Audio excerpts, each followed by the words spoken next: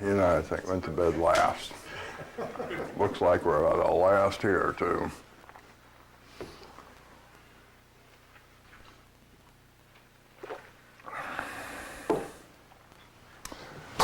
Okay, folks.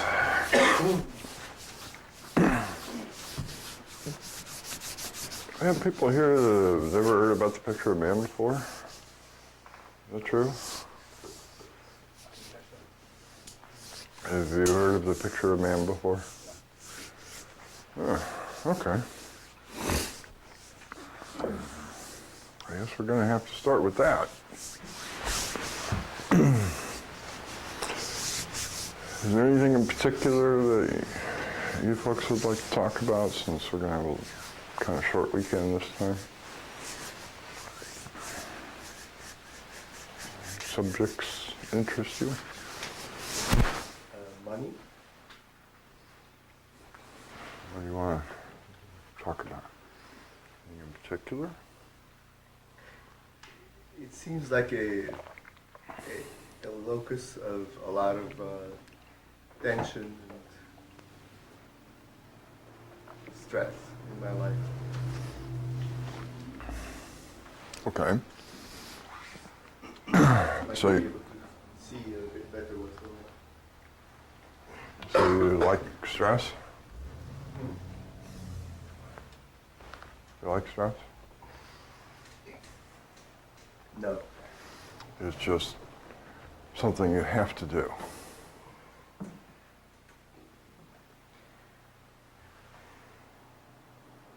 More like shows up. Yeah, that's what Uninvited. kind of what I just said, isn't it? It just sort of shows up out of nowhere. And you just have no choice, do you? It's here and, well, I have to entertain it.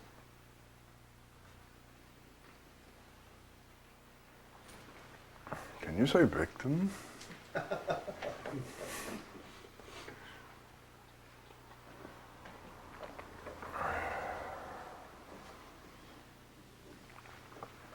So what produces stress about money? In the context of a couple, I just don't buy that it just shows up. I think it gets produced.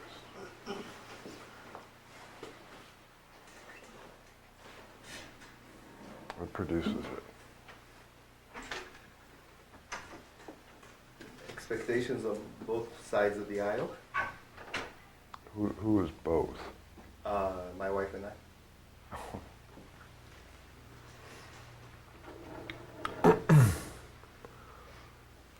So why are you acting like stress is a thing that attacks you then, if it turns out that you produce it? This makes absolutely no sense to me. 2 minutes ago you were saying that it was something that inevitably showed up. And now you're saying that you produce it. Like, am I even talking to the same person? It doesn't sound like one being can contain both of those two ideas. And sanity. That's true.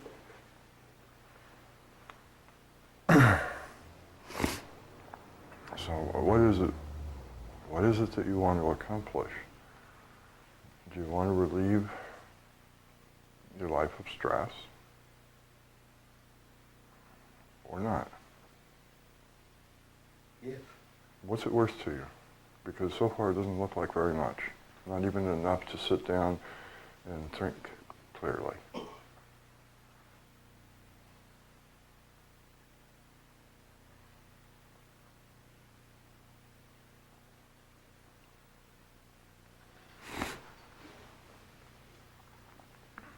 Now, obviously, folks, I decided to broaden the question from money to anything that produces stress and disturbance in your life. Isn't that right? Isn't this interesting? We're hearing probably what you said. How many times? I have no choice. It happens to me. Isn't that right? It just happens to me. I'm just walking down the street minding my business when suddenly I'm all stressed out. And there's nothing I can do about it. But in order to have emotional stress about money, I understand not having enough, but in order to have emotional stress about it, I have to produce it with a lot of ideas and ideals and then get disappointed because circumstances don't quite meet up to my ideas and ideals, like I'll have enough to pay this month's rent. Well, maybe not. And that's where most of the stress comes from, doesn't it? It doesn't attack you. So you understand where I'm coming from now? How serious are you about this? Because so far, it really doesn't sound like you're very serious about wanting to deal with the stress. Not even serious enough to sit down and really think your way through it straight so that it even makes sense on the subject. I don't know what straight is anymore. That's the confusion. Okay, I give up then. So we go from being attacked in one way to being attacked in another way. What am I supposed to do? Sit here and feel sorry for you because you don't know what straight means anymore? That's the whiniest thing I've heard in a while.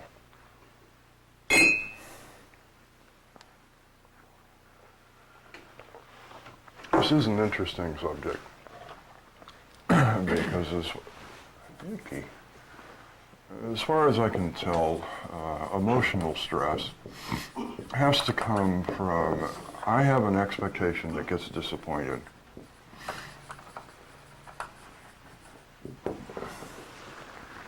Okay?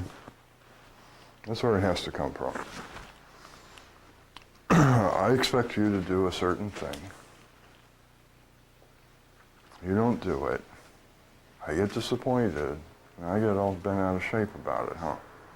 And then, of course, blame you because you didn't live up to my expectation. And I'm sure that was why you were made, right? That is your sole and only purpose for living on planet Earth, isn't it? To live up to my expectations? You can have no other interest, can you? Didn't I produce that hurt, in fact,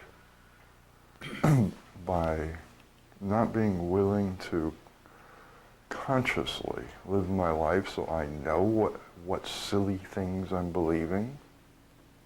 I know somebody has a real grudge against me because I kind of said I found out that it's just about impossible for you to hurt me. And having found that out one day, I took away your power to do it because I don't particularly enjoy getting hurt. So having discovered that you couldn't do it, I went to all those people I'd happily given them the ability and said, here, would you like to hurt me? Here's how it's done. Gave it to them, and I took it all back. There's someone right now, in fact, who is so angry about that because they see themselves as someone who's been hurt their entire life.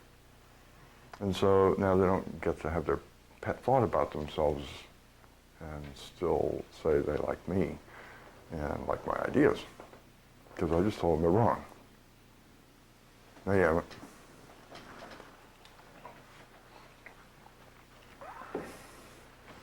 I don't understand why you're using a word, okay, and getting upset about a word. I don't know what straight is anymore. Okay, then call it something else, but I don't understand why you couldn't have sat down and put down those two thoughts together on one sheet of paper instead of having them spaced apart in your head where you're so hypnotized you apparently don't even know what straight thinking is anymore. And looked at them together on a sheet of paper and asked yourself that same question. How can I hold both of these contradictory beliefs at the same time? And do you understand how whiny that statement was? I don't know what straight is anymore. Well, we're right back to the same thing. What efforts are you making? This is a subject that bothers you, and you can't sit down and write your thoughts out a little bit and get them out of your head so you might know what straight is. I don't believe you're trying. I really don't. Because when a person over and over and over and over again uses methods that don't work, it never quite catches on. I have to assume that there's something else going on, that they don't really want it to work.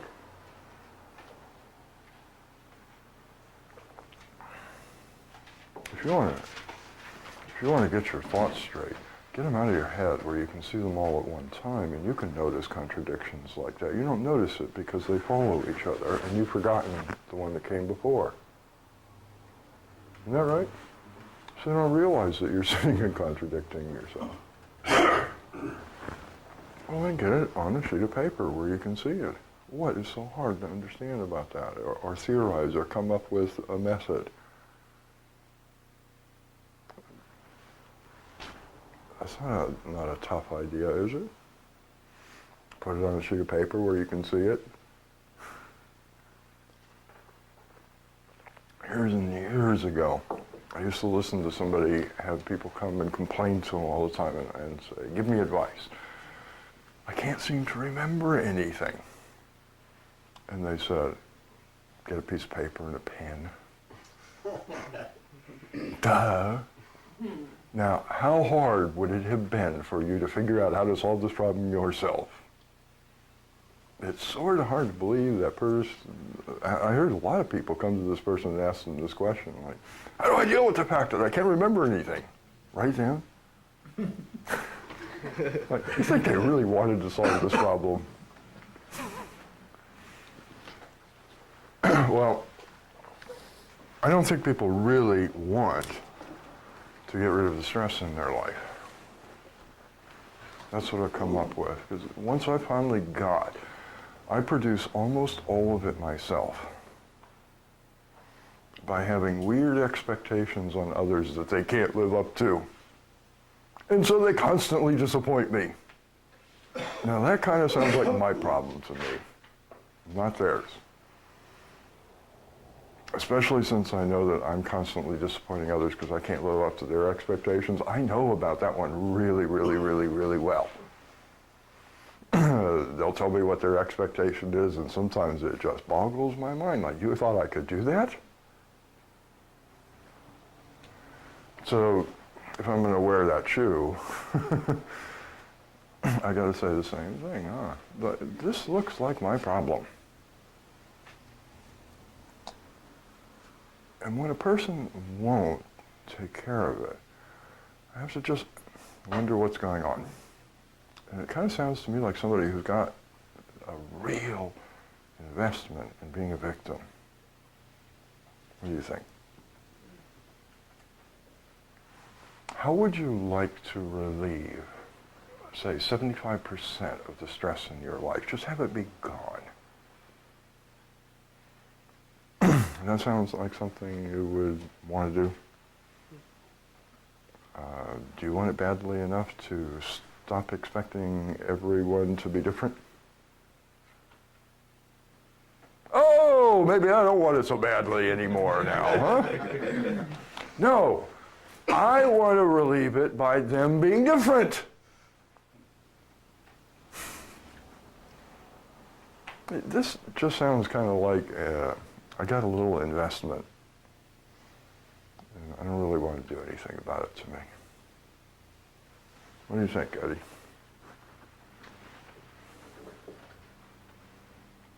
There's a couple of beliefs that lurk. One of the beliefs is that... Well, you don't have to play disclosure if you don't want to, okay? But if that belief is causing you enough difficulty that you want to talk about it this way, why aren't you doing something with it?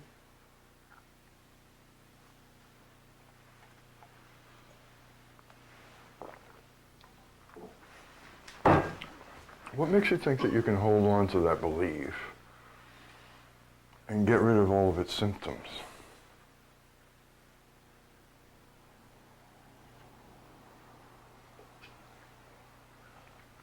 Why do you want to do that? What is so cherished about this belief that you want to sit here and believe you can have the belief and get rid of all of its symptoms? You can't. I know you can't, but that wasn't the question. What is so cherished about this belief that you're willing to try to do something as ridiculous as that? It's buttressed by 15 years worth of existence. Believing in it for 15 years makes it cast in stone, which is kind of ridiculous, but.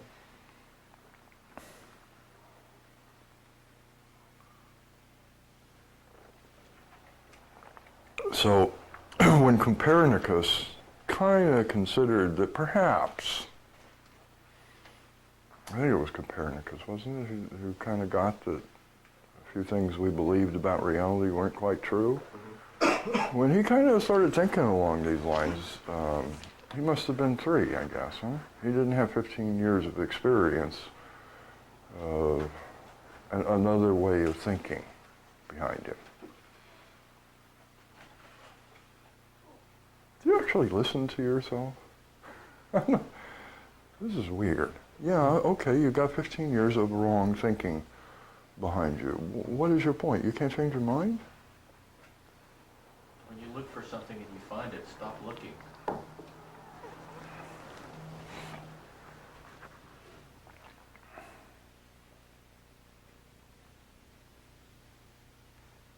You can't be wrong? Oh, they can. Absolutely. Then why did you say what you said? I don't get how you can have such opposing points of view so comfortably. You just told me it was cast in stone. That kind of says to me it can't be changed. But now you can be wrong at the drop of a hat.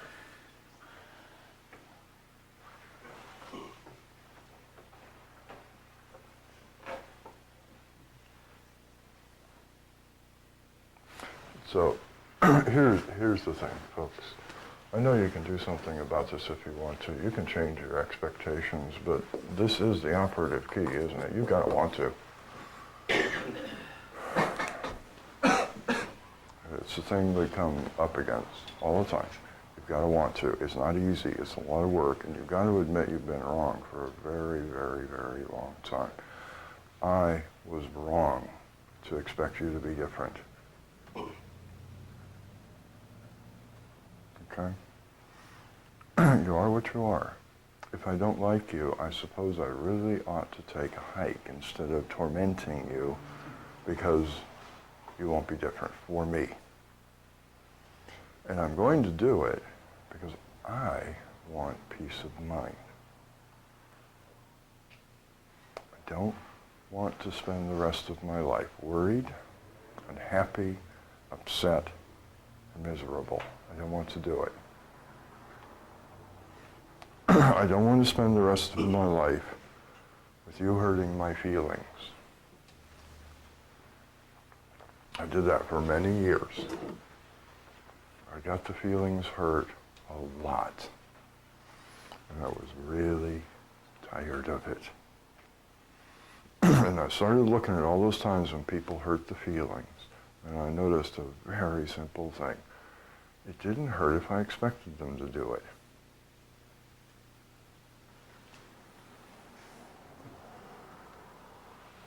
If I noticed that one of the things that you like to do was call me names, and I started expecting you to call me names, it didn't hurt anymore. Haven't you ever had a boss that did something like that called you names every time you went to work? If you sort of start expecting it and think they're sort of screwy for doing that, it really doesn't hurt much anymore. You kind of actually think it's their problem, don't you? Not mine. All I have to do is change the expectations and I don't have the hurt anymore. The hurt comes from being disappointed. You understand? That's the next little step that we get here. I get disappointed, that hurts. So take away the disappointment. The disappointment comes from what I expect. If you want to keep your expectations and not have the byproduct of them, I don't understand you. I don't know one of you who would think that you could dig a hole and not have a mound of dirt. And what you going to do with that dirt? You take the action, you get the consequences, don't you? You can't have one without the other. Well, maybe you can, but you can't have action with no consequences. You don't want stress anymore in your life. Start dealing with your expectations. Start making them conscious and see if you can change them. Hello? I'm sure there's a place to sit in here somewhere.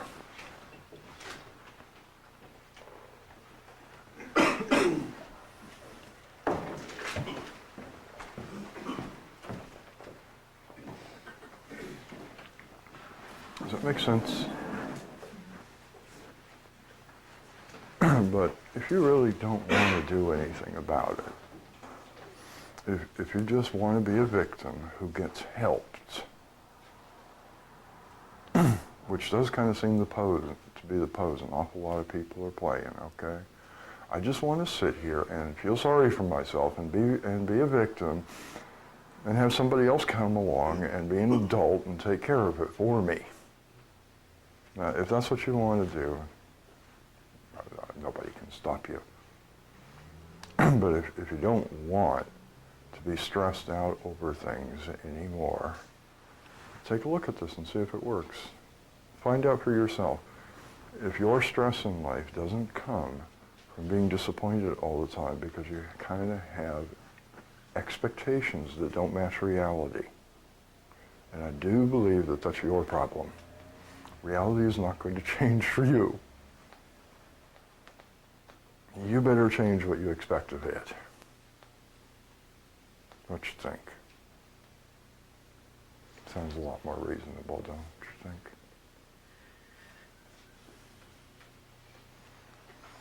So then we get into the whole other half of that victim thing, is that it is psychologically hard to do all of this. I don't want to spell that. Too long a word. Right? So how am I supposed to go through my expectations and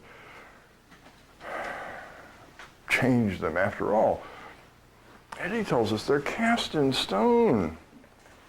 It would take a King Arthur to pull them out. Isn't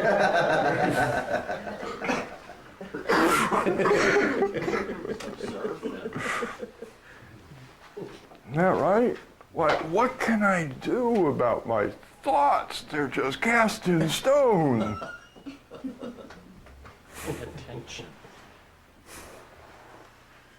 Okay? So, then we're left with, if you really want to do this, you're going to have to learn to do something quite difficult. You're going to have to actually see your own thoughts, see when they contradict, like Eddie's did, and do some work that you're not used to doing, which is called be aware. Know what's going on inside of you. Understand it, and be aware. And that's what we're going to do. When we come back to the next session, I'll draw a picture of man. Get you started on trying to understand what's going on in your own psychology. But that's what it's going to take. If you want to stop playing victim, who always goes around telling everybody else to solve my problems for me because I can't, and you want to do it for yourself, there are some requirements. You're going to have to actually be able to be observant, to understand yourself, And you're going to have to be able to make decisions that stick. Like, I'm not going to expect them not to call me a name when I go to work anymore, and actually have it mean something so that when you walk in the door, you think, I bet the boss is going to come and call me a name now.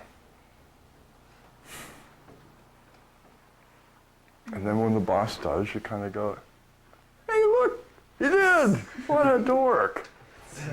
I wonder where his wind-up key is. You get a slightly different picture when you're actually expecting it. You understand? I used to have a monkey that if you hit it on the head, it would start clapping cymbals. Remember those things? Never failed. Every time you clapped it on the head, it would either start it or stop it, one of the two, until it finally broke.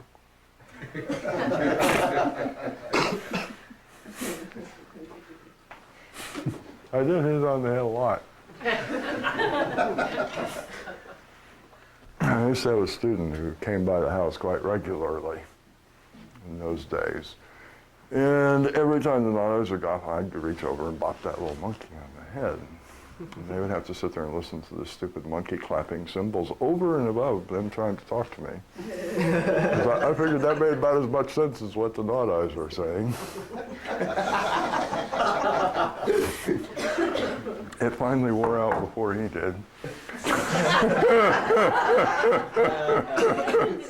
And it broke. I couldn't do that no more. Any questions or comments? There's no room for victims in the thing that's called the work. Okay? If you want to play the role of victim, you came to the wrong place. We actually, when we talk about this amongst ourselves, it's not like a name that's been given to it publicly that everybody knows, but amongst ourselves, when we talk about what we're doing, we call this the work. You know why? Because it's so hard!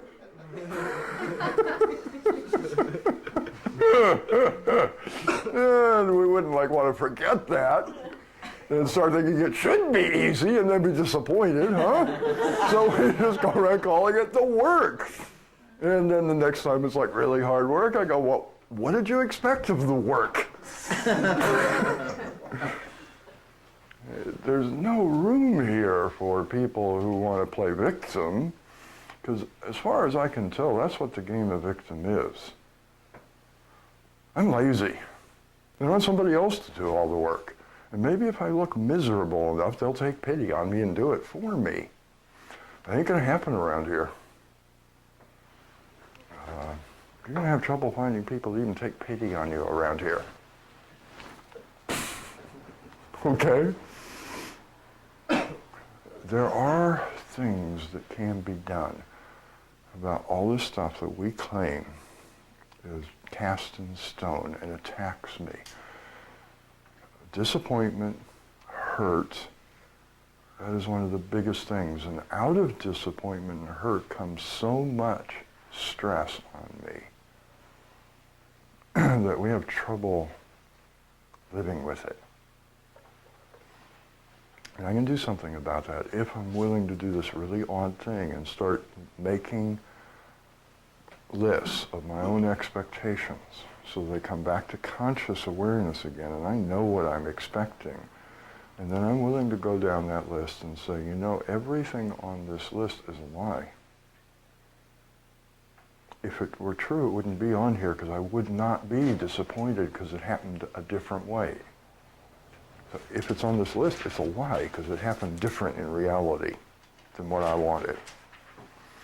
So now I have a choice. I can go on believing it ought to be this way and be miserable, or I can change my mind.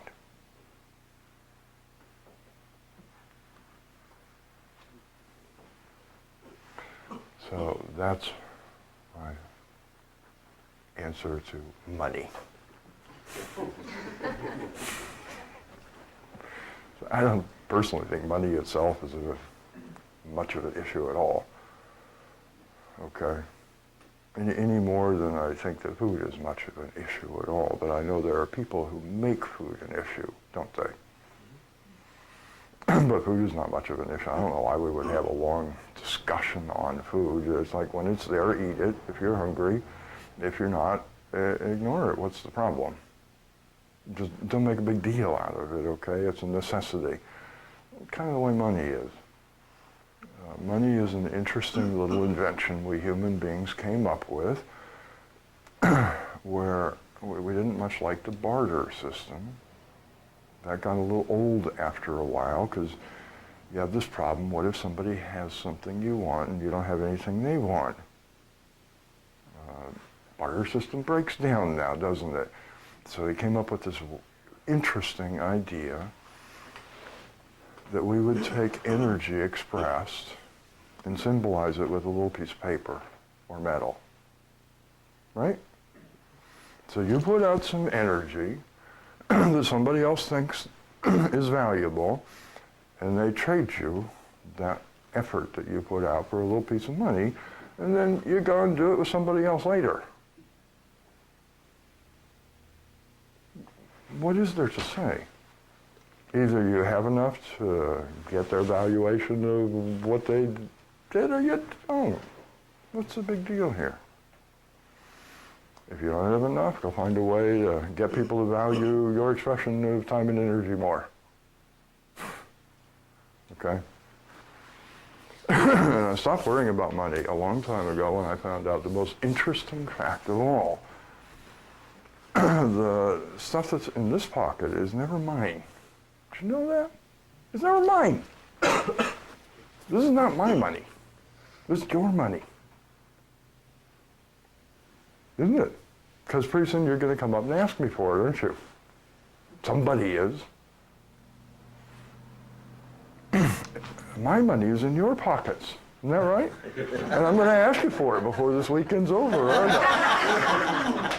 Because you've got my money, don't you? Now that is the weirdest circumstance I've ever heard, isn't it? Everybody else has my money but me, because as soon as I get it, it's not mine anymore. It's going to be somebody else's shortly, because now I got their money. What would you worry about a weird screwball setup like that? I'm always the keeper for your money.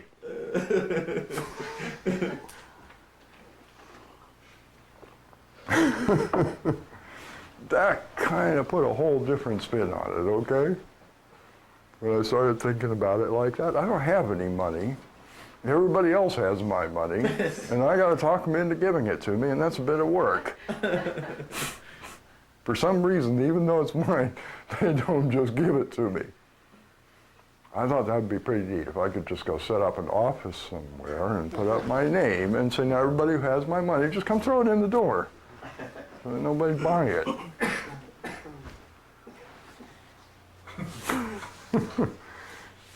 It's not such a problem if you're kind of willing to take a different point of view towards it than the one you got. This is my money.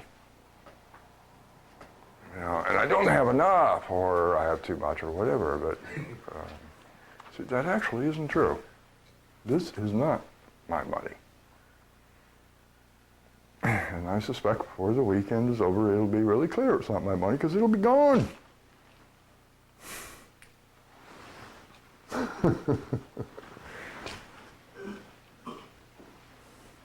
Any questions or comments?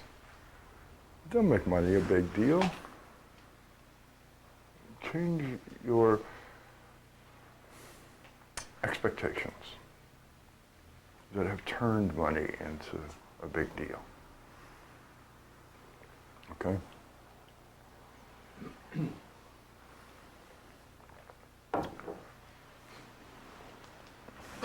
Any questions or comments? So that's where we're kind of coming from here, folks. I'm actually glad this happened, since we have some new faces today. You just got a sort of weird introduction to what happens here, okay? There are things that you can do that everyone tells you you can't. can't change things you believe for 15 years. They're cast in stone. It's just too hard. You struggle and you struggle and you struggle, but you can't do it. You can't change human nature. That's a rough one, isn't it? Because as far as I can tell, the only thing that is going to make Earth a pleasant place to live on is if the barbarians living here change their nature a little bit. What do you think? I don't know how pleasant it's going to be to live here if we all keep being greedy, violent people. And that's our nature, isn't it? To be greedy and violent. We pretty much pop out on arrival and start our lifelong pursuit of greed and violence, don't we? How long did it take when you got here before you notified everyone that this place was not quite to your taste? That was my first act of violence. Shortly after arriving here, I opened my mouth and I let out a yowl that didn't stop for about 25 years. I am not pleased.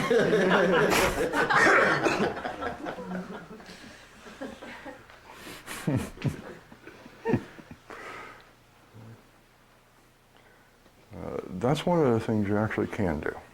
You can change human nature. You can do just about anything if you'll stop playing victim and decide to do it. Stop making up excuses. Stop blaming others. And all these things, and say, I'm going to do this. I'm tired of living the way I am. I don't want to go on like this anymore.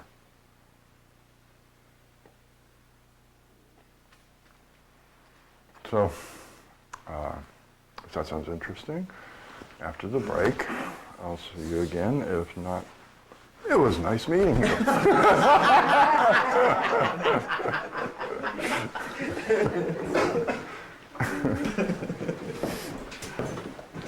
Morning.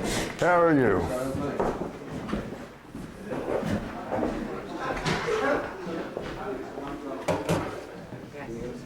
Thought so.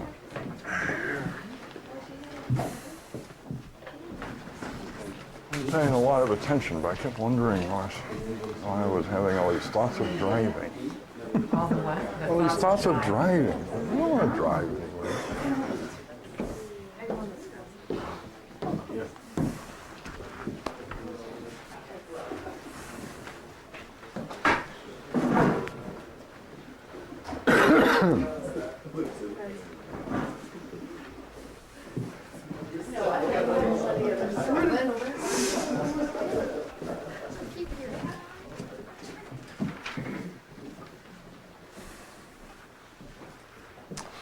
Okay, I'm going to rush this next part because most people have heard it already. So if this is new to you, pay a lot of attention. I'm going to go really fast. Okay. There are two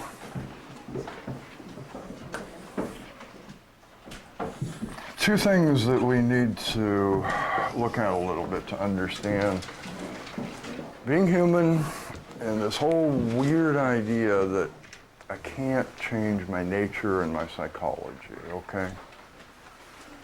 Yes, you can. As far as I'm concerned, the only real reason to study psychology is so you're not its victim anymore. That's it. Unless you're one of those people that has a real fascination with the subject and does it for the love of learning. That's the only real reason for studying psychology, okay, is to stop being its victim, because that really is the case, isn't it? We are the victim of our own psychology, aren't we? Now, many years ago, I thought I was a victim. I didn't want to be a victim. And I went went and I met this man who said the bizarrest thing I've ever heard. He said, everyone on planet Earth, with almost no exception, because the number of people this isn't true about is so small, we might as well just say everyone, is playing the same role in life, the role of victim. Well, that's a little bit different than the way I was used to thinking about it. I was thinking I have been victimized, and I have to overcome this victimization that happened to me somehow. And now here's somebody saying that everyone he'd met was playing the role of victim. I'm sorry, but that sort of sounds like a choice, doesn't it? That's not quite the same thing as saying has been victimized, is it? And I was very disturbed by that. I left the little weekend where that was said, and I went off back into the life and started watching what I was doing and said, could this be true? Am I acting out a role here? Is this a choice of mine? And I did not want to believe it. I wanted so much to prove that I had no choice in the matter. I did not like hearing that. And I couldn't prove it wrong. Every time something would happen, and I would get that little feeling, poor me. And this is the way it comes up for most of us. We don't think in terms of victim most of the time, do we? We just spend a lot of time feeling sorry for ourselves. I'd have to look at it and say, damned if I didn't put myself in this position again. And I made up the mind after about a week of watching that and seeing, this is a choice that I made. I am choosing to play the part of victim in life. In fact, I noticed cases where I went to great lengths to arrange for the opportunity. Like, I could have walked on by and just ignored the chance to play victim, and I didn't do it. I went to great lengths to work everything out, to get everybody to come and play their part so I'd be victimized again. That was really disturbing. And I made a decision. No more. I will do whatever it takes, but I am not going to be a victim ever again. Period. You can do things to me, and there's nothing I can do about it. I can't stop you. I don't think that I'm God Almighty, and I can just wave my hand, have all power, and I can force you to stop, okay? I understand that you can come up, you can rob me, you can beat me. I know, because all these things have happened to me at various times in my life, okay? A couple of them, it was because I was kind of acting dumb and walking in a stupid place, and I got robbed and beaten, okay? I could say I had a little bit to do with it, but on the other hand, you know, why can't I walk there? But to be a victim, I have to walk away from it a certain way. And I've worked with enough people who've been what they call being victims, and that I've noticed one thing repeatedly. I've worked with a lot of women who have been raped at various times, okay? Now that is the ultimate victimization, isn't it? In a certain sense. And I've noticed this interesting thing. One is that they've had robbed from them their most precious illusion. I'm safe. Good. Let that one go as soon as you can, because it's a lie. You are not safe here, folks. This is a dangerous place. If you haven't figured that out by now, get it through your head. Don't walk around believing it's safe here unless you really like being beaten and robbed and mugged. Okay, use a little awareness because it's not safe here. That's what happened after September 11th. I got a lot of calls from people saying, what's your take on this? I don't know, who cares? Well, I do. I want to hear what you think about it. And what I did when people called me up is I said, I'm sorry. I'm not going to do what you want, because what you want me to do is lull you back to sleep. What September 11th did was it rang this huge alarm across this country, and it said, "You're not safe!" And people freaked, didn't they? So everybody who called me, I said, I'm sorry. You woke up for a second. You noticed a fact. I'm not putting you back to sleep. If you want to go back to sleep and think you're safe, you're going to have to do it on your own. Bye. Because I do believe that's what the phone calls were really about. Would you help me feel safe again? No. So you lose an incredible illusion. You see it with people who are robbed sometimes, huh? I feel violated. It's like I was raped. Some stranger came into my house. So what? That's easy to do, isn't it? When I was a little kid, that was one of my favorite things to do, was to break into people's houses and rummage through their stuff. That was a real challenge. I got a kick out of it. I didn't steal nothing or anything. I just went through their stuff and, found old Playboys and all sorts of interesting things I didn't even know existed in this world. It was fun.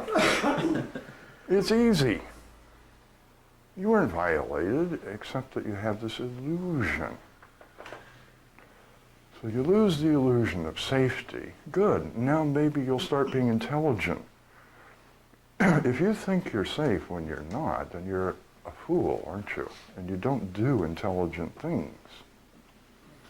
So I think it's a good thing that you lost that illusion. Now you'll behave accordingly.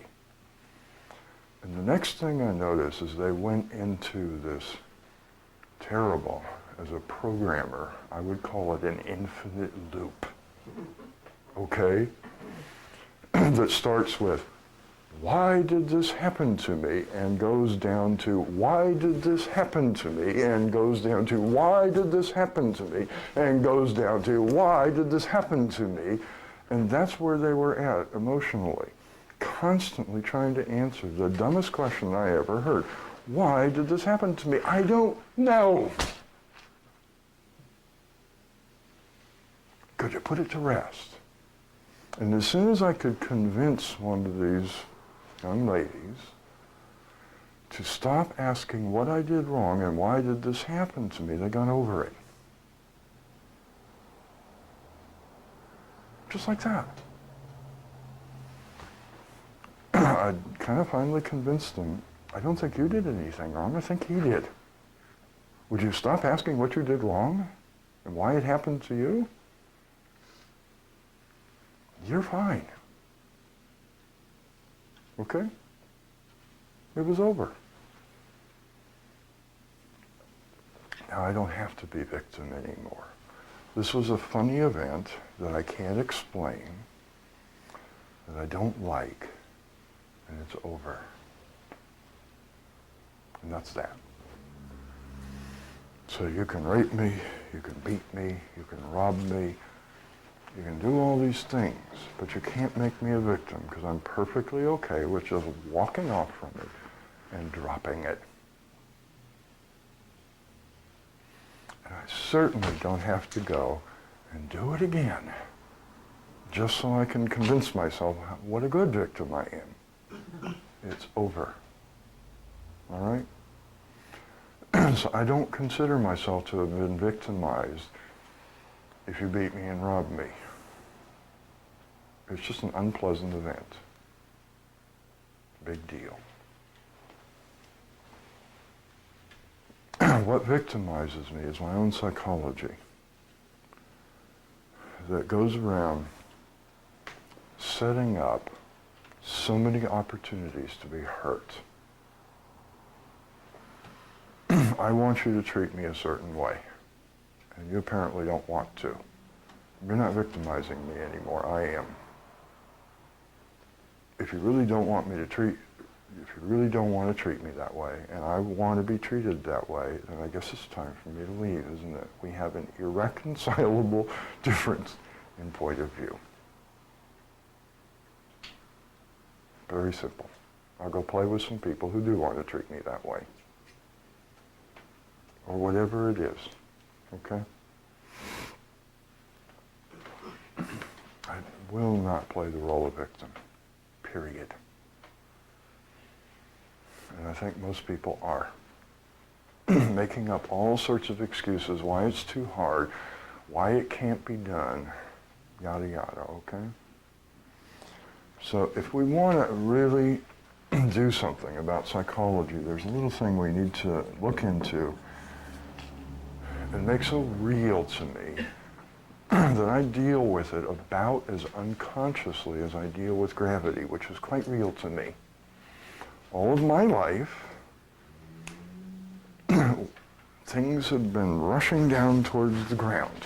How about yours? Given any opportunity, everything that I deal with tries to go as low as it can get. I don't think about that too much, do you? It's just a fact. I'm not surprised if I put something on what appears to me to be a level surface and it starts rolling. I kind of assume, okay, it wasn't as level as I thought it was. You ever in some of those funny houses of mystery or whatever they call them? Where it's been built to look level to your senses, but everything is actually, like crooked, and they show you all this stuff. I went to one of those as a little kid, and I said, what's the big mystery here? The thing isn't level, duh. I understand the consequences of gravity. You just deal with it, okay? It's got to be like this. This has to be so real from your own experience that you just deal with it. So we make a big deal here out of the idea that you can't use these ideas by just hearing them and thinking about them. You need to go and do something to experience them for yourself. So you deal with them just like you do with gravity, without giving it a second's thought. It's just reality. That's part of why it's so hard for us to deal with our psychology, is we keep it in our head and try to do it with thought. And it's never real to us. Remember when you did that with driving?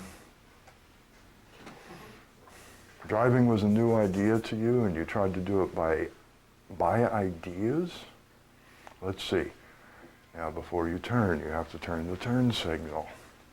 It's like, oops, I forgot all about watching for red lights. I was so busy thinking about the turn signal. Whoops, you see? You keep doing it and getting experience with it, and it's not like that anymore, is it?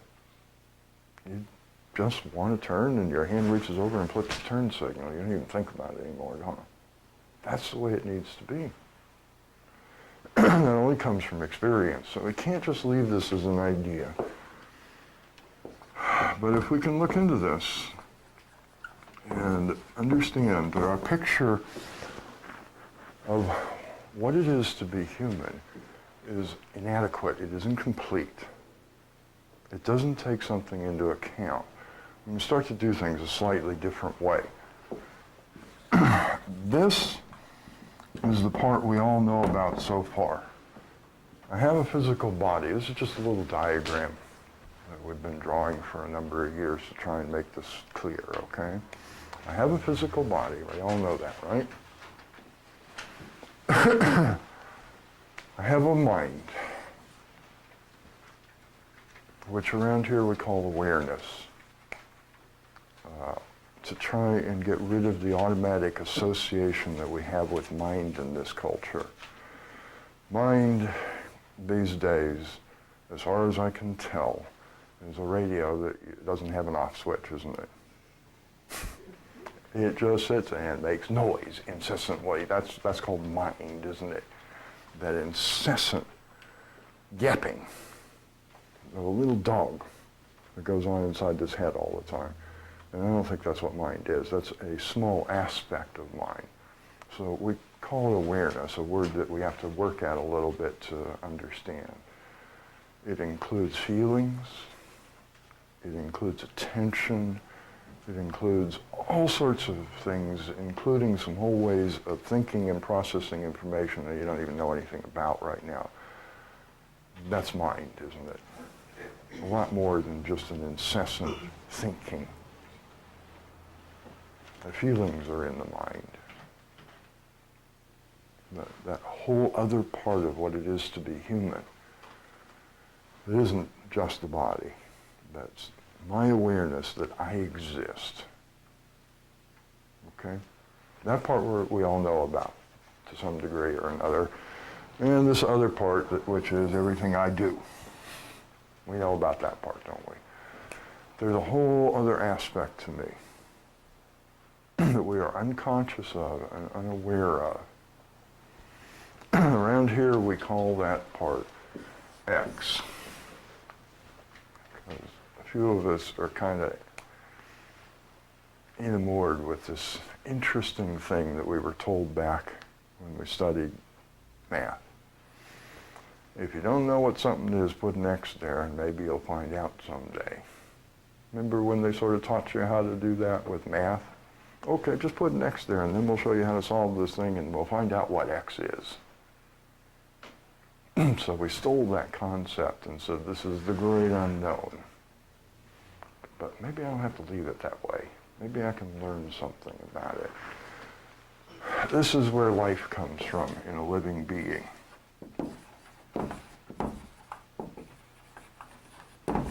And it is a part of me. Now the mind is a spirit, isn't it? That's the word we have for it. It's an invisible spirit, isn't it? That inhabits the body. You can't see somebody's mind. I've never personally, if you ever sent your mind to visit me, I didn't notice. I never woke up one day and saw this disembodied mind floating before me and said, "Oh, hi, Marty." You ever remember me doing that when you came to visit me with your mind? "Hi, Marty." I don't see minds, do you? We call that a spirit, don't we? An invisible thing to all of our senses that inhabits a body. What we're not aware of is that there is another spirit in here with me.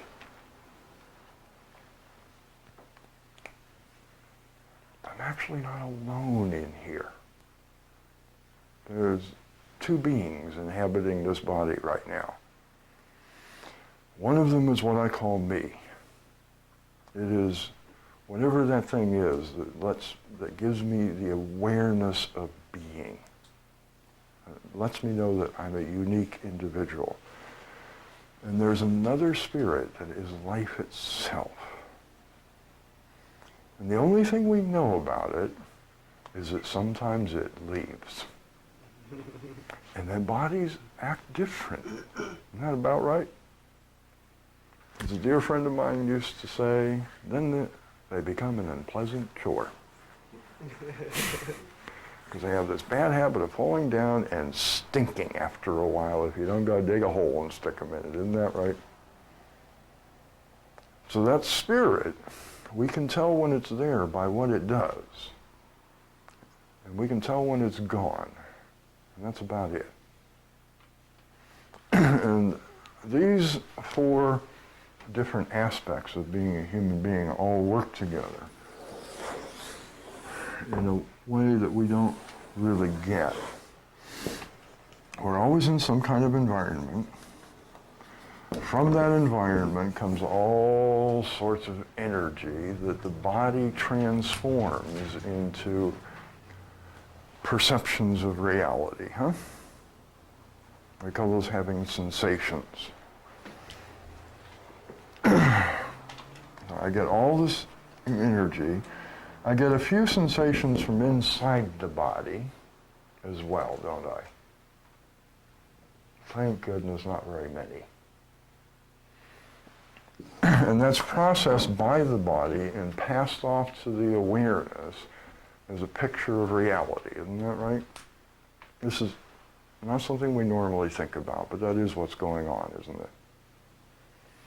All the sense organs deal with energy that impinges on this body, and they translate it into a picture of the environment that I'm in. Most of that picture is what's out here. A little bit is what's going on in here. I know when I'm hungry. Isn't that right? The body gives me a little sensation that tells me I need food. I know when I'm tired. I know when I have a little ache or pain. But what I get from inside here is pretty imprecise, isn't it? And the wiring is so screwy that even the aches and pains don't even always tell you what part of it isn't working. Do you know that? You can have an ache in your left foot and it means that something over here is wrong. Really badly wired, if you ask me. But I guess it's the only thing that would work. Are you with me so far? This part's obvious, isn't it? What isn't so obvious is what happens next, because we do this so unconsciously that we're not even aware of it. The first thing that the awareness does with that impression of reality is it answers the question, is this impression true? About the only time you actually know you're doing that is when the impression is so weird that you do a double take. Most of the time you just don't even notice that you're actually believing it. You're not questioning whether it's true or not. You just automatically say this is true. Isn't that correct? But your job as the awareness in this whole thing is to say, is this true? So if you glance over here and you saw that wire that's on the wall as a snake, you'd probably notice that you ask if this is true or not, because I haven't seen a lot of orange snakes lately. So if I glanced there and thought it was a snake, I'd probably look again and say, is this really a snake? Before I started running like hell. Isn't that about right? And after I've decided that I have the facts of the matter, and I do what we call valuing. Now that I know what's going on, I'm going to look at this experience I'm having and decide whether I like it or not is, unfortunately, the only way we know to value right now, isn't it? Do I like this or not? Is it to the taste of a grown-up infant? I say that because I do believe that if you fed an infant to its taste, you'd be doing it a disservice, don't you? As adults, we feed infants based on what they need to eat, while they bitch up a storm at us, isn't that right? But I don't like that. I know, but your body needs it, sorry. This is an interesting way of valuing, isn't it? Does it suit the taste of an infant? That's kind of a harsh statement, but nonetheless, it really is true. That's the way we value all things. Does this suit my taste? And of course, we don't realize that you should substitute for the word my, an infant.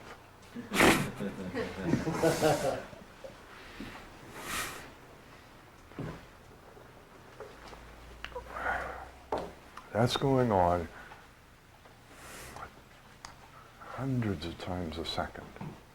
You take in a picture of reality, you decide whether it's true or not, usually by not thinking about it at all and just assuming it is.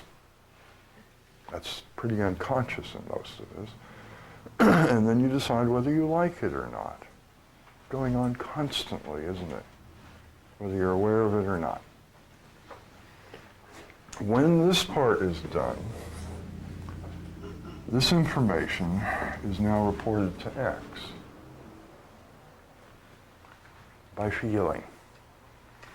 Because the instant that I value something, I produce a feeling inside.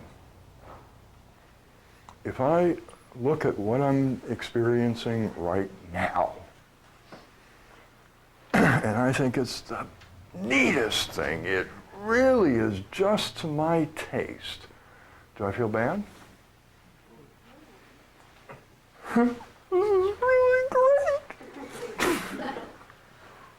See, I get a feeling based on how I valued it, don't I? If I think this is a wonderful, interesting experience, I feel pretty good, don't I?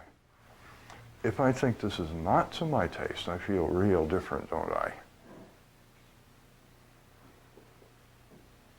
And that's where we get into all that expectation stuff. If I expected everything to be to my taste, which is why I call humans infants, because that's a pretty infantile point of view, isn't it? Then I'm disappointed, and the inner feeling that I live with is hurt. Because I looked at this experience and I couldn't see anything good in it. How do you like them apples? That's where hurt comes from. Because you look at an experience that life brought you and you can't find anything good in it. Now, I think that's a feeling of yours. Because as far as I can tell, all here is good. Period. I have a bad habit of telling people that the value system over the years has changed. It used to go from dreadful to ecstatic. Now it goes from okay to stupendous. There is no bad anymore. I did some conscious looking at reality and I can't find anything bad about an experience. So the worst it ever gets is, it's okay. It's kind of hard to be hurt under those conditions. When you can look at everything and the worst you can say about it is that it's okay. You don't get those funny inner feelings of, ooh, I don't like this experience, because you do. From changing the way that I value things. I no longer judge things by whether it suits the taste. You understand? The taste that I have is quite refined. How do you like that for arrogance? And I live in a rather coarse place. I don't expect everything to suit a refined taste like mine. That's okay. Who cares? Everything isn't to my taste here. I'm okay with that. But I can find something good in just about everything.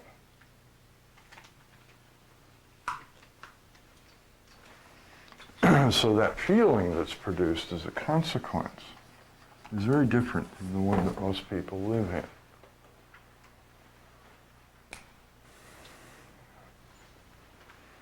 That's what X hears from the awareness function all the time. What's your feeling? X doesn't hear anything that you're thinking. You're the only one cursed with that noise. X hasn't a clue what you're thinking about, okay? And when we get a little bit further, I'll give you a little experiment you can try that demonstrates this quite clearly. This is not just a statement, it's verifiable.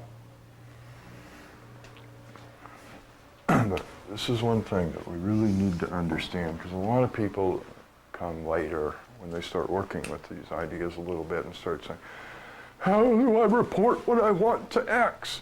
Feel it! That's the only way. You can't do it with words. You gotta feel it.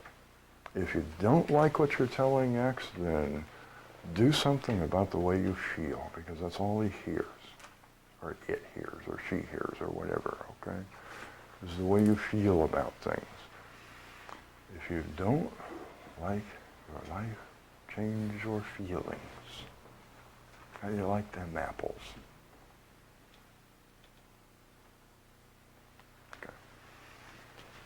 The next little part of this is that life, which understands all this and seems to be its author and creator, does something about the situation. That's what we call doing things. But what's interesting is that I experience the doing, but I don't do it. And this is where we get into a whole realm that is not part of our conscious experience of life, huh? I think that I do it. I believe that I do it. Because I have all the sensations that come from doing it, don't I? That's what I am, the awareness that it's happening.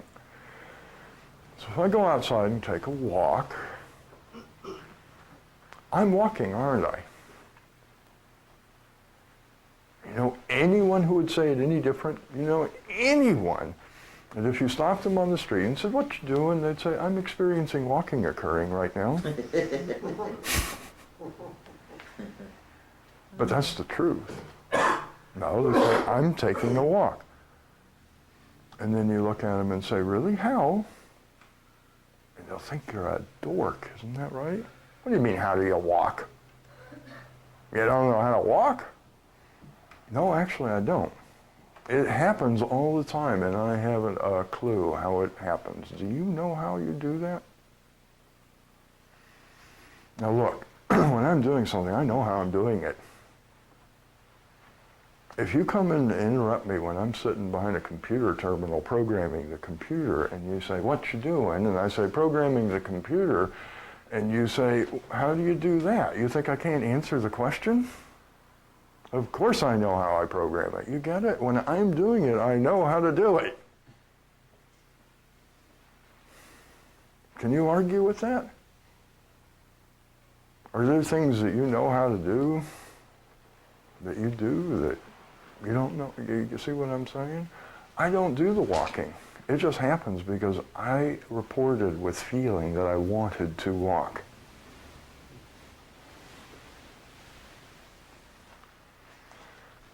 So we say at this point that X does the appropriate thing. This is an interesting concept to get based on the information it receives from the awareness function. So the awareness says, this is my reality right now, this is my experience, and the feeling tells X whether I like this part of it and don't like that part of it. The things that I like, X tries to keep around. That's part of what it does in response to that information. The things that I don't like, it tries to get rid of. As X tends to think about things in terms of survival being life itself. So if you don't like something, it sort of assumes it's threatening you. You get it? Except unfortunately, we human beings are so greatly sophisticated these days that mostly what's threatening me is that somebody doesn't like me today. Which you can't really treat as a survival issue, can you?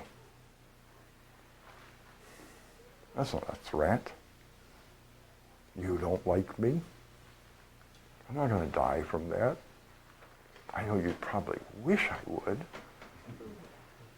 But you can't kill me by not liking me. All right? And this is the other thing that we've noticed about X from watching for many, many, many, many years. Somehow or another, this other spirit knows how to do something that I don't. It not only knows how to do all the things that I claim to do, like walk around and talk and so on, which I don't really know how to do. I only know how to experience them being done. But it also always knows what the appropriate thing is in every circumstance. I haven't a clue how that's done. The only thing I can say is that it appears that one of the attributes of X is an infinite intelligence that boggles me. I can't do that. I can't do what's appropriate for a circumstance unless I know the outcome ahead of time. I have to know the future. to know what's the best thing to do. Personally, as the awareness. That's the only way I can figure out what is the right or the best, the most appropriate thing to do is to understand the situation so well that I know exactly where it's going, and then I know what the best thing to do is for this unknown future. You get it? X somehow, without knowing the future, always knows what the most appropriate thing is and does it. That's what we've learned, those of us who have spent centuries of watching this part of self. It contains an intelligence that is beyond our understanding.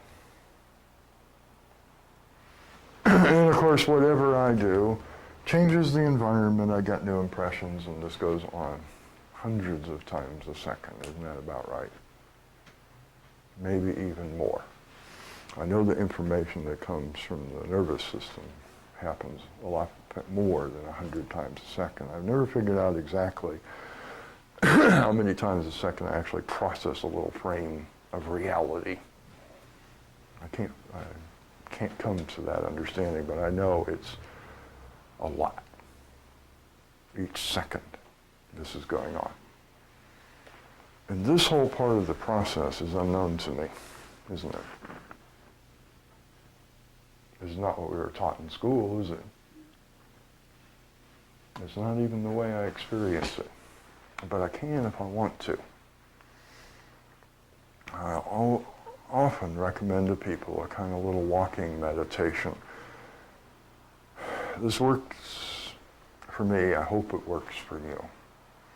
To take an activity I don't really have to think about very much, which is like walking. And see if I can stop paying only attention to the thoughts while I'm doing it. And I can watch the fact that while I haven't a clue how the walking is being done, it is being done anyway, and I ain't doing it. I do not have to walk. There is no effort it takes from me other than saying I want to. Isn't that right? It doesn't require any further attention. The only thing X needs from me once I say I want to walk is for me to be the awareness function and kind of tell them if there's a tree in the way. Isn't that about right? But I don't need to put any attention on the walking itself. I just experience it going on.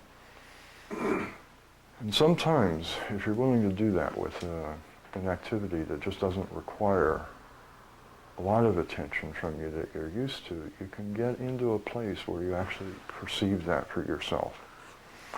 There's something more happening here than what I thought was going on. This part that is I is just a little part of this show. There's somebody else here. And I can begin to make this real. There are two spirits here. They work together. They co-create my existence. And part of the reason we're in such difficulty is that for some reason we want to be the Almighty. We don't like sharing with that other spirit. And so we don't work consciously and awarely with this process.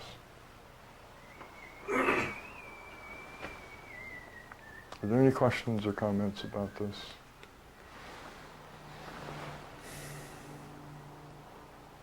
I don't know how to do this in less than 45 minutes. Some rush, huh?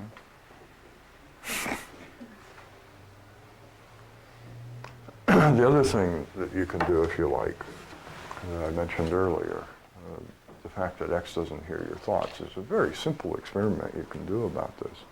You all know how to move your hand, don't you? No problem at all, isn't it? But you who think thoughts are so powerful, I'd like you to try an experiment. Don't do that funny little thing that makes your hand move. which is actually this. If you really pay attention to it, what you have to do to get the hand to move is you have to decide that moving the hand is a good idea. That's the what. And then you have to put value on it. You have to, in other words, want to. And the minute you put value on the hand moving, off it goes, huh? That's the actual process that happens when you do this.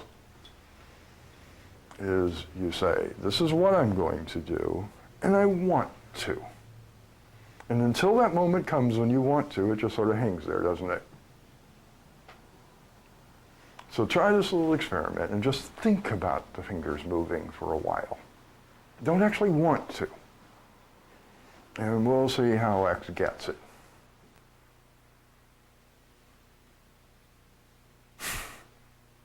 You get it?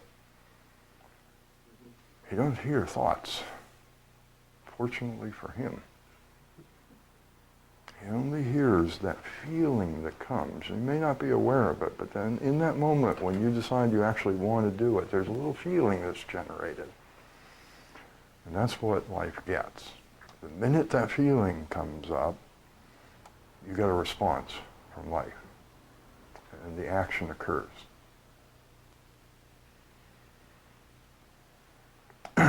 I do believe that I know why we want to believe that thoughts are so powerful. How many of you can control the way you feel? How many of you can intentionally think something if you want? You get it? So what we're telling you is that to get things done, you use something that you feel unable to control. And being an infant, you have a tendency to rebel against that and say, but I want to use this instead because I can control that. And you think that's perfectly reasonable. Well, that's nice, but unfortunately it doesn't work that way. Yes, sir? Can you repeat that? I lost that. Starting from where? The whole thing about being able to control feelings back from that point? Yes. I don't know people who can control the way they feel. In fact, I have been told my entire life that feelings are uncontrollable. That was the conditioning I received from those around me when I got here. You can't control the way you feel. That's what I've been told, and that has sort of been my experience. Isn't that right? But I can control thoughts to some degree, not successfully. But for a short period of time, I can force myself to think a thought, can't I? How long a period of time can I force myself to feel sad? Okay, now I want to feel sad. Done. I can act it out. But do I feel it? Or is it just drama? But I can do that with a thought. I can sit here and think on purpose. I feel sad, I feel sad, I feel sad. I can do that for a pretty long period of time, huh? So we tell people, you have to do this with feeling. You go, but I can't control my feelings, I don't like that. But I can control my thoughts, so I'm just deciding that you can do it with thought. Because that's easy. That's what humans do. Yes? Can you control feelings? No. I really can't. For the simple reason that feelings are a byproduct. The only way you can control a byproduct is to go back to the thing that produces it. Isn't that right?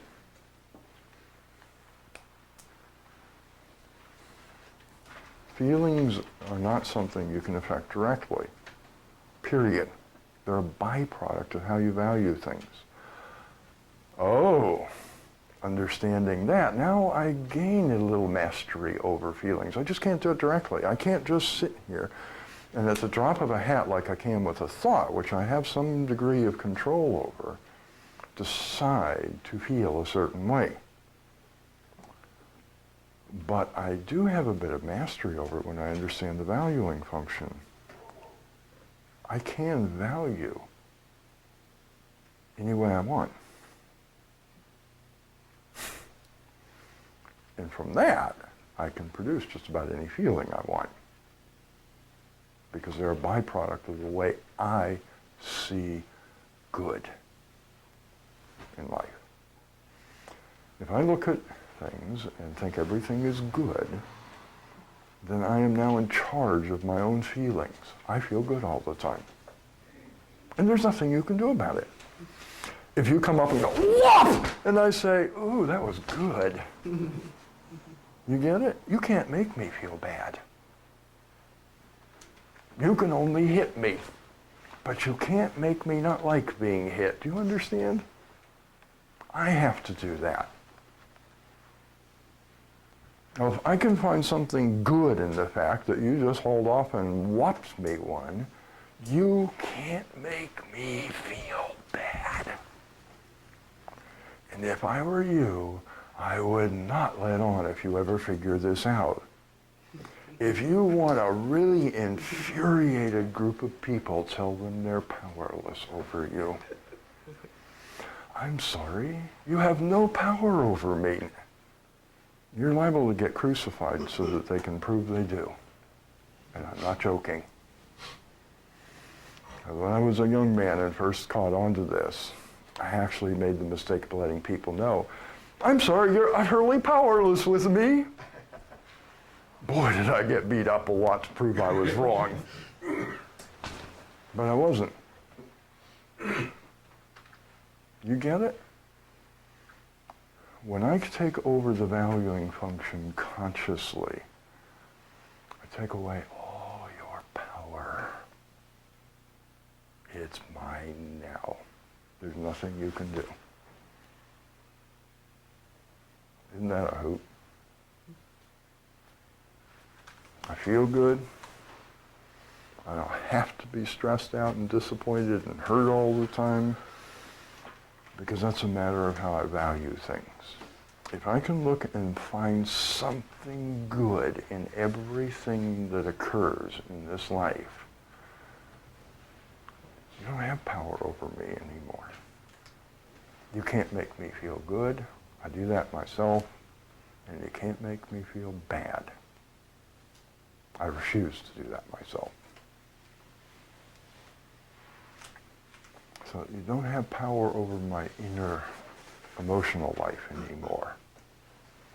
And to be honest with you, that's the power I really want. I prefer that one to the one that most people I've met want. They want the power to control circumstances because they can't deal with their inner life. Isn't that right? I really prefer this other power, where I don't need to control circumstances. I think it's actually more powerful, because I think that's one of those things you actually cannot do. And just like I can't control the way I feel, I can master the way I feel in a certain sense. If I can't control it, I cannot control circumstance, although I can contribute to circumstance and often get my way through circumstance. Isn't that right? But I can't control it. It's kind of similar to feeling, where with circumstance I can do certain things that make it likely. Isn't that right? But I can't actually control circumstance, period. So trying to do the impossible just seems dumb to me. But I can do this other thing. I can consciously value. That's what I was made to do. That's what the awareness was designed to do, was to see the truth and the value of the truth. Okay? I'm capable of doing that. Boy, is that a great power when you do it consciously. Any other questions or comments?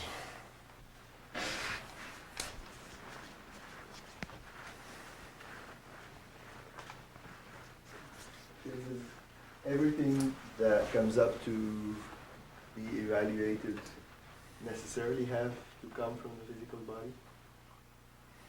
I'm thinking specifically about not eye suggestions. I mean, these are not necessarily. So where do they live? In the ether? Where do the not eyes come from? I mean, are they not? All over this thing. They inhabit it just like you do. Oh, I see. Okay. I'm sorry, but this is my world. This is where I am right now. I live in here. I don't even live out here. You understand? I live in here. If something happens out here that I do not have a sense for, it doesn't happen, does it? As far as I'm concerned. So I don't even live out here. I live in here, in an inner world that you can't get at. You understand? This is my world, inside this thing. It's actually sort of an illusion that I live in here. And one of the great things to get someday is that there's actually something I can do with the environment that is so interesting, it's unbelievable. Every feeling that I have radiates out from me, doesn't it? If I'm feeling really good, you kind of know that, don't you? It radiates from me, doesn't it? And if I'm feeling really bad, you kind of know that for the same reason. Do you understand? I radiate outward from me what I am feeling all the time. So not only is it true that the only world I actually inhabit is in here, but this world that the body is living in, you know what it walks around in? What I produce. Do you get that I'm sort of like in charge of everything now? I live in what I radiate. That's all I know is me. Isn't that a hoot? If you don't like the world, radiate neat things out into it. That's what you're going to live in, is your own mood.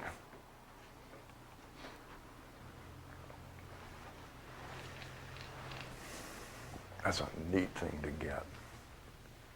Even the environment doesn't have much power over me.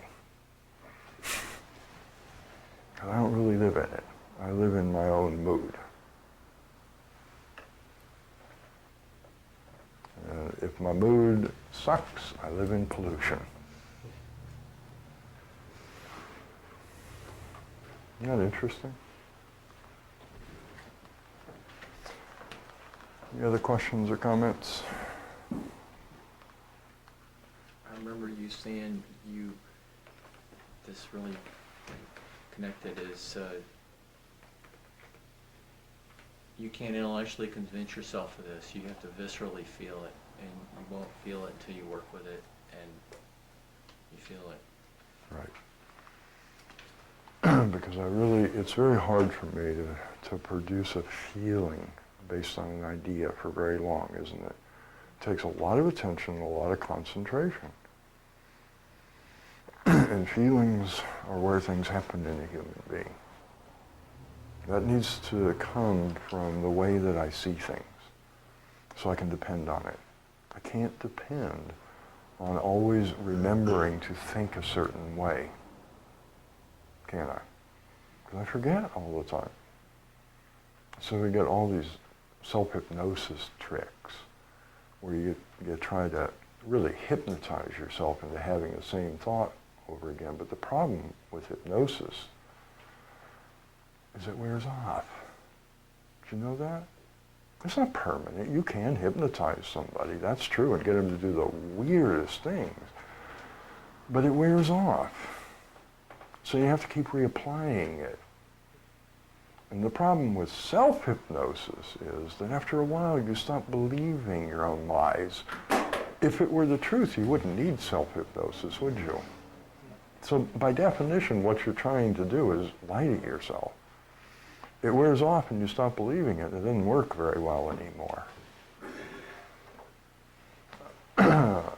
When I was a young man, affirmations were really in. Everywhere I went, people were doing affirmations, and so I talked to them about it a lot. And I found that a very common experience for people is when they first start doing them, miraculous things happen. And a few years later, it don't seem to work too good anymore. But since I had the experience of it working once, I assume it must be me. I'm not doing it right, instead of seeing the truth. You can only lie to yourself for so long, and then you stop buying it. So affirmations don't work very well. They're just a form of hypnosis, and hypnosis has to be constantly repeated because it wears off. My perception of gravity does not wear off. I do not have to constantly remind myself about gravity, do I? I have so much experience with it, it just is the way it is. And that's where we need to get to with all these ideas that we're talking about. I've experienced it so much, I don't really pay attention to it, I just use it.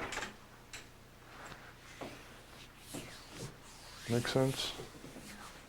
We really do wish that it were as easy as just being able to think. We want that to be the way it is. It just isn't. You can only remember to think something for so long. And then you get distracted, or you really need to think about something else. Thought is a very bad tool for this job. We just like it because it's one of the few that we have a little bit of control over. So we want it to be the right tool. No offense, but I would not take my car to a mechanic with that attitude. Who wanted everything to, a screwdriver to work with everything. I'm sorry, you can't work on my car if you're only willing to use one tool to do everything that needs to be done to a car. I don't think a screwdriver works on every part of fixing a car, do you? I don't want you to try. But that's kind of the way we are these days, isn't it? We want thought to be the tool that works for all things. A little goofy. Any other questions or comments?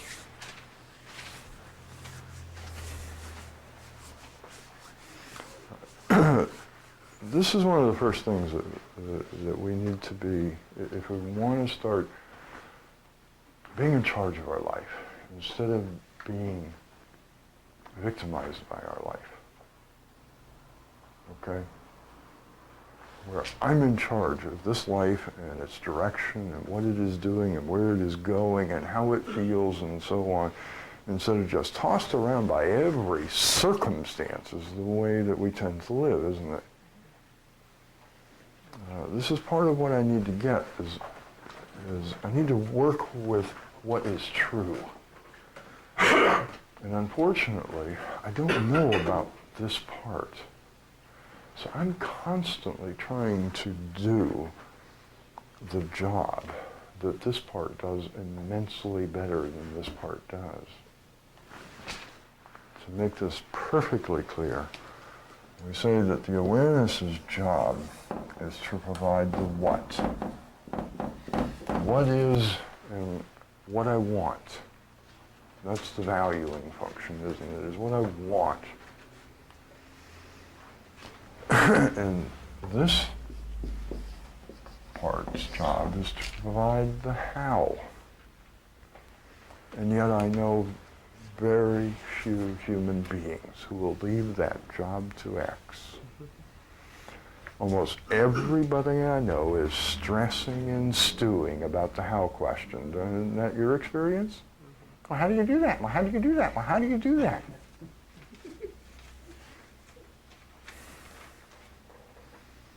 Well, you know the most powerful answer I have to that question? Don't do it. Let intelligence do it. How do you do that? I don't know and I don't care. And leave it at that.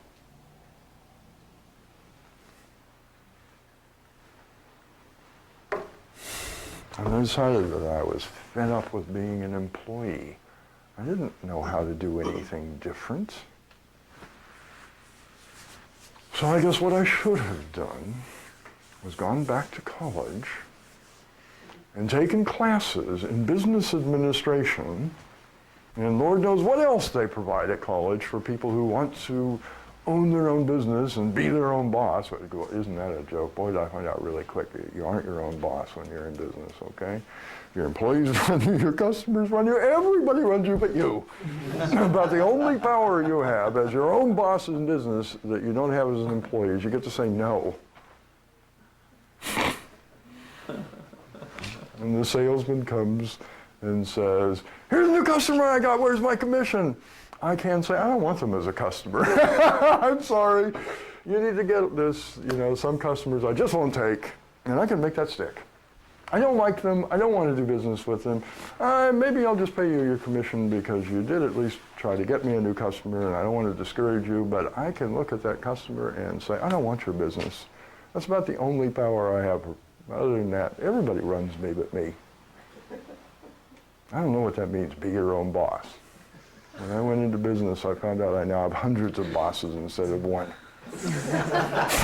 All the customers and all the people who work for me, they're my boss, okay? But I did get that one thing that I wanted. I can say no. And employers never liked that about me. Because I did have a bad habit of doing that on occasion. They'd say, do this, and I'd say, no. And they'd say, then take a hike. And I'd say, okay.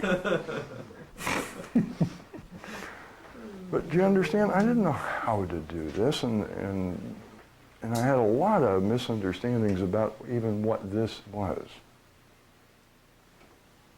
Nowadays, I just laugh when people ask me that. How do you like being your own boss? And I just laugh and say, I don't know. It never happened. Come back and ask me if I ever do it. But that's the big dream about being self-employed, isn't it? You're your own boss. Yeah, right. So not only did I not know how to do it, I had a lot of weird illusions about what it was. Somehow I just didn't care. I'm going to do this, and I don't know how. That worked out fine. I didn't have to think about it for 15 years, study it for 12, learn everything about how to do it. But I hear that from people so much. I don't know how. Well, good, then don't. But somebody needs to tell me how. Okay. I think you have the how within you. I don't think anybody needs to tell you how. I think you have the how within you.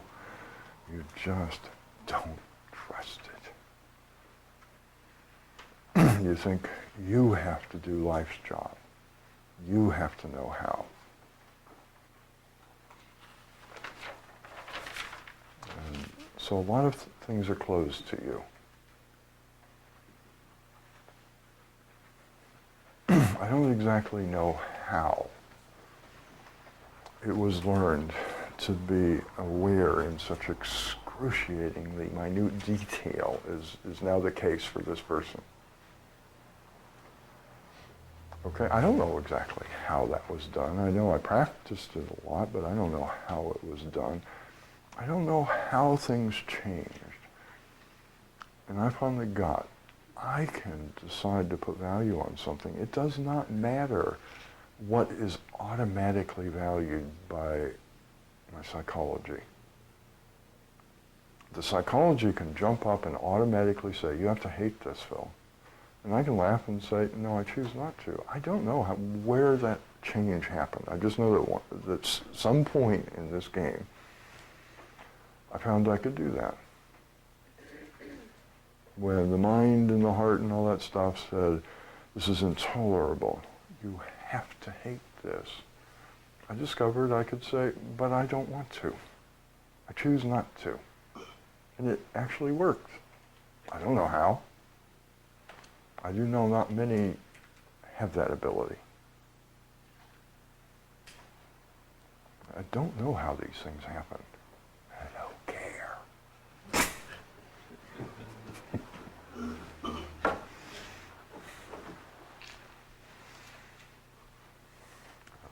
If a person can really get that this is a complete picture of man, and one of the reasons why we human beings have so much trouble dealing with things is because we're all handicapped.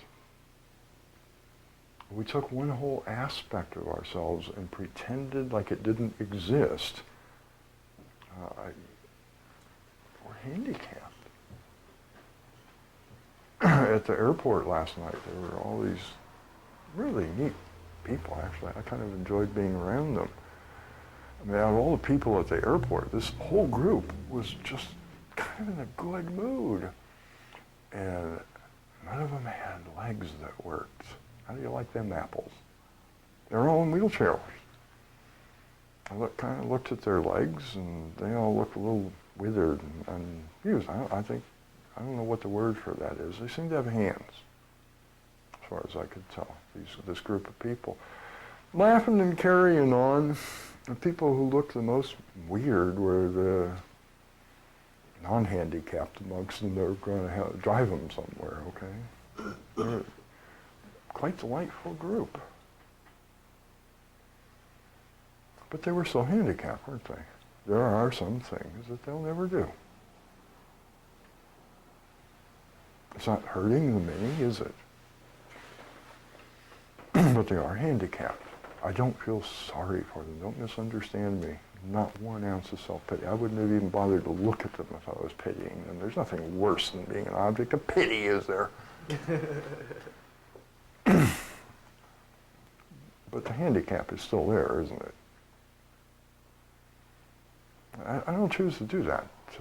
I do have 2 perfectly good legs. I'm sorry, I'm not going to just sit down in a wheelchair and be a handicapped person. Except maybe as an experiment for a while to find out what it's like. That might be interesting. But I don't want to live that way. Because I'm not handicapped, you get it? But that is what we're all doing. It's like you just cut off your legs and you're living a handicapped life for no apparent reason. I admired those young kids. I really did. That were faced with a handicap a lot worse than most of the crap that people come to me whining about and want help with. Yeah.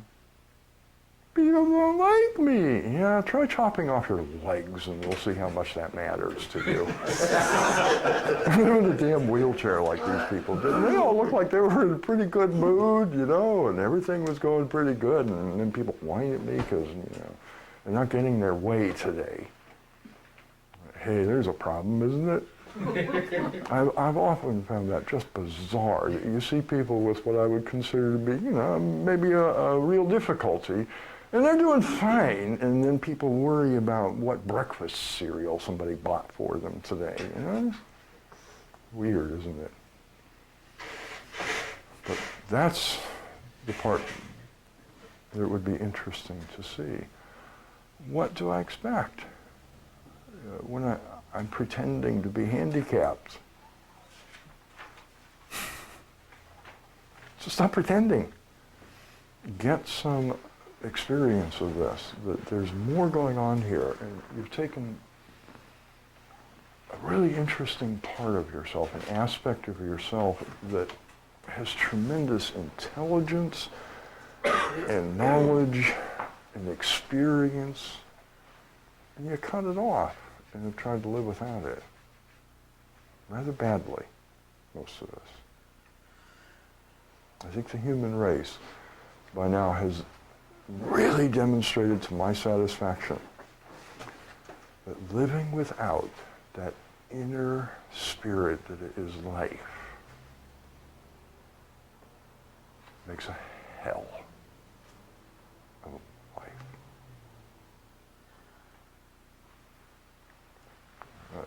I I decided quite a while ago that once upon a time a bunch of human beings arrived here and they looked around and said, wow, this place has possibilities. That is kind of what people do, right?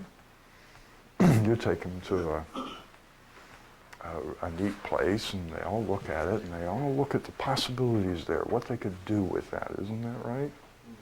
They may enjoy it, but that is kind of human nature, isn't it? To look and say, wow, this has possibilities. And so they all got together and they said, what are we going to do with this incredible place of such potential and possibilities? And some idiot amongst them said, I know, let's build a hell. And they said, yeah, all right! And here we are. That was the best idea they seem to have been able to come up with. I've kind of gotten what happens when people cut this off and live a handicapped life. They build a pretty yucky place for themselves, don't they? Full of hate and mistrust and violence and just the weirdest things. Why would you want to produce that? Well, I'm handicapped, sorry. But you don't have to stay that way. You can go back to being the totality of yourself instead of, one little limb. Not be handicapped anymore and see if you still feel like producing hell.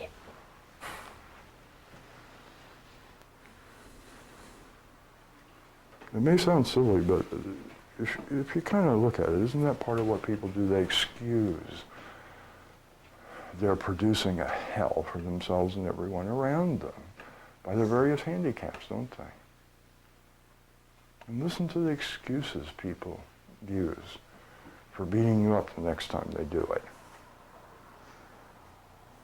And ask yourself if they're not just using something as an excuse to produce hell. And then maybe do it with self. Ask yourself if that's what you're doing. Using what you experiences in life that you don't like, that aren't to your taste, as an excuse to just produce a living hell. I don't want to do that. I want to live in hell. I really don't need an excuse to do what I don't want to do. And I don't care if you provide me with one. You understand? And you don't want to live in hell anymore. You don't jump at every excuse to live in hell. The problem is getting people to not want to live there anymore. To me, that's most of what this morning's little session was. When are you going to not want to do this? On that day, when you finally get tired of doing this, you won't accept any excuse to do it. You will look for a reason to do something else. That's just the way it is. That's what's hard to do with folks, is to convince them that they want to live in heaven. Isn't that weird?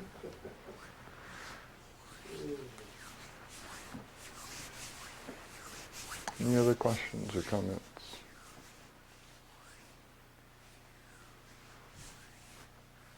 Let's take a break.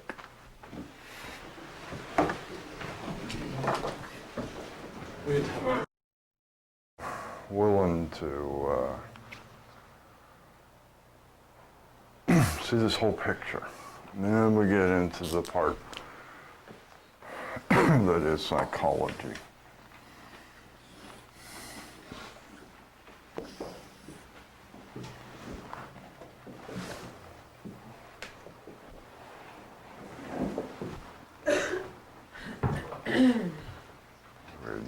People not come back from lunch, or is everybody just moved? I'm confused. It's like we're missing some people.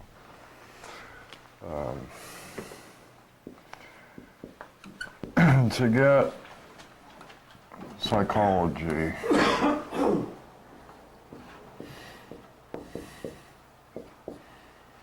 you gotta go through birth again. take a look at this. One of the bizarre things about being human, that the way that we get here determines so much about the way we experience being here.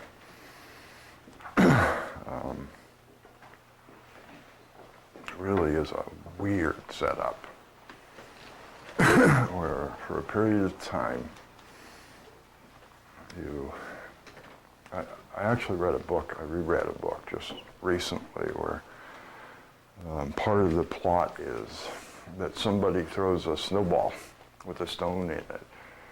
A little kid throws it at another kid. The kid ducks. It hits a pregnant woman who is so disturbed by the whole experience that she has premature birth. And at the very end of this book, the kid who was the premature birth looks at the kid who threw the snowball and said, "You owe me 80 days in paradise."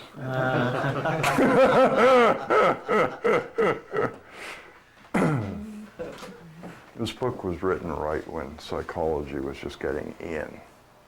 And it was starting to be understood that this may be the human experience in the womb.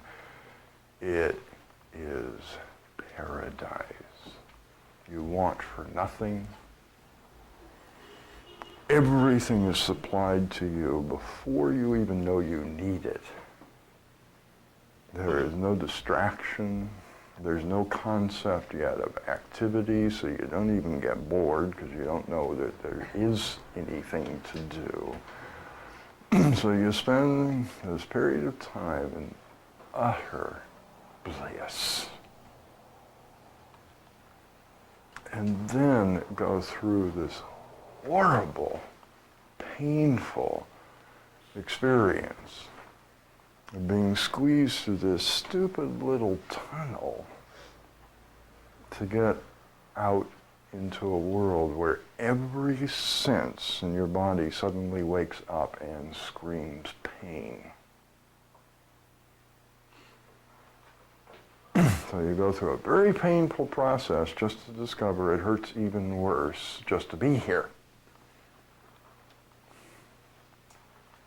The simplest way of getting that one is just to look at the eyes. What happens to the eyes when you go out of a very dark room into a very bright room? Do they feel good? That little change they have to make in function for a second to deal with that dramatic change? It sort of hurts for a second, doesn't it? All that light coming in. So your eyes adapt and filter some of it out, huh? So imagine that every sense in the body is doing that, going from a place of almost no stimulation to tons of it. You have to suddenly take in air for the first time in these lungs that were just a few moments ago filled with liquid. Every time the body has to adapt to a dramatic change like that, we hurt, don't we? That first breath of air is excruciating. But you have no choice. You have to do it, don't you? Nobody's pumping you full of oxygen anymore directly. You got to learn it. You got it. So we go from utter bliss through this horribly painful experience in this weird, unexplained way. We have no understanding of it, and we don't even have a brain yet. That's the funniest thing about being a human being. Part of what makes it so horrible being born is this damned complex brain we have, isn't that right? So you got to squeeze this huge head, this little bitty hole. And it isn't even fully functioning yet. It operates, it has all the potential, but it's still operating on a kind of reptilian level. When an infant is born, they really are about as bright as a lizard. It's just the way it is. It takes years to finish growing the brain until you really get a human being. So on this really low-level way, we all make a decision that we call the master decision. That we know what life is about.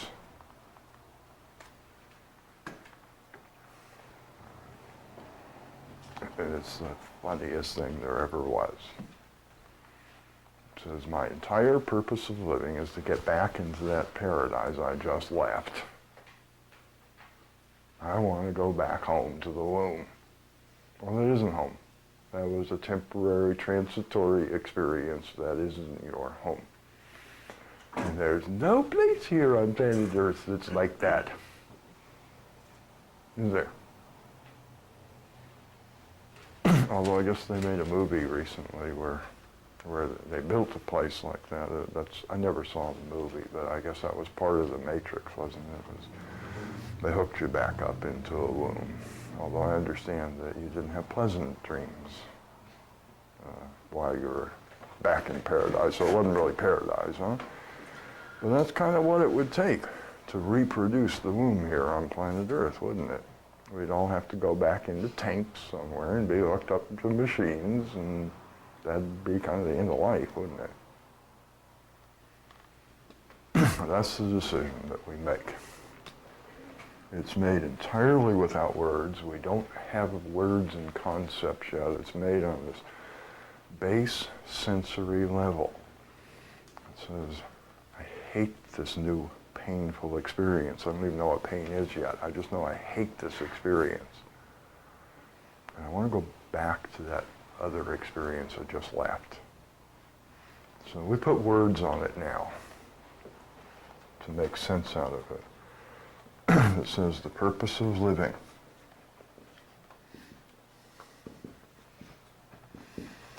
is to regain, which is why it is so seductive. I had it once. I know it exists. I don't get that it existed in another world, but not here. My purpose of living is to regain this non-disturbed state that I once had. And that determines our psychology from then on. Everything else that happens as we struggle to make sense out of the human experience becomes a method to do what I decided my purpose of living is. All the rest of psychology is a how. How am I going to go about doing this? Now, sooner or later, we kind of catch on that I'm not going to get that experience of utter bliss. And it gets turned into a lot of other things that I try to do to get as close as I can to a permanent state of bliss here on planet Earth. All the rest of psychology is how do you go about doing this. This is what I am doing. You get it? This is the what of my life and everyone else's life on planet Earth. With a few exceptions, there are a few people who have looked at the utter folly of this purpose and changed their minds. We usually call them enlightened. Okay? They don't quite make sense to us. If you live in a place where everyone you know has the same purpose, then everybody sort of makes a certain amount of sense. You kind of know what they're about, don't you? But if you ever run into one of those weirdos who has a different purpose, they're just alien. You can't figure anything out about them. They don't fit the rules we're used to. You understand? That purpose kind of defines everything after that. Everything you look at in human activity is designed to one end. to get as close as I can to a state of non-disturbance, while wearing a body that is designed to be disturbed. Isn't that a hoot? I live in a body that can be damaged, don't I? Or is yours indestructible? Mine isn't. It can be damaged. So there's a little thing I need, isn't there? I need to know when it is being destroyed. Because I'd kind of like to survive. So we've been provided with this lovely nervous system that whenever it's being destroyed, produces a signal that is intentionally extremely disturbing to me to get my attention. A dear friend of mine used to always use this example, and I like it. How would you like it if the only way that you knew that your hand was in fire was if you started smelling meat cooking and wondered what it was they were making for dinner? It's kind of nice that when you stick your hand in fire, you get this immediate sensation that says, I wouldn't do that if I were you. It's not good for your hand. That's what I'm talking about, isn't it? In order to know that I'm destroying myself, I get these very unpleasant experiences that say, please don't do that, stop. But of course they're disturbing, aren't they? I appreciate knowing that my hand is for dinner, because that's not what I wanted. I don't want to cook it. But the actual experience of getting that information is not very pleasant, is it? You get it? So here we are in a body that has to hurt, because we live in a world where we need that information when it's being destroyed, and we don't want it to ever hurt.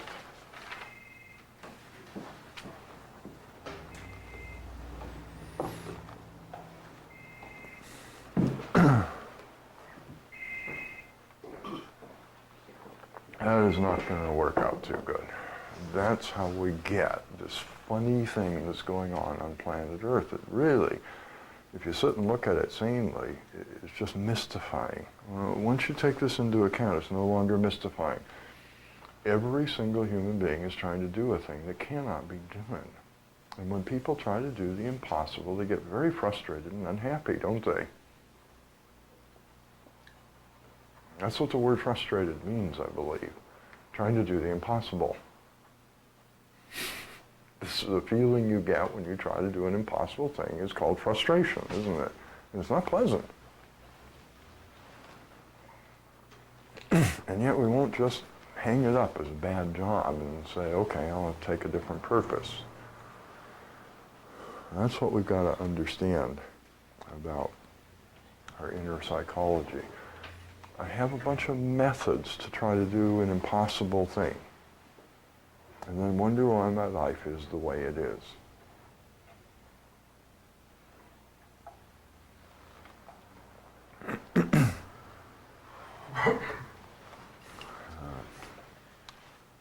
As we go through life, we come up with 6 basic decisions.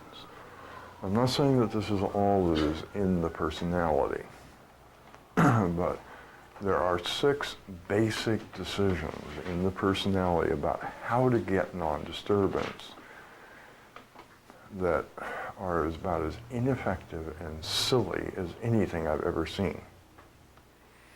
And we all do them day in and day out, over and over and over again, in the most complicated, sophisticated ways imaginable, until it's very actually difficult to see the simplicity of these 6 decisions in them.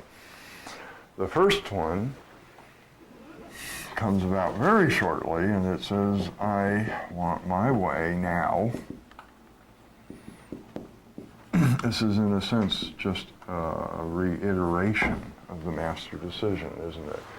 If I had my way, then this disturbance would go away. If everything were the way I wanted, I wouldn't be disturbed anymore.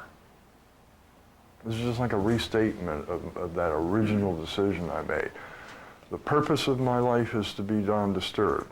And I believe that if I had my way, nothing would disturb me anymore.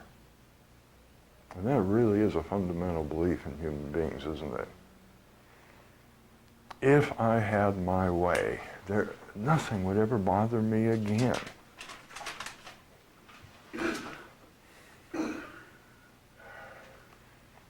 That's an idea I checked out once upon a time. It's pretty presumptuous, isn't it? If you stop and think about it for a second, that's pretty presumptuous. God, I'm smart, huh? I know everything.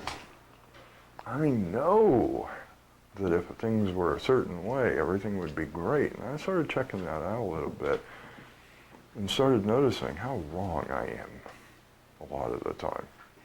Why, I just know that if I had a lot of money, I'd be happy. Go make a lot of money and see what happens. I did. I wasn't any happier afterwards than I was before. I just know that if I had that person in my life, I'd be happy. Okay, go get them. We'll see how long it is till you're trying to get rid of them.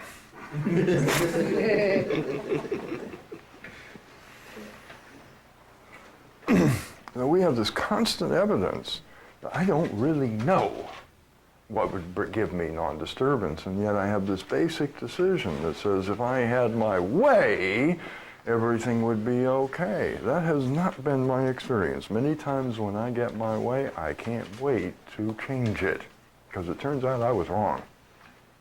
I don't know near as much as I thought I did. I find that actually hilarious. But that's the decision that we make. If I want my way now, and the way to get it is to complain. Now, you do understand that this is a bunch of intelligent adults talking about infant behavior. This is not reasoned out in the infant. It's just a sort of instinctive thing, isn't it? I hurt. I scream. Somebody fixes it. That is my reality for a period of time, isn't it? I hurt. I scream. It all goes away. I'm not quite clear on the how part. When I first make this decision, I don't even have a sense of individuality yet. I don't really know how it happens. It just seems like magic. You understand? Now, this is called conditioning, you'll get it. I do a thing for a period of time that actually works. Almost every time you screamed when you were a little infant, somebody did come along and figure out what was wrong. You didn't know, did you? It was their job to find out. Let's see. Are they hungry? Does a diaper need changing? Did I accidentally put the safety pin? I'm old enough that we still use safety pins on diapers through the poor little baby skin. Every now and again mamas would do that. It's like, oops, oh, I see why the little one's screaming today. I wasn't quite paying attention when I put the diaper on. I guess Velcro don't do that so much now. That was one of the things you checked when I first got here. Did I put that little safety pin through the poor kid? No wonder they're upset. They figure it out, they make it right, and your unpleasant sensations of being damaged go away. It works. How long? But that doesn't matter. This is the way conditioning works. When you do a thing several times in a row that works, you arrive at a conclusion. This is the way to get things done. And that conclusion then goes unconscious. We actually forget we ever made the decision. We forget what it was based on. It goes completely unconscious. And we just do it automatically and repetitively for the rest of our lives without even realizing much of the time that we're doing it and why we're doing it, and certainly not noticing that it no longer works. That's what happens when you're human. When you make a conclusion, a decision with feeling that this is the way something is, it becomes an automatic behavior from that moment on, until you can bring it back to consciousness and reevaluate it. You will just do it automatically from then on. That decision, number one, was reported to X with considerable feeling. I know how to get non-disturbance. And there's nothing to contradict that in my experience. It seems absolutely true for a short period of time, doesn't it? And so that becomes an automatic thing in me for the rest of my life. When was the last time you complained? How long ago was it? 20 years? Or a matter of minutes? And most of the time, we're not even really aware that that's what we're doing, is that we're complaining about something. If you look at that last time you complained, did you get non-disturbance from it? Did it work? But we don't do that. It's just a completely unconscious automatic action, isn't it? We have a technical term for that around here. We call things like that not I. But the interesting thing is that inside the head, these conditioned automatic behaviors think, don't they? And then all their sentences start with what word? When you were complaining, what was going on inside your head? I really hate this. I don't want to put up with this. I shouldn't. Isn't that right? So that's why we call them not I. Who is thinking those thoughts? Are you doing it? Or is a 2-day-old infant doing it? It didn't have the decency to die 50 years ago.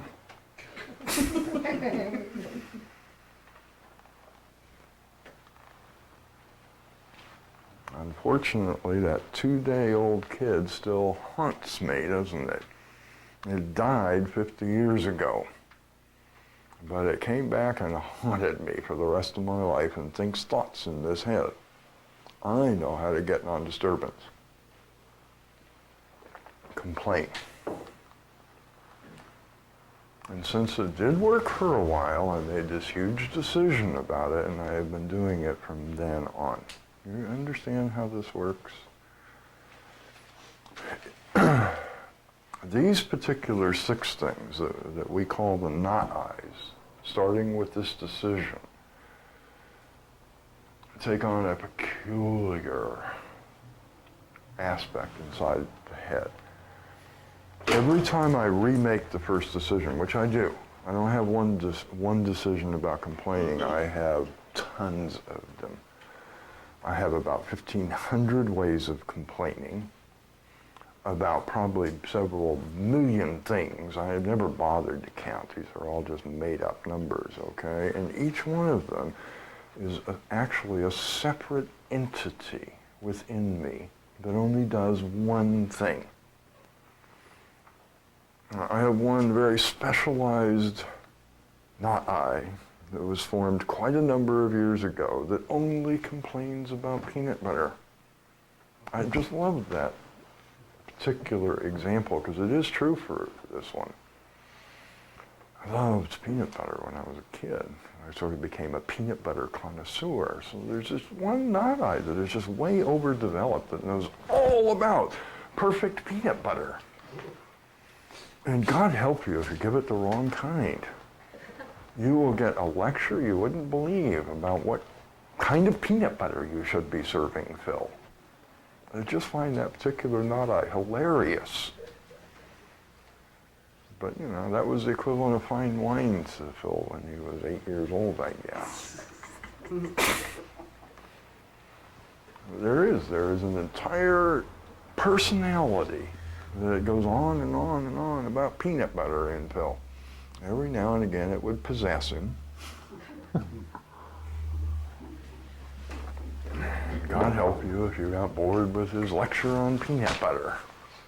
Until one day I was finally reevaluated that maybe the perfect peanut butter wasn't the great pursuit of life. And it was okay to shut up on the subject.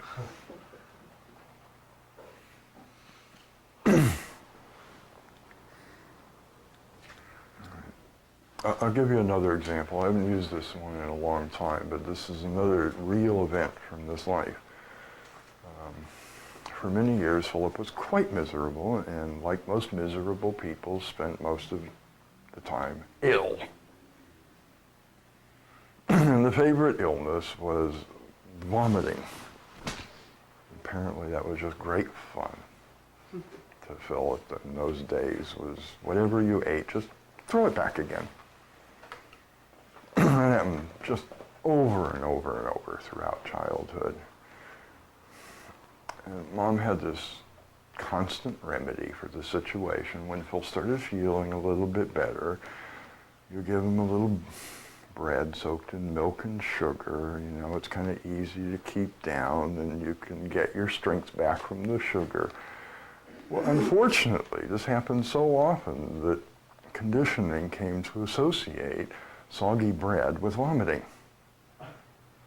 So I had to be careful for years to scrape all the dishes before I did them, back before dishwasher, you know, because I had to stick my hand in that dishwasher, and God help me if I felt a piece of soggy bread, because I would start throwing up. It was an automatic reaction. If there's soggy bread around, then you throw up, because that was such a constant experience throughout childhood. This is called conditioning, you get it? I would just have this instant if I touch soggy bread. This works exactly the same way. When you perceive a situation that is not to your liking, it goes into the awareness, and it unfortunately goes through these decisions you've made about how to get what you do want. And if you happen to hit number one, you tell X, it is now true and valuable that this really sucks, and if it were changed, I would be perfectly happy.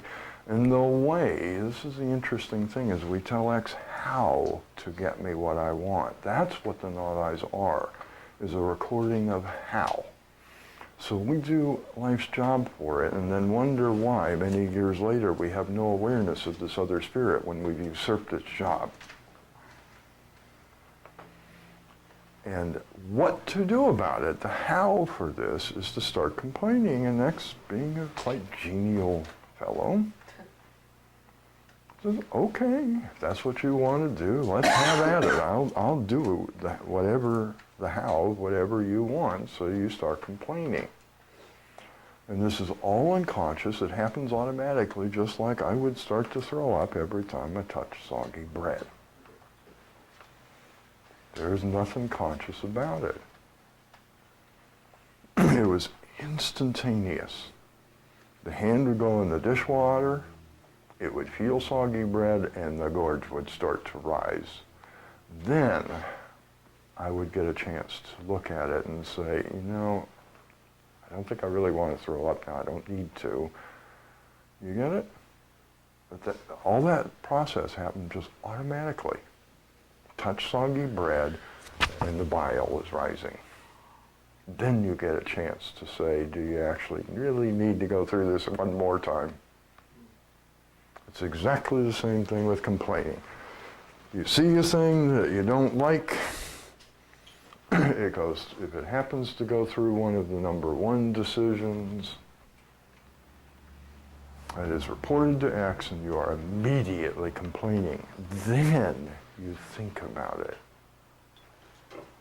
And of course what you think are the thoughts of number one justifying this complaint. That's the way we actually work when we have these automatic triggers in us come from these old decisions. This needs to be brought back to awareness and re-examined as an adult. This was okay for an infant. It was actually necessary, wasn't it? What if I hadn't complained when I got hungry? I mean, I suppose after a while somebody would kind of notice I hadn't eaten in a few days and do something about it. But what if I never complained about the diaper needing changing? What if I never, you kind of get it, I really do need to do this when I'm an infant. I don't have the ability to take care of myself. All I can do is scream and get somebody else to do it for me. But that's changed. I'm not an infant anymore. I just now behave like one. I've gone on and on about decision one to get the idea across, and I'd like to just go through the rest of the decisions, but you get the concept. Any questions or comments about this? We make a big show about being rational and making decisions and thinking and choosing this stuff. And don't get, this is automatic behavior. It happens so fast, you don't even know it's happened until after you've started doing it. And then you start thinking the thoughts to justify it. That is the way it in fact works. It is not the way we experience it, I know. We have the illusion that we think about it first and then rationally decide to complain. It is an illusion. It happens in fact the way that bread thing did with this body. The whole thing went down, and then I got a chance to think about whether or not I really wanted to vomit, okay? But I already had the bile in the throat, and the throat sort of hurt. I did get a choice of whether I wanted to finish it. Like, do I really need to go into the bathroom and upchuck everything I just got, or can I kind of see this is an illusion that I'm not sick? You get it? And we're in the same boat with these 6 basic decisions. They happen instantaneously and automatically outside of our control. Once they've started, then you have a chance to say, do I really need to go through this one more time? Just about the way I felt about vomiting because I touched soggy bread. Do I really need to do this again? Because for a long time I had no choice. It was horrible.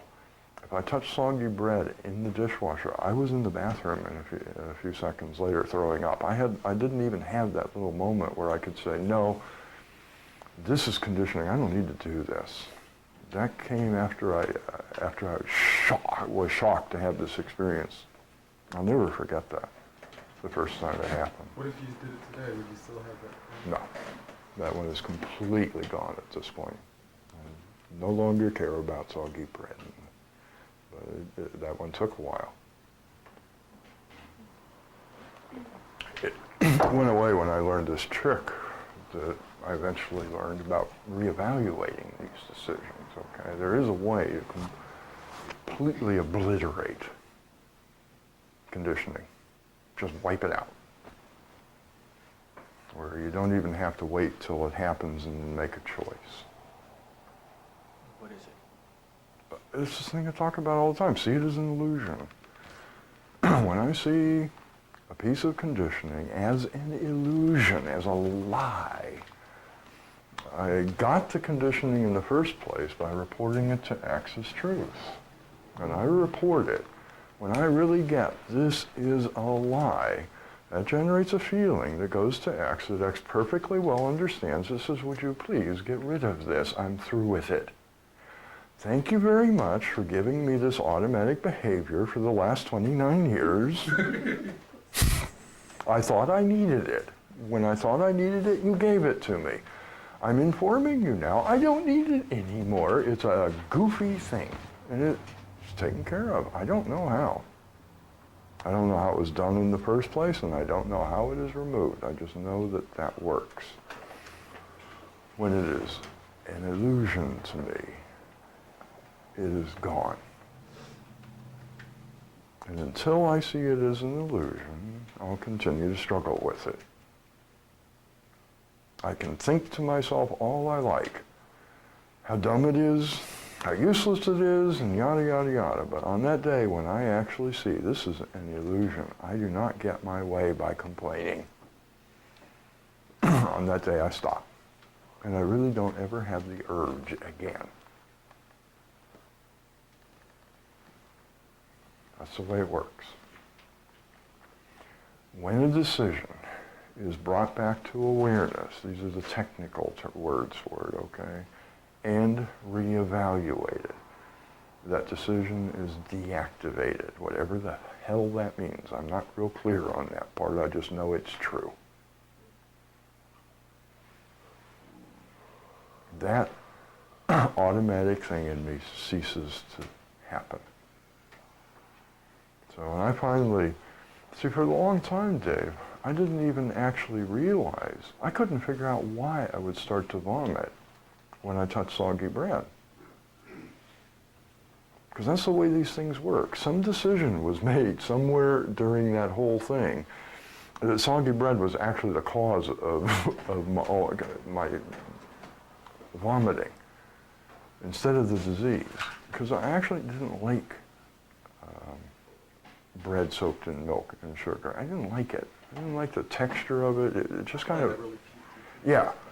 And so after a while, you know, I had to do it because Mom was convinced this is what you had to do. After a while, I decided this was the cause of the nausea.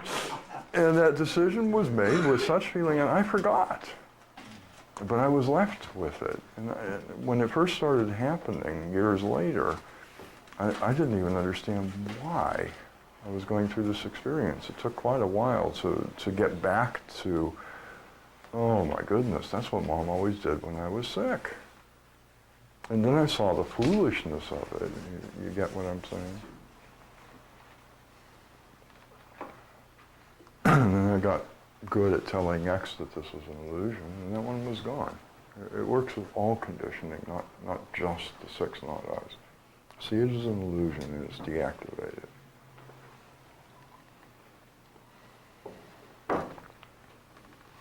Any other questions or comments about this? I did have one question about another topic you discussed earlier. Is it the case that when people only want what they can't have, is it because somewhere inside they know that if they got it, they'd have to give up the lie that it gives them no disturbance?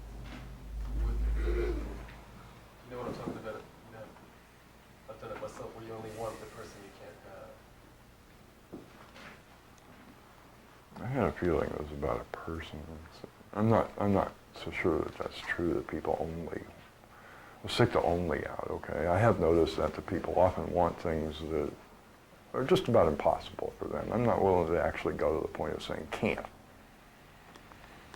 either. But something that, yeah, seems pretty unlikely, huh? You know, I don't know about all that, why people do that, to be real honest with you. I have noticed that it is sort of bizarre behavior, isn't it? I think that's part of it. I think you're absolutely right. That's part of it is, since I don't ever get to experience it, I can really believe anything about it I want with no feedback. So I can build up this really lovely dream about it, that's for sure, yeah. That is part of it. But there is something very perverse in human nature, isn't there? we do a lot of weird, perverse things like that, where we'll say, the only thing that I want is the one thing I can't have. Okay. I've never quite understood that perversity in our nature. I've experienced it. I think it's you're since you're not getting real feedback, Well, that is you're true. engaging your own illusion. Yeah, you can build any picture you want about it since there's no feedback, that's for sure. I've never quite understood why a person wants to sit around pining after what they can't have. Isn't it just a reflection of the master decision and a watered down version? Probably so, yeah.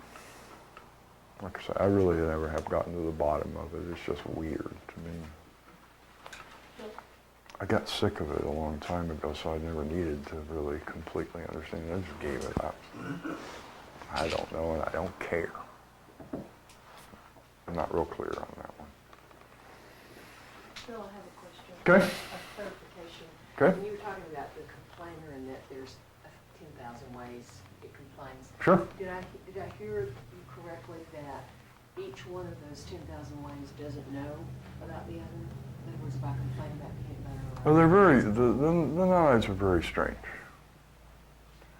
Some of them are completely isolated, they have no clue. Some of them sort of form little alliances. So I don't think there's any one answer to that question, okay? But they're very isolated. Yeah, there can be a whole group of knot-eyes that don't know anything about the others. In fact, if that gets dysfunctional enough, you end up with people who literally have separate personalities that don't even know each other, and you get funny books out of it, so you can write out of, because there are people really like that, where they get organized enough that they actually form whole groups of separate personalities that are nothing like the other ones. I mean, some of the recorded cases, they're even different sexes. You know, some of those where there's a man personality in a woman's body or something, doesn't even know that all the rest of the personalities are female. So I don't know if there's any one answer to that. Thank goodness it never quite gets that wacko for most of us. I mean, that's a real dysfunction when that happens. But if you look at that extreme case, you get that a milder version of that exists within me. That is an extreme case of my life. I am just the same way. There are whole groups of knot-eyes in me that do things that none of the rest of them know anything about. And so I only know about that while those knot-eyes are in charge. If you talk to me about it afterwards, I will swear to you it never occurred. And that will be true for me. And we see that happening a lot, don't we? Where you want to talk to somebody about something they did, and they swear to you it never happened. And start blaming you for believing it did. I never did that. What's wrong with you? Why would you even think I would do such a thing? It is weird living with these things.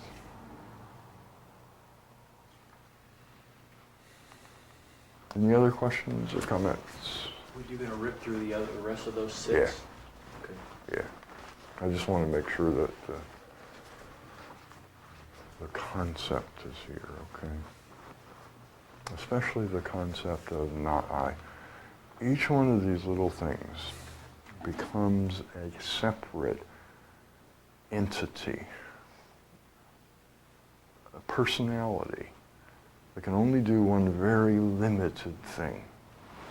And there are some really complex ways that we get the illusion that we're not made out of pieces.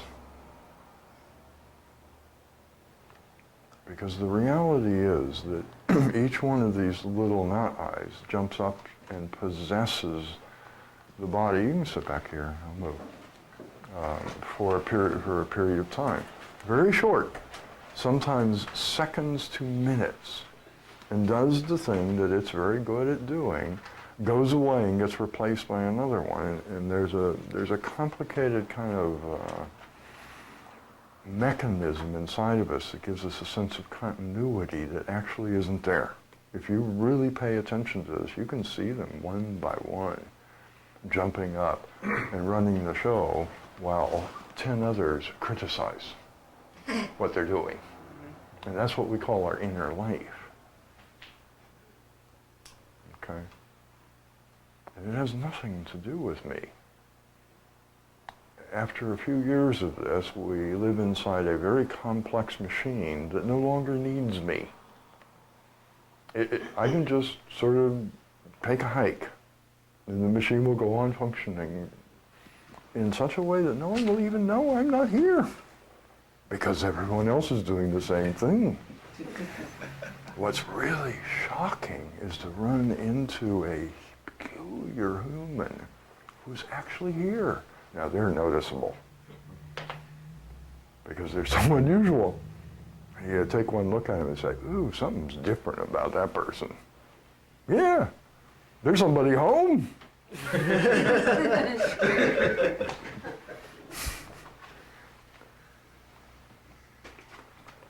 Any other questions or comments?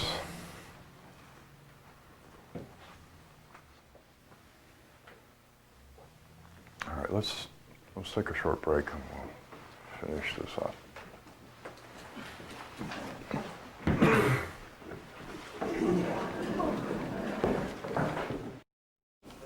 Would you talk about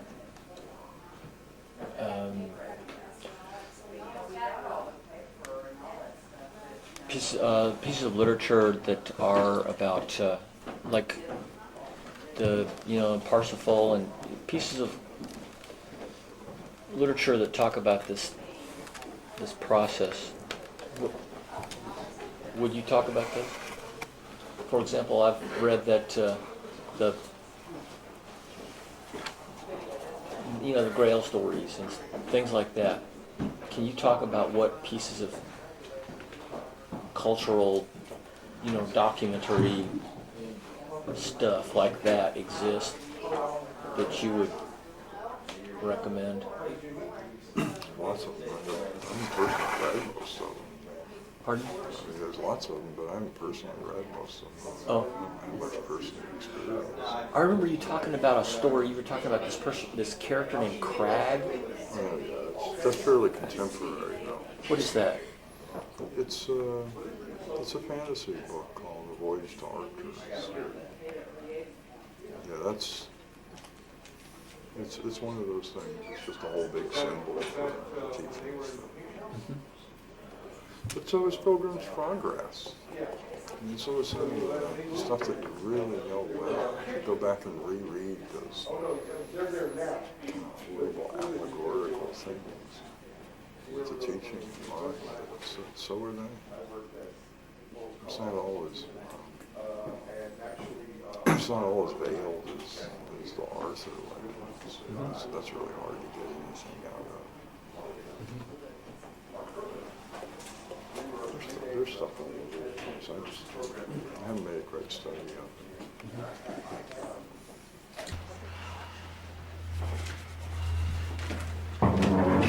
it. That, by the way, was actually the person I expected to leave earlier. So now I'm not so disappointed in my perception. I could have told you that would happen. You really were blinded by a desire.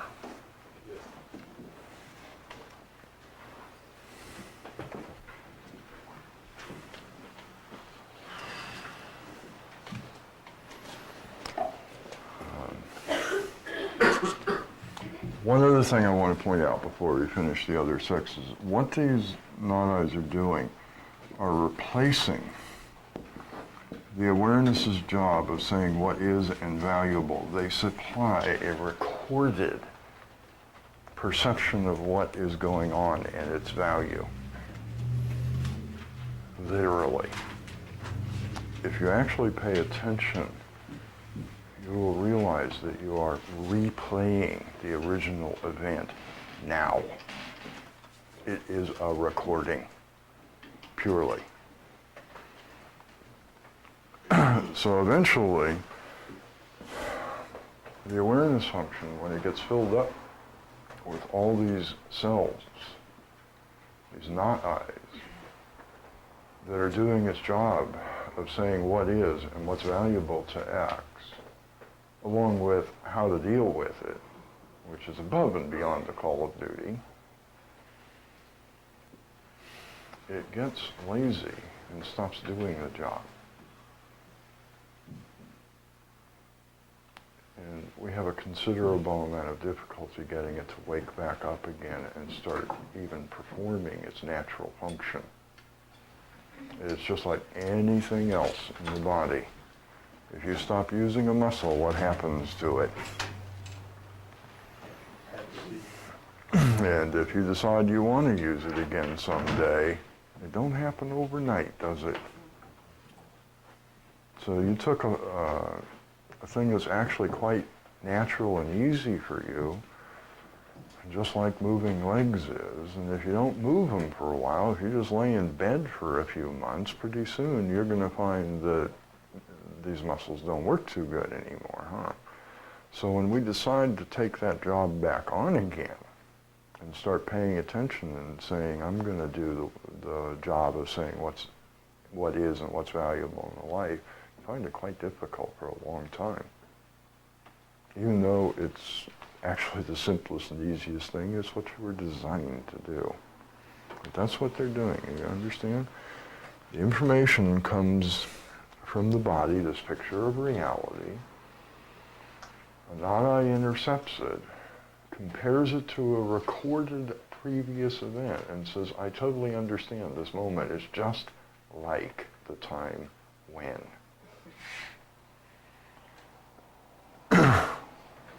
That is told to the real eye, which is now unfortunately in a deep hypnotic trance,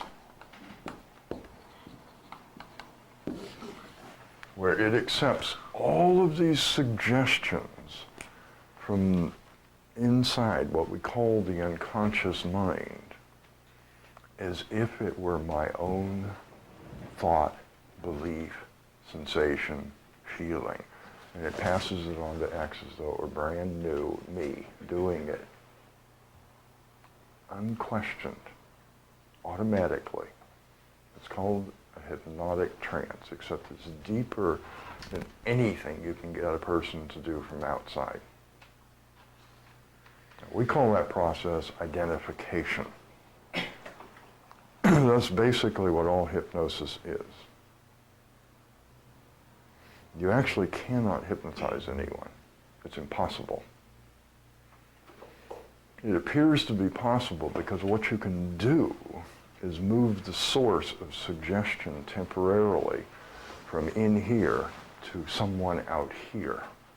And what you see when people are hypnotized is the exact same way you live all the time, except it's now made visible because the source of the suggestion is a different person. But that's all you can do. You cannot put a person into a hypnotic trance. All you can do is, if they're already in a hypnotic trance, using a trick, you can temporarily get them to accept suggestion from somewhere outside just the same way they do on the inside, automatically, without question. It is just done as truth. That's the way you're living. Except the source of suggestion comes from something inside of you. An old recording of a very strong decision that was made, of something you wanted. I wanted non-disturbance again. I wanted a way to get it. And I still do, so I'm still suggestible on this, you see. Until the day comes when I just don't want that anymore, I will be suggestible on it.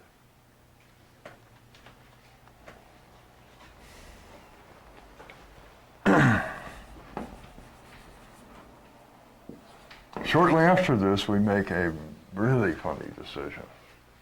This has worked so well. Complaining and getting someone to take care of me so I'm relatively non-disturbed again, that I decide I have a right to this. And I make this strong decision that I have rights. And it is important that I stick up for those rights.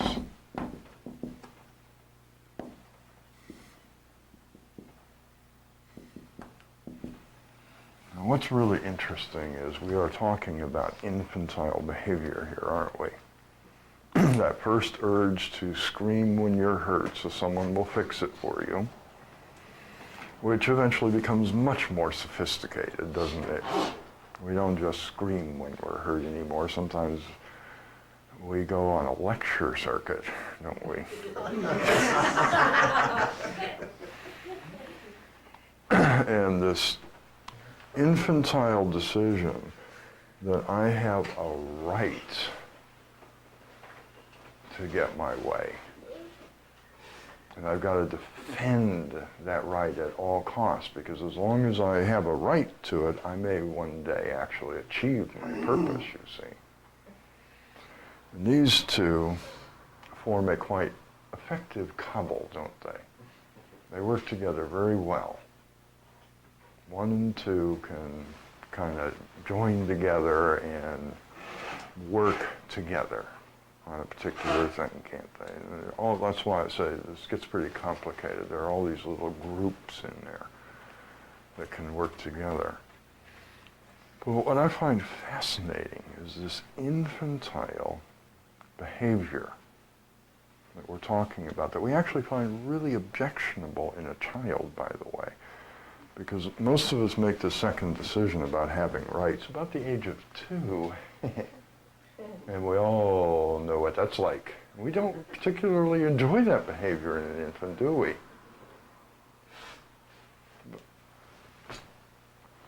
But we thought it was such a great idea that we made it really complicated and really sophisticated and institutionalized it and call it a justice system.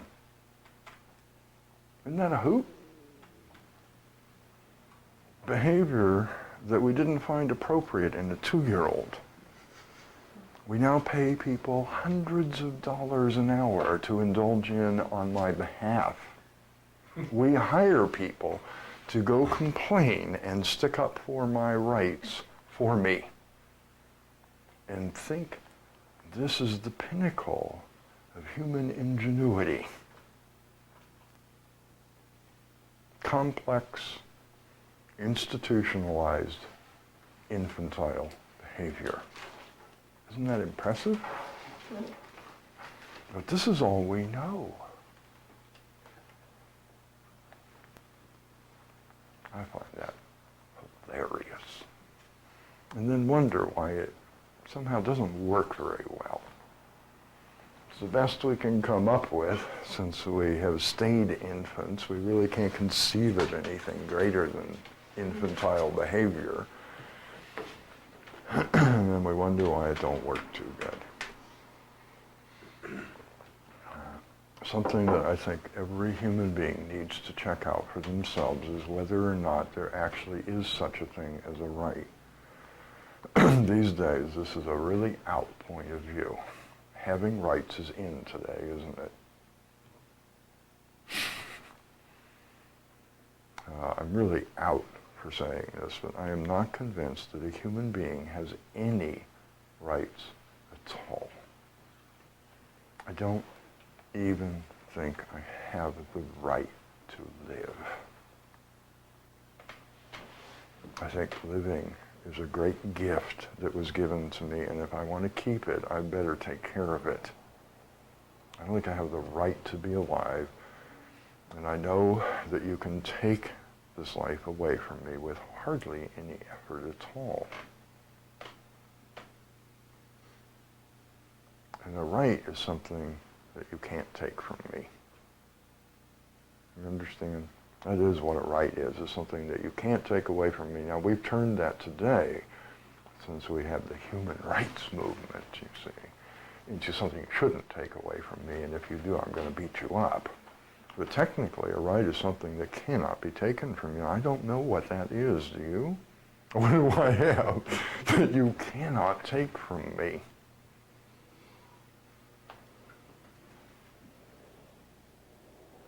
I wish we'd just put this one to rest and get that this is an illusion. It made sense when the decision was made from conditioning again, because complaining works so well. It was kind of sensible for me to think that I had a right to being treated this way, but it is not true. Just an interesting joke. You don't have any rights, or if you do, you sure don't seem to know what they are, or you wouldn't be defending them. If you actually had a right, nobody would ever have to know, would they? There'd be nothing they could do about it. You wouldn't have to worry about it. Nobody could take it from you. So, in a certain sense, what I'm saying is wrong. A human being does have some rights. They don't need to be discussed. But the sad thing is that each and every one of them has thrown them away. They weren't what we wanted. So most of us, the few rights that we had, we voluntarily tossed them, because we couldn't see any value in them. As time went along, I discovered there was a right that I did have. I don't ever need to talk about it. I don't need to defend it, because there's nothing you can do about it. When I took it back again, when I found it in the garbage where I'd put it originally, and took it back, I discovered there's nothing you can do about it. I don't need to talk about it. You know what that is? I have the right to determine my own mood. And there's nothing you can do about it. Most people, I notice, exercise that right when they're in a bad mood. And if someone really wants to be in a bad mood, is there anything you can do about it? Can you take that right away from them to be in a bad mood? Sure. I can usually take away their right to be in a good mood, can't I? They give that one up really fast. But the truth is, I do have the right to determine my own mood. And if I decide that I'm going to be in a good mood, there's really nothing you can do about it. You don't know if shooting them takes away that right, because you don't know what happens when they're not visible to you anymore. So as usual, you're just being arrogant. You don't know that that's true. You may be right. I don't know either.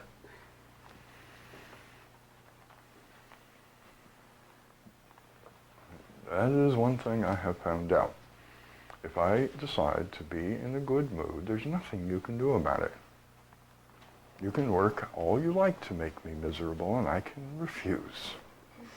Just like if someone decides to be in a bad mood, you can work all you like to jolly them out of it, and if they refuse, there's nothing you can do about it. So there are some rights that I have. Most of us have thrown them away. We didn't want them. That is not what I wanted. To work to be in a good mood. I wanted it given to me for free as the non-disturbed state.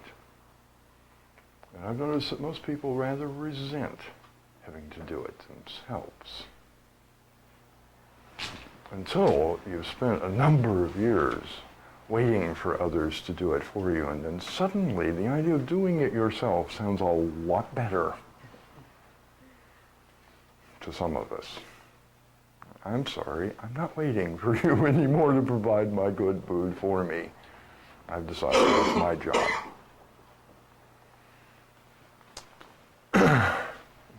When a person makes decision 3, we start a whole different process with them, because they do become rather obnoxious. So we start socializing them. And we get them to, or at least try to get them to make a decision. These two are made instinctively, which is everybody does it from the inside. You don't have to be prompted to decide to complain or have rights to you. But this one is sort of imposed from the outside, and it says, I must please others to get my way.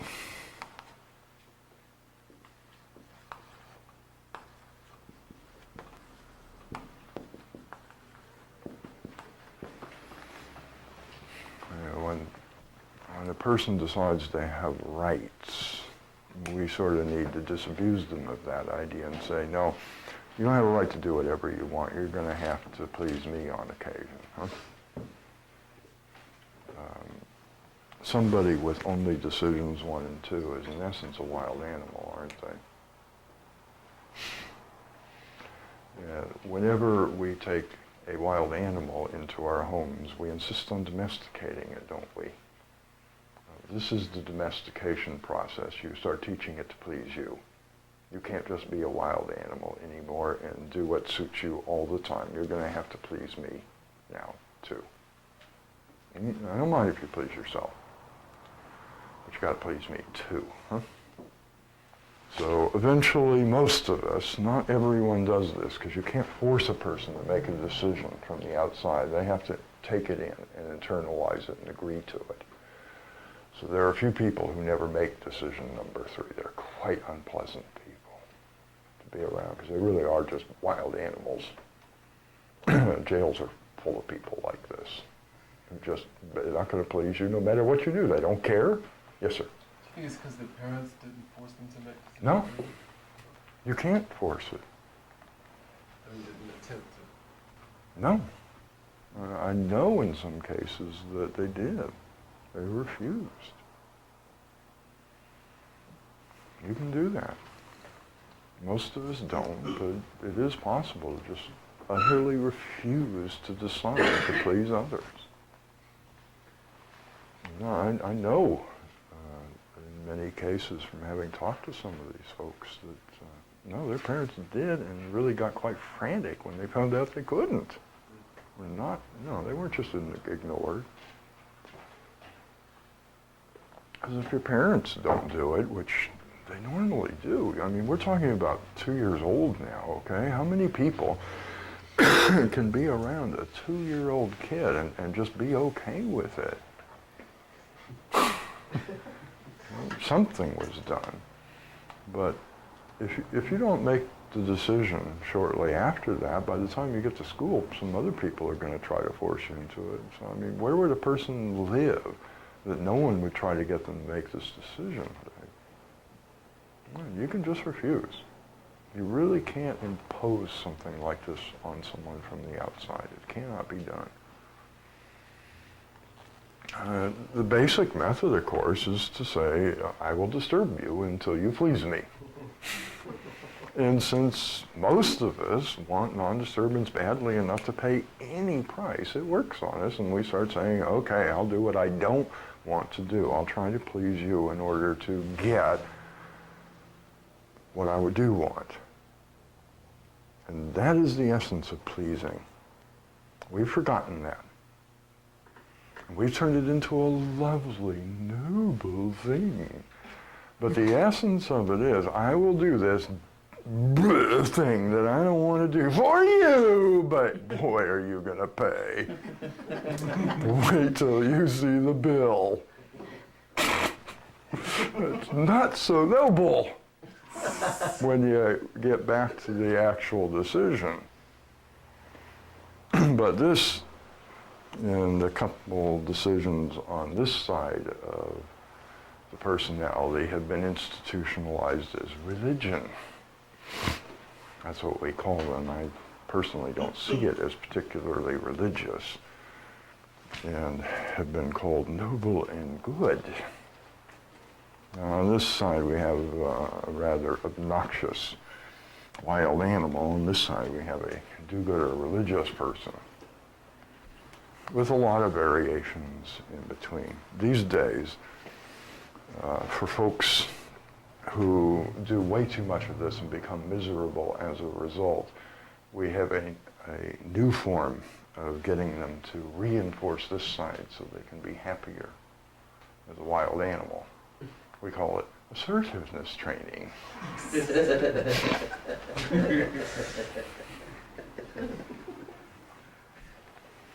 Psychology works a lot with this idea. Religion tries to get people to strongly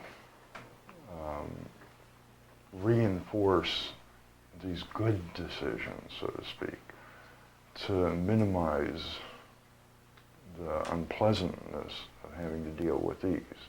Psychology tries to do it the other way around because this side has this bad habit of producing an inner feeling of guilt all the time. Because we're now in a very peculiar state. How do I do both of these at the same time? How do I please you by complaining about what an obnoxious person you are and sticking up for my right for you to change? How do we do that? So we create a schism inside, where we now have a little war going on. We have three ideas about how to get non-disturbed, and two of them conflict with one of them. And we go into a rather unpleasant inner state at this time, and we start having what we technically call inner conflict.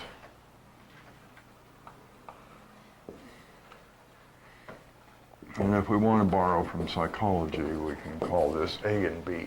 You know, psychology has this idea that one of their ideas is there are two types of people in the world, and they call them type A and type B. It's from this inner schism that we all have. Most of us, to deal with it, because if the conflict were absolute, you know what you would have is the most indecisive, incapable person imaginable. They couldn't do anything. Every time they said, okay, I need to go out and be a little assertive, the other side would come in and say just as absolutely, no, you can't do that, it's not good, you have to please them. You have to be nice. And we wouldn't do anything. So fortunately, most of us have an imbalance where one side gets acted on more frequently than the other, and the other side just tells me how wrong I was to have done that thing. So when you look at people, they tend to be behaviorally one or the other, and the one that they're not doing is just producing a yucky feeling. So if your preponderance is to be a good, nice person, you feel guilty most of the time. You understand that? Because even if you don't do these nasty things, you think about them. And you feel guilty just for having the thought, gee, I'd like to go complain instead of being nice. All right? And you feel guilty because you even had that thought. Why would I want to do such a terrible thing as go stick up for my rights and complain? I'm a good person, I please. That's what I do. This side tends to produce self-pity. The basic attitude when you're basically an assertive type who gets their way all the time and walks all over everybody else is that you feel sorry for yourself if you ever want to please anybody. And you get this whine. I always have to do what they want to do. I never get to do what I want to do. Poor me. So most of us tend to kind of flop between an inner state of guilt and self-pity most of the time. So psychology has decided that guilt is just a terribly crippling state, which is certainly understandable. It is, isn't it? And its idea about how to deal with it is to get you to do really obnoxious behavior in a socially accepted manner. Be assertive, but in a prescribed way. Like, assert your rights, but don't hit them, is really what it comes down to, isn't it? Do it the right way, so you don't have to feel guilty anymore and be so crippled. Religion kind of has the same feeling about self-pity. But that is a very crippling state, which it is, isn't it? Which you can counter by becoming really, really good and feeling so wonderful about yourself that why would you ever feel sorry for you after all? God loves you. Yeah.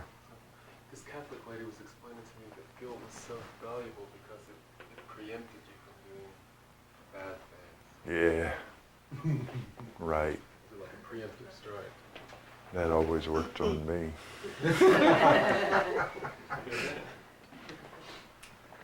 Sorry, I always felt guilty after the fact, okay?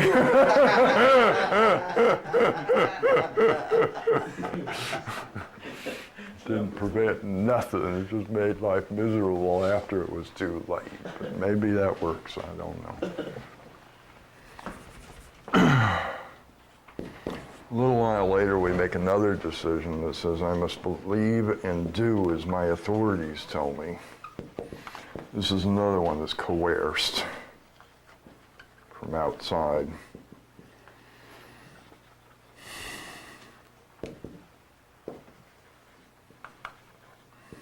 I remember when they were trying to get me to buy that one.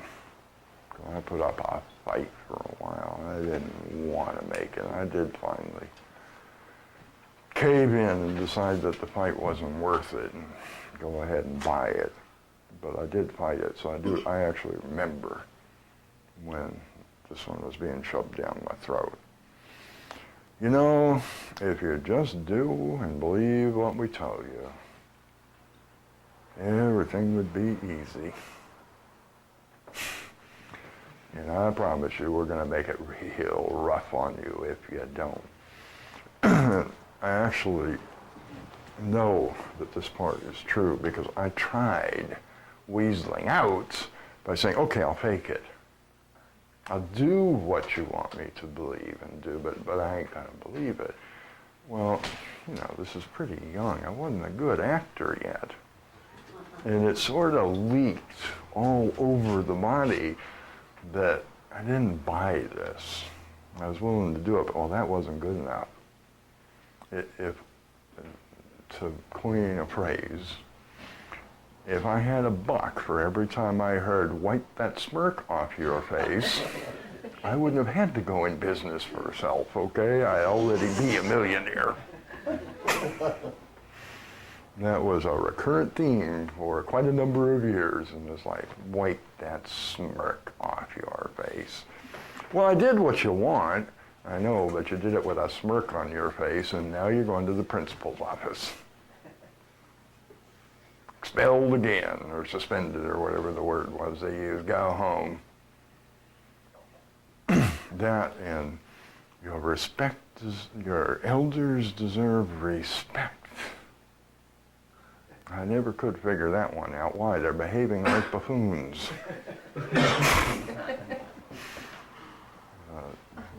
Until I finally caved in and said, okay, I give up. I just can't fight this battle anymore. I'll even believe your insanity. I found out you really do have to believe it. It is not good enough to fake it and do it. You have to buy all the belief system that's behind it. And then we end up with this weird imaginary idea that belief has power. And that's another thing I'd like to have a buck for every time I heard it. It didn't work because you didn't believe in it enough.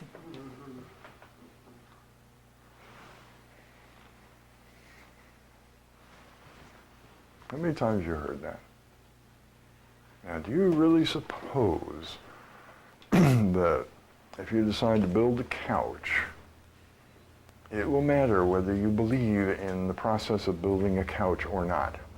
I kind of think that if you do the things that produce a couch, you're going to get a couch whether you believe in it or not. What do you think? That is the weirdest thing I've ever heard, but that's the explanation we have for lots of things that don't work in our life. You didn't believe it or not believe it's magic. No, all it did was get you out of some disturbance once upon a time, okay? It's magic to believe. Now we get to go through this period of time where we go around looking for the right authority, that if I could just find the right person who knows what's going on and can tell me and believe them and do as they say, then I'll be non-disturbed. And we end up with this conflicting mishmash, because every authority argues with each other, don't they? That we believed them all at different times, and we end up internalizing all of them, and now even 4 is in inner conflict, as well as being in conflict with 1 and 2. Isn't that about right? And then we start quoting authorities at each other, trying to convince other people that my authorities are the real ones, and turn into missionaries for the weird idea systems that everybody has to believe just so I'll be okay. I gotta get your agreement that my idols are the best idols. Please worship them with me. After a few years of living in this inner turmoil, of having 2 completely opposing ways of getting what I want in life, and the inner misery that produces, that every time I do one, the other side tells me I'm wrong. I should have done the other. And not being able to make up my mind about what's right, that's the inner experience of this, isn't it? Most of the time, it all happens so automatically, like 1 will get kicked off, or 4 will get kicked off, or there's no problem. There's no inner conflict. I'm just a robot. But much of the time, 2 of them will get kicked off at the same time. And 1 will say complain, and 4 will say do what your authority told you to do. And now I've got to choose between these 2 conflicting ideas. And I do that internally. My experience of it is I've got to figure out which is right. And I don't know, because both of them are right when I made the decision. So they're both true.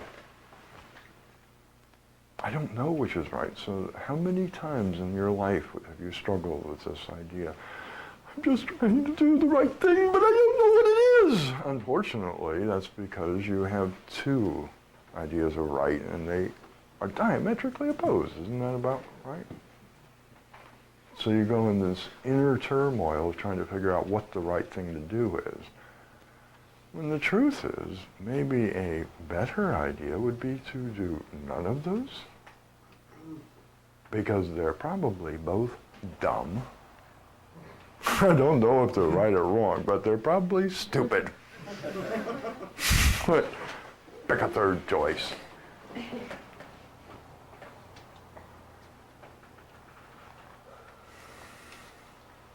After living this way for a while, we get close to adolescence, and we're usually about this time pretty miserable, most of us. And we make this new, lovely decision with great feeling that really comes down to, boy, am I a mess. I'm miserable, unhappy. I've been trying to get non-disturbance for quite a while now, and I'm about as far from it as anyone could imagine. There must be something wrong with me. And so we make a decision that I must be different. I've got to find some way to be different. And we begin our endless pursuit of self-improvement. I know if I just had this skill, my life would be so much better. I'd be different, and then I would be in demand, and I'd get lots of money, and everything would be just hunky-dory. Or we go in for the psychology things, you know. If I could just learn this new behavior, then everything would be okay.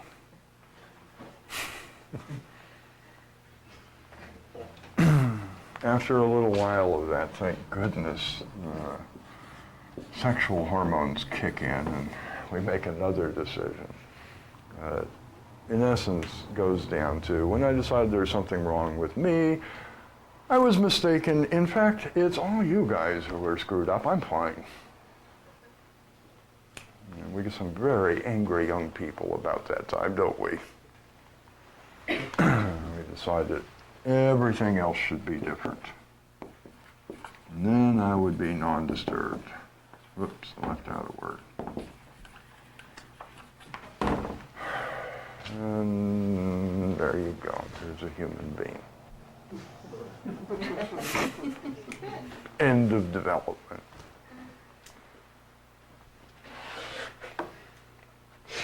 The interesting thing is that for the personality and the way that it functions is pretty much finished by the time we make decision 4, which is for most of us around the age of 6. So by the time you're 5 or 6 year old, your personality is cast in stone, waiting for King Arthur to pull the fat out of the fire, to mix metaphors.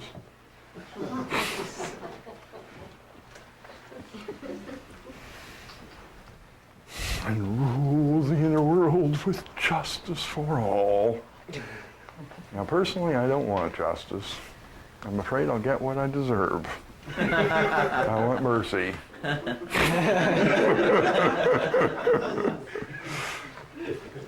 I've actually personally always had a bit of trouble with the King Arthur legends. You know, the idea of justice scares me.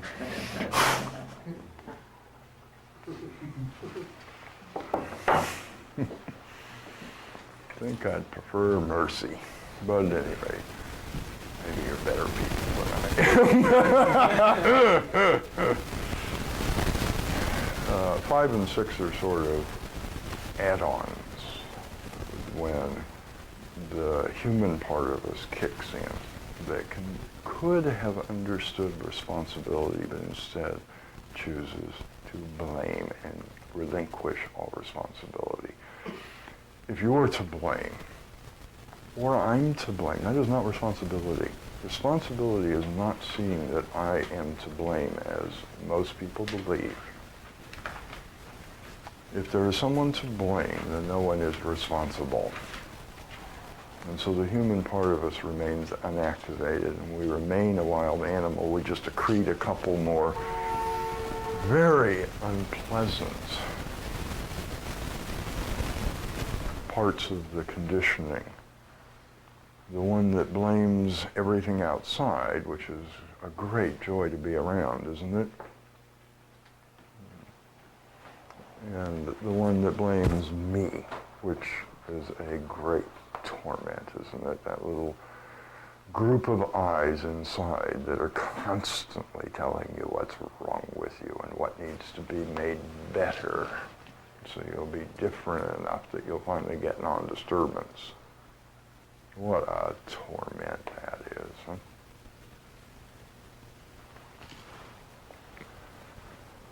But like I said, they're kind of add-ons. Once decision 4 really works its way, we have a fully formed human personality that really won't, for most people, change much for the rest of their lives. It usually takes a traumatic event to change the personality. What do you mean by add-on? The human part. They don't form the personality. They're added on to it. The form is already there. These make up the form of the personality. It really is set at a very early age.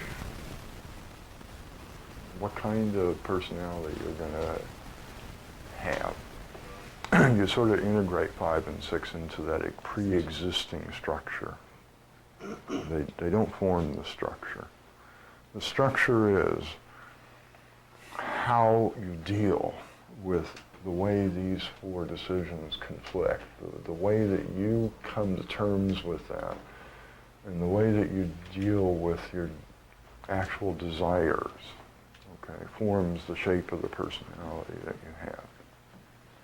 And interestingly enough, all your sexual tastes. What to Your sexual taste is formed long before you even know what sex is. Isn't that a hoot? There really is nothing that is... the person, I don't know how to say this precisely, but the personality is fully formed at this time.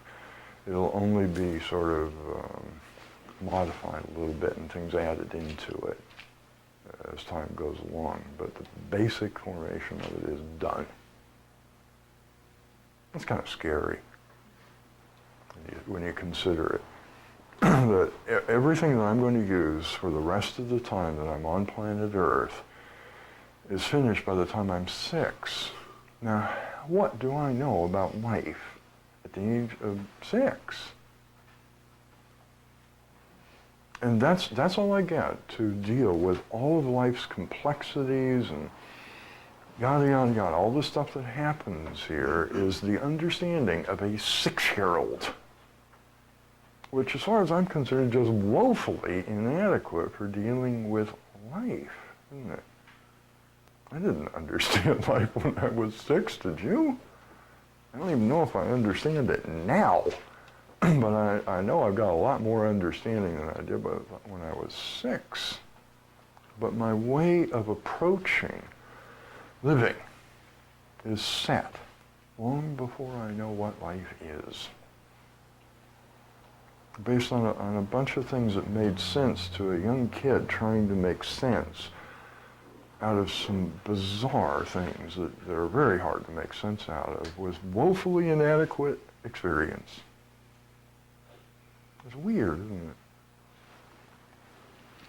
it? That was the original intention of this design, that when the human part woke up, that part was designed to be relinquished. It got you through a difficult time called childhood, which is a very hard time. You arrive here knowing absolutely nothing. You have to make sense out of everything in a few short years, while you're relatively helpless and incapable of responsibility. And the original idea was, when the ability to be responsible came in, you would sort of reform a personality, and most societies had a mechanism for doing that, which we have dispensed with in our enlightened age.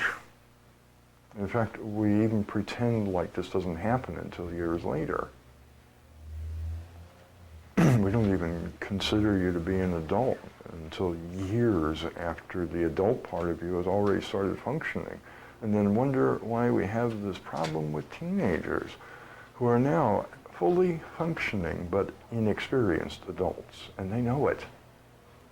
They don't like being told what to do anymore as if they were children, because they're not. And we wonder why we have this problem now, when we've decided to deny biological fact and delay your ability to be responsible for yourself for years. What do you expect from this?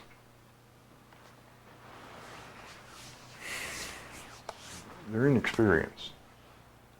We have the ability to be responsible. We don't have the experience yet. So one still needs guidance, yes, but not to be treated like a child who cannot make decisions for themselves. That's no longer true. And we rebel against it. I don't see any other way around that. Why wouldn't you rebel against being treated as something you're not? But in our enlightened age, we decided to dispense with the knowledge that a person is an adult, much younger than we claim, and allow people to go through an experience that lets them formulate a new adult personality over a period of time to deal with a new situation. You see, we just throw all that away, and so that's what is the word? Savage. You mean like initiation, right? Yes. Almost every savage society has some rite of passage and initiation, and you go through a whole new set of training now as a responsible member of the community. What, at age 15? No, it's usually younger than that, because It's somewhere between 13 and 15. It actually varies by the individual. I may be wrong about that. I thought most rites of passage were a bit younger than 15, but I may be wrong. I thought they were 12. 13 is about when she this. starts her period. Yeah. She'd be like 12. No, it isn't sexuality. It really is something else. But, yeah, that's what memory says to me too. That for most, it's more like about the age of 13, because that's when it starts really happening physically. I mean, you're right. It sort of starts at 12, but by the time most of us are 13 to 15 is finished, and you've got to kind of wait till then. Any questions or comments?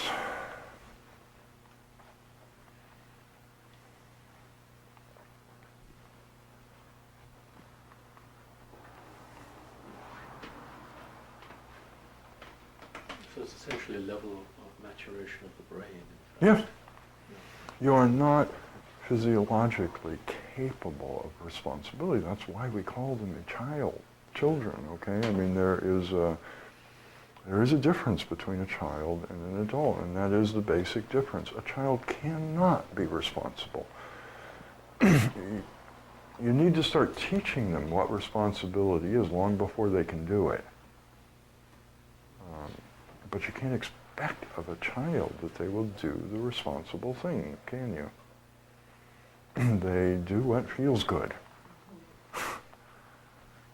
It's all purely based on sensory stuff, okay? If it feels good to me, then it's right, and if it feels bad to me, then it's wrong. And it doesn't matter who gets hurt in the process. I mean, children really are barbarians, aren't they? They're savage, terrible little creatures, behaviorally, in a lot of ways. They can't understand the concept of being responsible. And most of us can't either. Because it has nothing to do with being to blame. In fact, that's a relinquishment of responsibility. Even saying I'm to blame means that I am not accepting responsibility for it. I'm trying to get rid of it. Because when you actually look at what that means, when you say, yes, I'm to blame for this, what are you actually saying? Forgive me?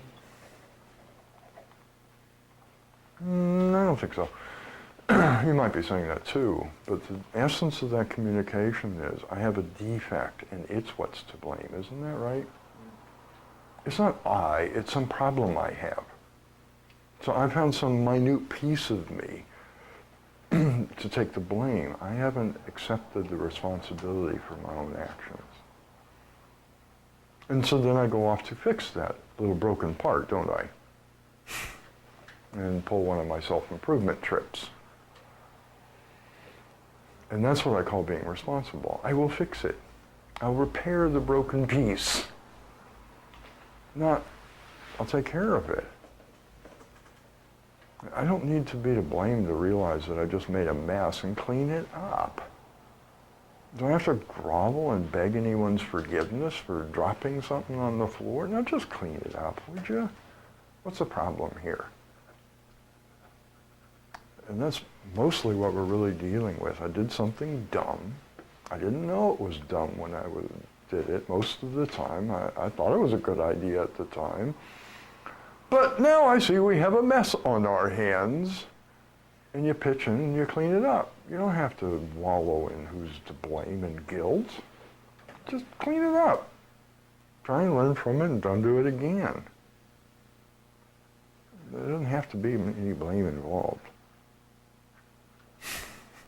Okay? You dropped it, you spilled it, you made a mess, clean it up. And sometimes the mess is a bunch of other people's feelings, isn't it? Well, clean it up. And that doesn't mean groveling and begging their forgiveness necessarily. Many of the times when I've been cleaning up a mess I made from my own stupidity, it meant helping them deal with something I'd just done, not begging forgiveness. You understand? But helping them deal with it. Like maybe I told them something so heinous and horrible that I need to help them come to terms with that, and it may even be true on top of it. And I don't know that begging their forgiveness is going to help them kind of get over having to deal with somebody just told them a truth they didn't want to hear. You understand? You know, why is being responsible saying, "Oh, please forgive me," as you go crippled off into the sunset? I'd rather help you not be crippled. If you don't want to forgive me, that's fine. I'll take a hike, but I'm going to stick around here and say, look, please understand this. Don't cripple yourself over it. And I've done a few things on occasion I don't think would have crippled anybody, but it needed a little bit more than please forgive me and then we'll forget all about it, because I knew damn well they weren't going to just forget all about it. So when you ask somebody to forgive you, you're actually putting pressure on them. I mean, you're kind of It's doing pretty violence funny, to them isn't it? You're Again. saying, now you're going to give, in addition, you're going to give me Right. this good, you know, you're going to exculpate me, let me off the hook, and I'm going to require that of you. Isn't that a hoot? Yeah. And I'm still not going to help you clean up the mess I made. It's your mess now. Yeah, it's pretty bizarre behavior, isn't it? Not what I'd call responsible. Any questions or comments?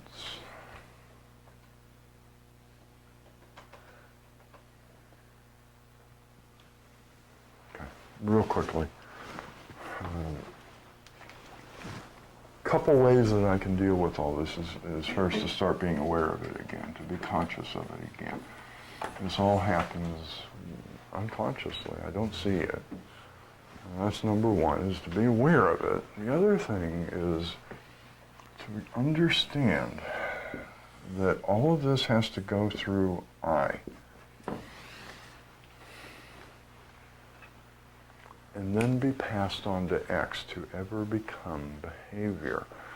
So somebody said, you know, about that barfing thing with the bread. How'd you do that? How did you not actually barf when the bile was already there? It's very simple.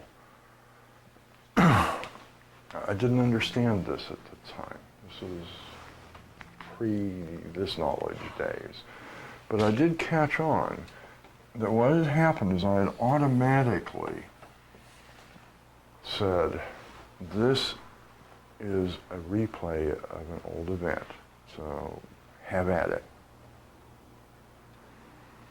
And I simply said, inside of self, no, it's not. Oops. Well, I understand now that what I was technically doing was reporting to X. You know that thing I just told you a millisecond ago about how I'm 5 years old and I'm throwing up again? I lied. And he said, oh, okay. And that was the end of it. That's my job, to say what is and what's valuable. I make mistakes. Sometimes I misunderstand a situation. It's kind of expected of the awareness that every now and again it'll issue corrections. Oops, I misunderstood the situation. X knows how to deal with that. Really simple.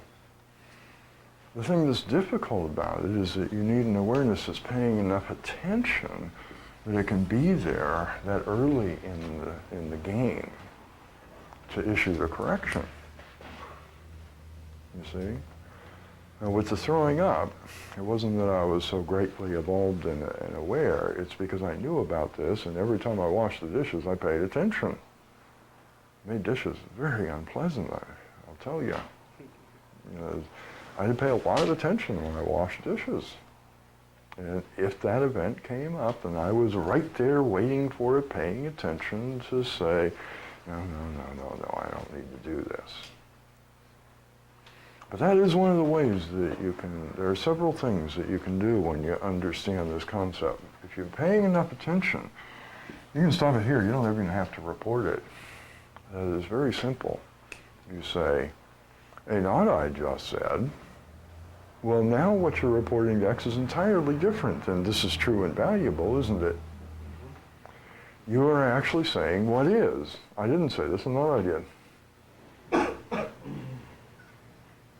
And X does not hear that the same way as, I believe this. X understands not I's. X made them on your behalf at your request. It understands what you're going through. So if you report, this is what the not I's are saying, it doesn't hear that as, okay, let's go bitch. Let's go please somebody. It hears that as a person who is actually working at growing in awareness. And starts off a whole new interesting process inside the body to assist. Like, wow, one of those peculiar little humans is starting to look at their own psychology. Maybe they want to grow up. Wouldn't that be neat? That's one way, is I can just stop it from being reported at all by seeing it myself as not I. If it's not me, then I don't automatically tell X this is true and valuable. What I tell X is, I'm being possessed again. Okay? The other one is that if it happens before I can stop it, to do exactly what I just said and say, I lied. I'm sorry, I didn't do my job. I lied to you. I said that complaining would be a really great idea, and it's not true. And the behavior ends. And if you're really willing to do something interesting instead of just preventative measures, stay a mess, but find some cures, but don't heal, then you decide to really check all these ideas out and see if they're true and bring them back to awareness and reevaluate them and see them as lies. Each and every one of these was true at the time that I made the decision and is totally irrelevant today. It is almost never the complaining gets me, my way. I don't know what's true in your life, but it is so rare that I get my way by complaining. I can't believe it.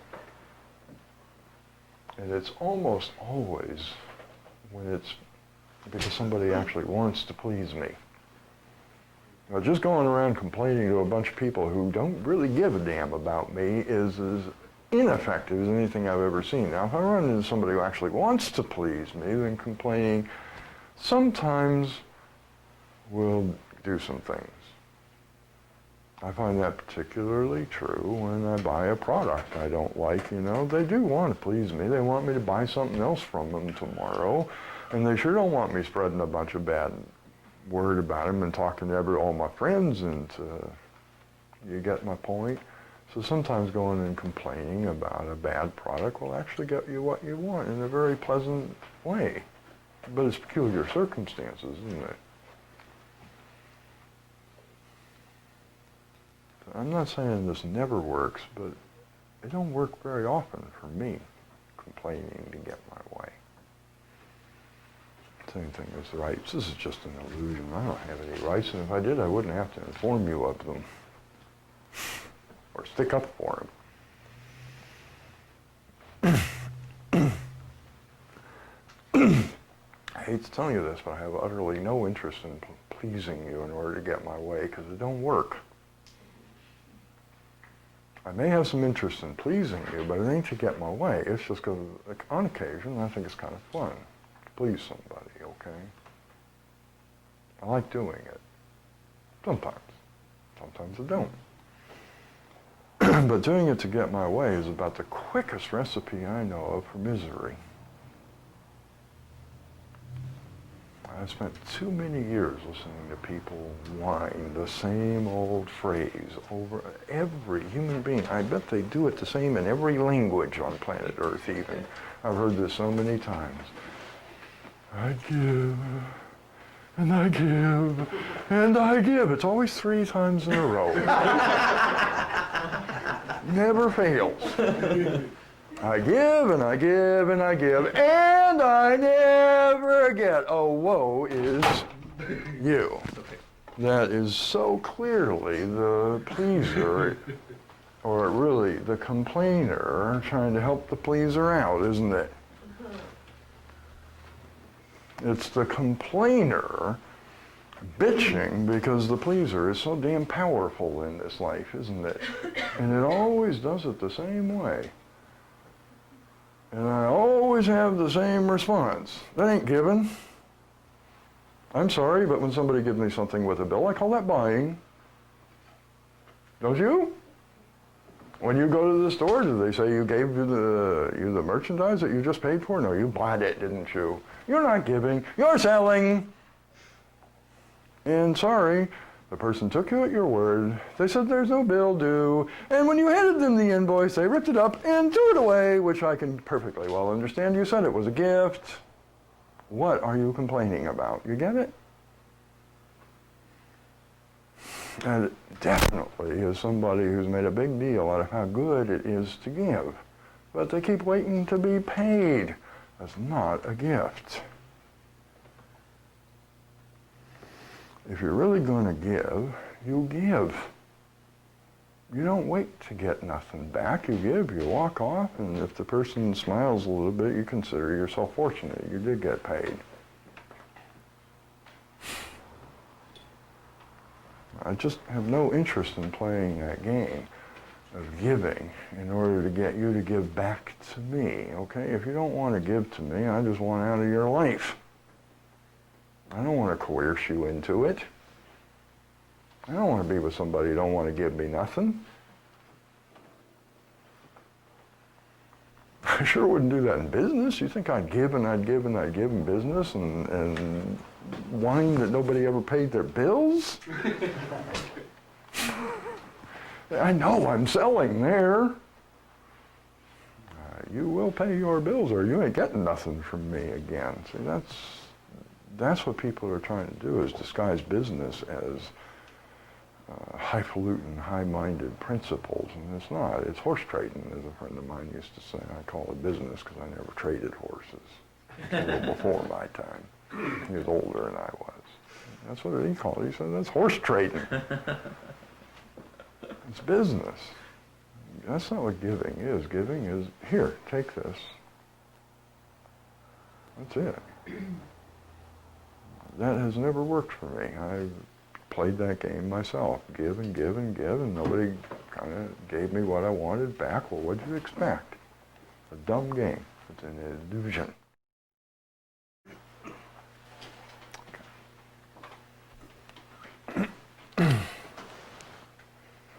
I wanted to consider one other kind of thing that I could do. I thought a few people here might be interested in. I asked and they said yes, so if you're not one of them, we'll see you at 7. Which is maybe leading a slightly more spiritual life than the one that I'm living with now. If something you'd like to consider, then that's what we're going to do. I think there's a lot of misunderstanding of that word. It's too tied up in the idea of being good, isn't it? But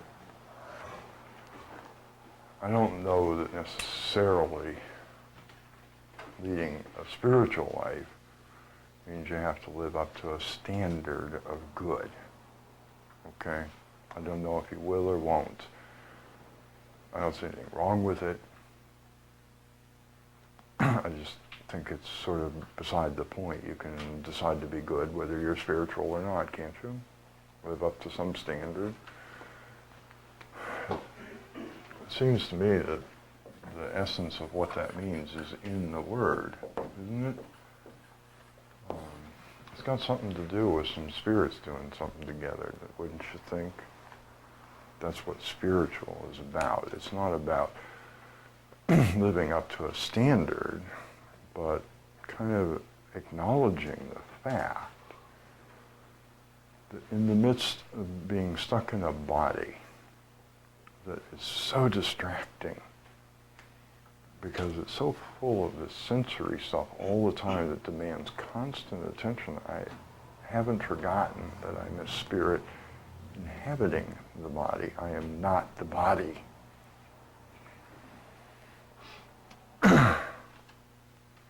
And maybe associating with other spirits while I'm in the body. That might be what spiritual is really about, isn't it? First, remembering I am spirit. I'm in the middle of all of this very distracting thing that's trying to convince me I'm this object called a human being, but that's not really true. I'm a spirit in a human body, which is now having the human experience. And seeing that there's a bit more to all of this. One idea that was given out at one time was to live in this world. But remember that I'm not from this world or a part of this world. In English, we have trouble with the preposition of. You normally hear that as in the world, but not of it. But in English, of is not specific. It can mean either from or out of. Isn't that right? And that's the meaning in this particular sentence. I'm in this world right now, but I am not from here. And oddly enough, even while I'm in this world, I never left the world I'm from. I'm inhabiting both of them at the same time. Okay? We don't know that because this world is so overwhelming with all the sensory stuff I have to deal with. Isn't that right? I've lost the other world. It's still here with me all the time, but I've lost it because the attention is so focused on this one. So that's part, I think, of living a spiritual life, is not losing sight of another world that I'm part of in spirit. It isn't here physically. It's where I am in spirit. And still being there.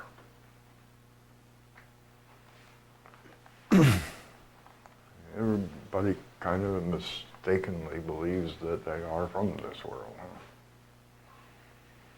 I don't want to be a native of this place. I'm just a visitor, thank you very much. I don't want to take that on. I like masquerading as a native, but I don't want to be one. And the beginning of that, I think for most of us, there are other ways to play this game. They've not interested me a terrible lot, but I'm not going to say this is the only way to do it. It's the one that I find interesting and I can talk about because I have experience with it. If you want to play one of the others, have at it. I can't be of much use to you. But this is one way that I can do it, is to acknowledge the presence of this other spirit that is here with me. And start associating with that other spirit. I could do that as I go about my daily life, couldn't I? What's stopping me except for the overwhelming distraction of being stuck in a body that cannot in any way, shape, or form sense that other spirit? We have to approach kind of on equal terms. We can't do it through this body. Spirits can't be sensed by physical bodies, period.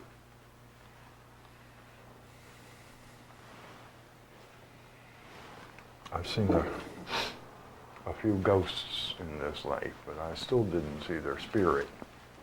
I saw those funny ectoplasmic, for lack of a better word, I'll use the word everybody else uses. I saw the stuff they were wearing. It's not quite like we wear, but they had something around them. That's what I saw. I didn't see a spirit. I saw a little funny form. I don't have sensory equipment to detect the spirit. There could be 5,000 spirits in this room with us, and how the hell would I know? On a sensory level, okay? I might have to do that on some other level. That would be a place to start, don't you think? With a spirit that's really approachable. That part of the creator of all things and life itself that is within you. That would be where I would start. Let me see if we can start doing things together in association, in a relationship. I mean, this relationship is so powerful that it's been likened to the bond that happens between men and women. It's like a marriage between two people who come together and feel like they're kind of one thing, which is actually tough to do with another person, but not with this. It's a little weird when you're a man because this is always the wife in that relationship. But there you go. That's something I could do, is take up that relationship, all right? Start being aware of this other spirit that's with me and communicating. Not just doing the job because that's what I'm designed to do, but start intentionally taking up the job of being aware. We'll do it together. We'll live this life. I'll do my part and tell you what's going on and what I'm interested in, and then we'll respond together, and I'll do all the experiencing of it. And maybe see if you can even get it to go beyond just that automatic functioning that you're going to do anyway of your job, and start having a good time together.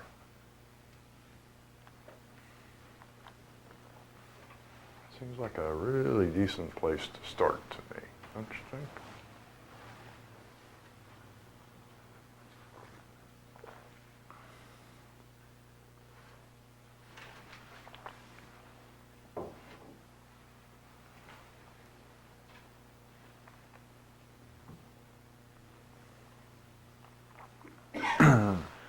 Do whatever it takes for this to be real to you.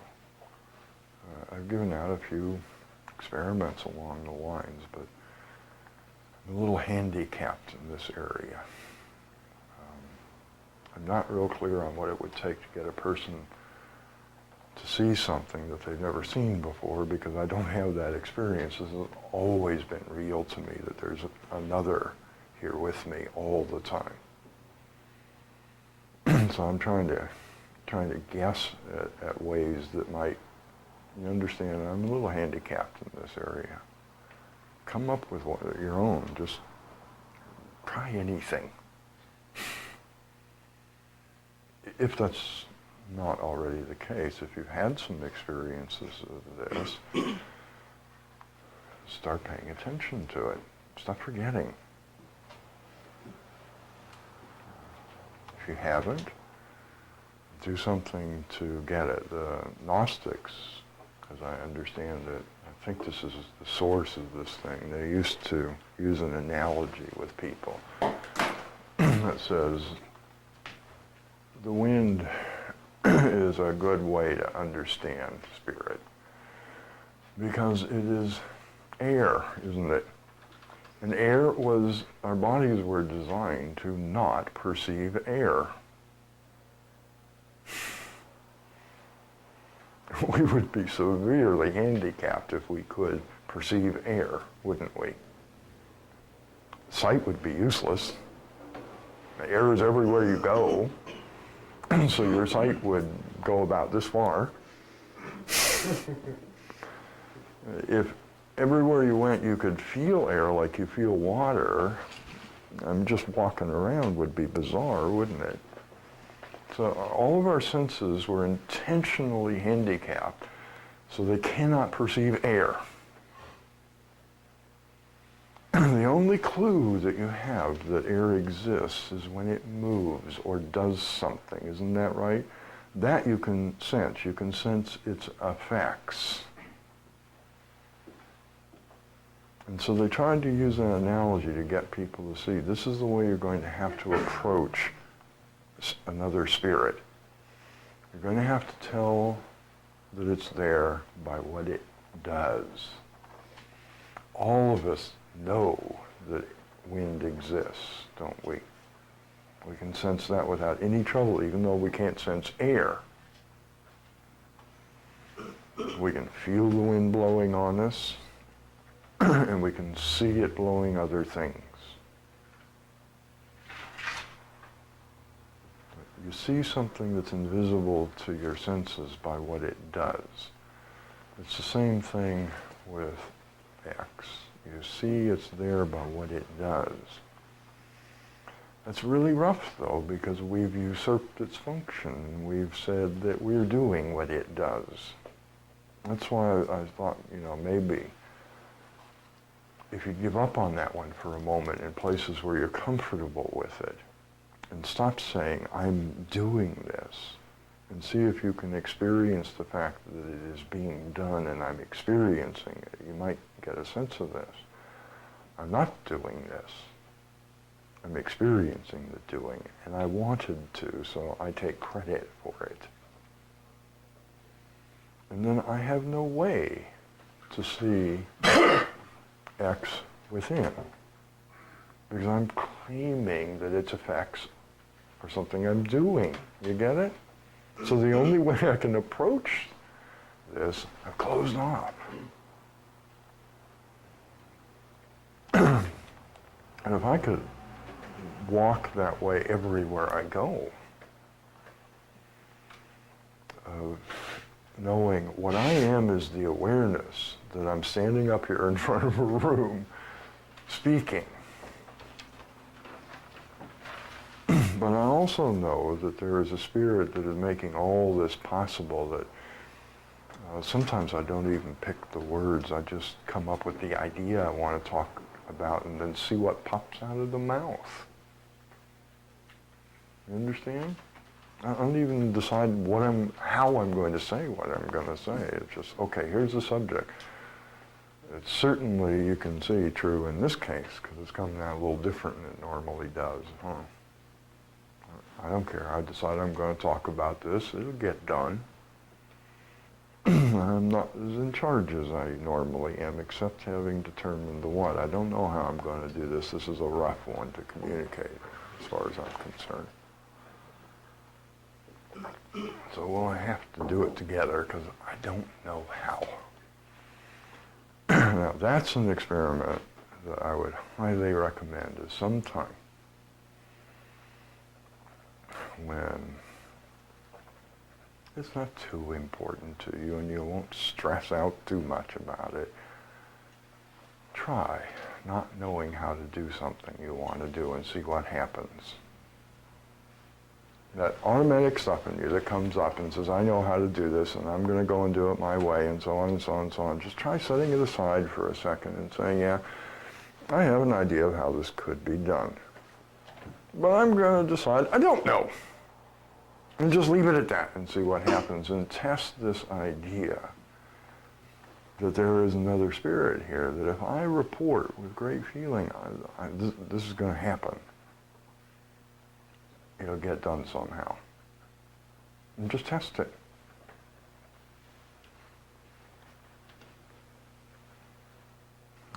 That's part of a spiritual life, is putting this game back the way it was designed. This will provide the what, and this will provide the how. When I do that, I unleash the infinite power and creativity and intelligence of life. And I'm not sure anything is impossible at that point.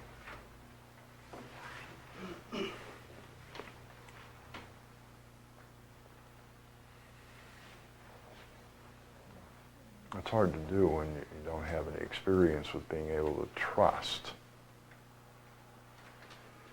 that the how will get done, huh? You've got to have had enough experience of that you feel you can trust it. To me, that is a very spiritual life. When the awareness just gives up how entirely and plays with the part that does do the how. Just says, hey, you know what? I got a really neat idea today. Let's do this. And doesn't say anything about how. Doesn't it sound like fun? So far, the experience has always been that X said yes. I never had him say no. Apparently, he thinks everything's fun. I don't know that for a fact, but I've never had him say no to anything I wanted to do, including some pretty weird things. I think a lot of humans would say, I never had that experience. Okay, let's go for it.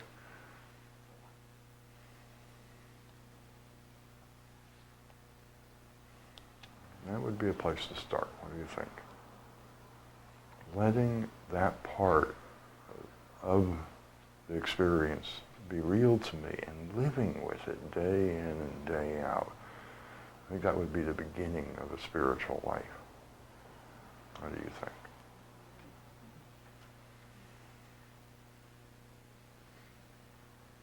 That's where I'm from. I am from the world of spirits. That's what this means. Always to live in such a way that while I'm in this world, I never forget that I am from the real world where spirits live.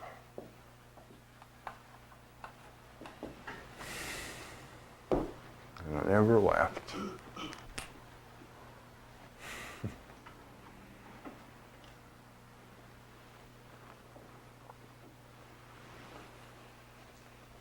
This is a very peculiar experience, to be in the world but not from it.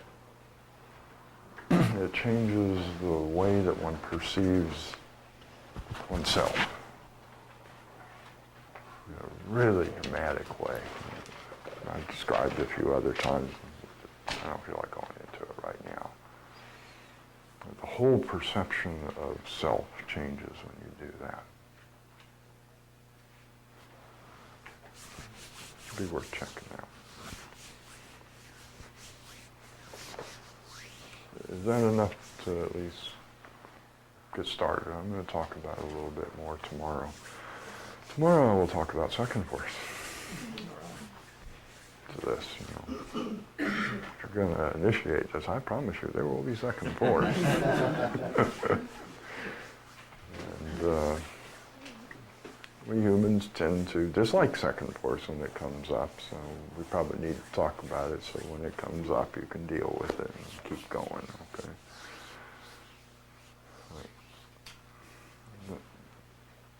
I think that's the place to start.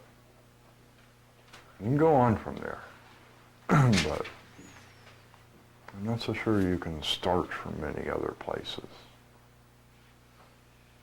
The most approachable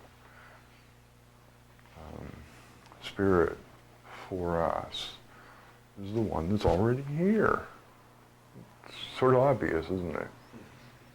Why would you want to go looking for something when it's already right here? Now, if someday you have a lot of experience with the part that's here and easy and approachable, and you want to go looking for something else, more power to you. But I'd start with what's available to get to that point, huh?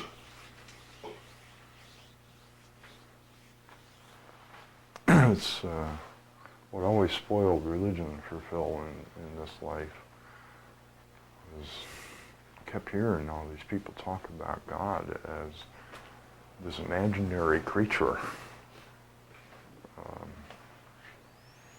And that just wasn't the case, and what they were describing had nothing to do with experience as far as I was concerned. So I just decided that they were all cuckoo.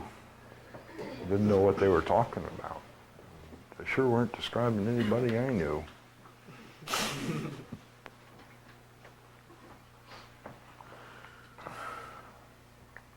I guess some of us are just kind of born that way, where we don't quite lose our sense of connection to that. It's just the way it is. I don't know whether it's fortunate or unfortunate, but it's a fact.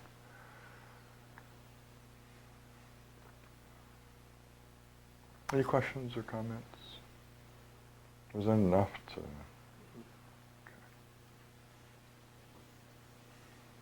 Okay. I have really decided that may be one of the only ways that people might be able to get this connection again, is to practice giving up doing the how on occasion. And see for yourself from your own experience that the how gets done anyway.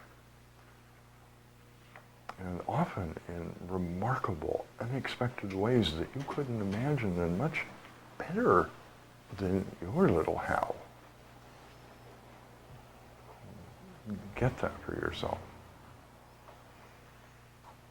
The one that really got this one personally, okay, on this particular how subject was the subject we started with this morning, money.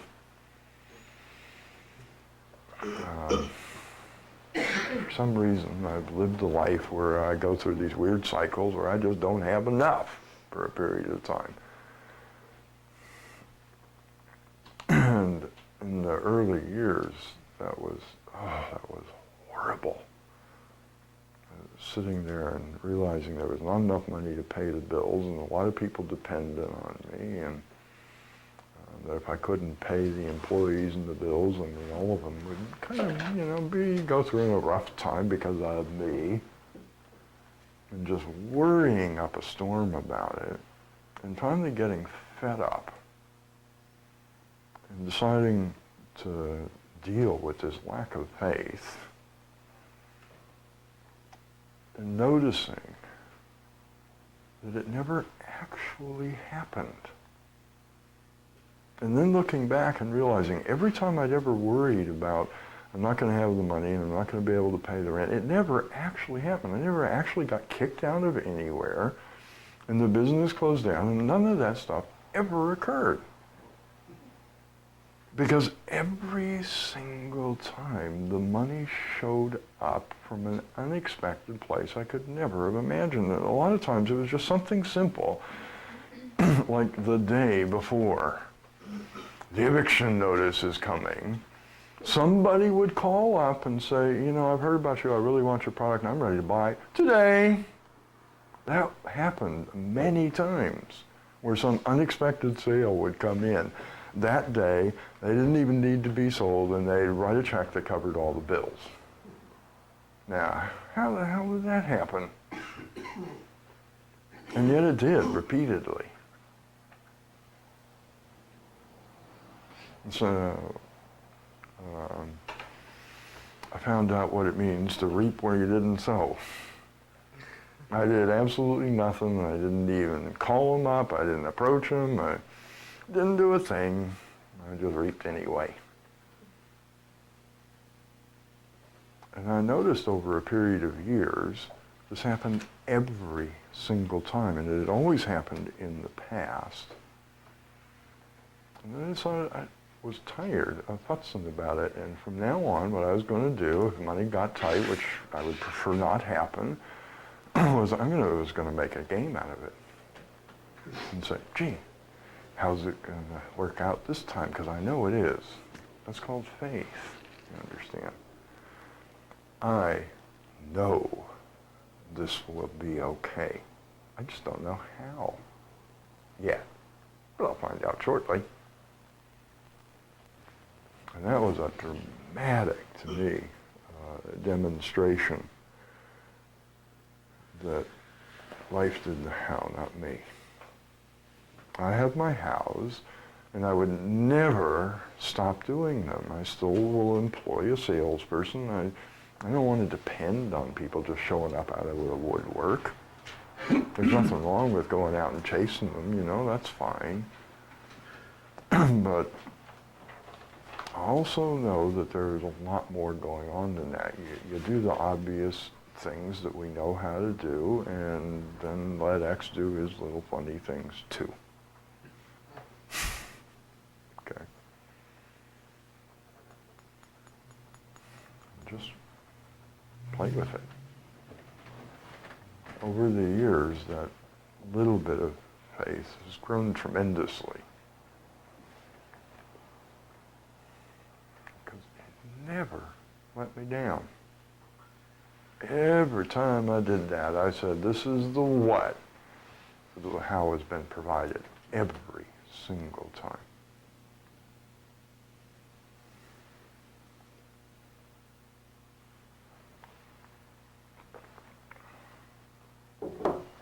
Fortunately, I'm not of the mind to play tricks with it. Because, you know, then we sort of get to a couple interesting stories, like Christ's temptation in the desert. Well, if you're really what you say you are, turn this little stone into bread and stuff like that. Jump off a building, after all. You have faith, don't you?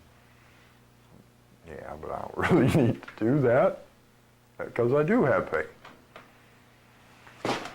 Or one of my favorite stories from the Middle East was a lady living there apparently at one time. I guess her name was Rabia or something like that. I don't speak Middle Eastern languages, so I may have the pronunciation wrong. But one of my favorite stories about her is that one time someone came to visit her. She was reputed to be a very holy, spiritual woman, and seemed to have been, in fact.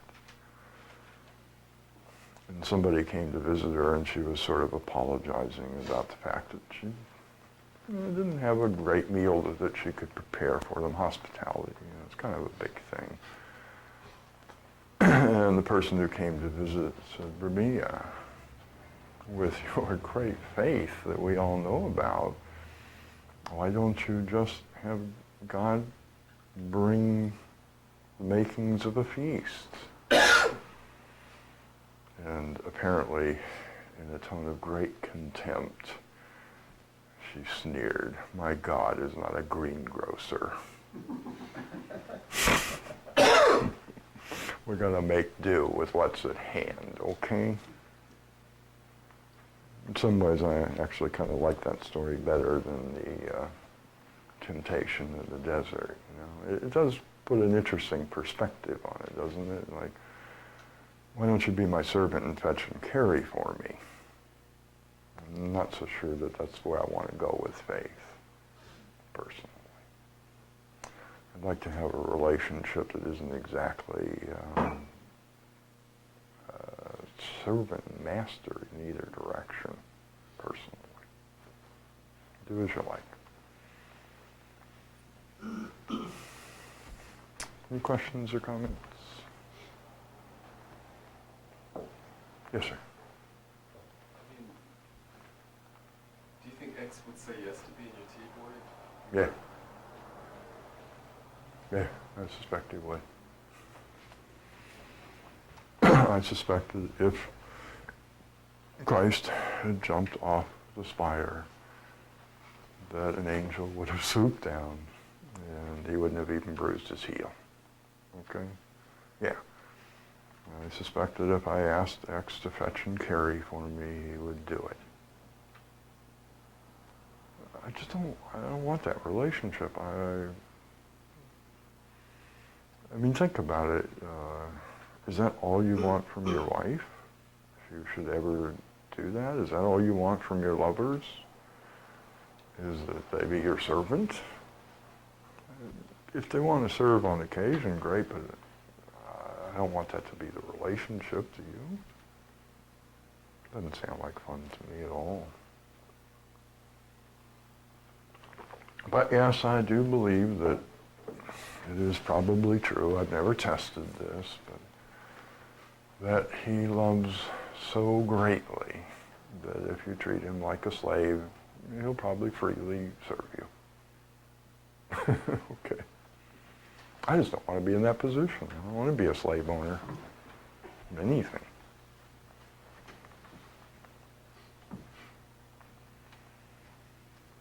Especially someone that I have such respect for.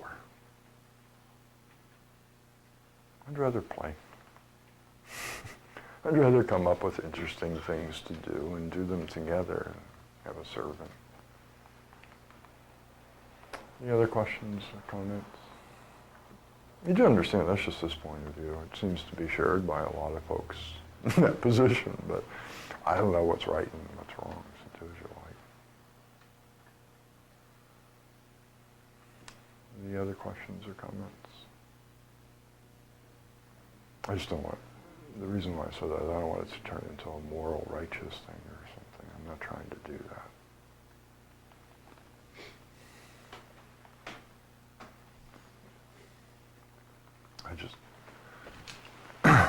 I do remember this is a part of God we're talking about, you know. There's a bit more to the relationship with that understanding. It is a part of God that we're dealing with.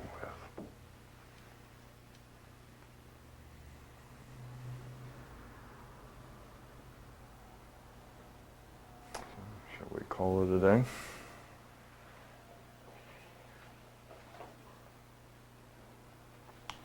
I guess one more little thing, okay? One of the big difficulties with this is the fact that we have such trouble even remembering anything for more than a few minutes. Isn't that about right? So it may be that for a person to really live a spiritual life, they have to be willing to live in self-remembering and overcome this little problem we humans have of getting distracted all the time.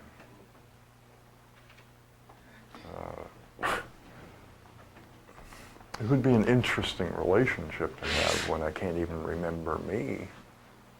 How often am I going to remember you? You know, that is the essence of self-remembering, is remembering me. So I am always here. And don't get lost in that stuff we described earlier today. So, if you get interested in living a spiritual life, I think you may have to actually start really doing self-remembering. Okay. Just to be able to remember that's what you want to do, is live a spiritual life for more than a few minutes at a time. Okay. Well, did you tell them the 9 o'clock thing? I wasn't listening at the beginning of it. Okay, good. All right. That's right, I do remember now.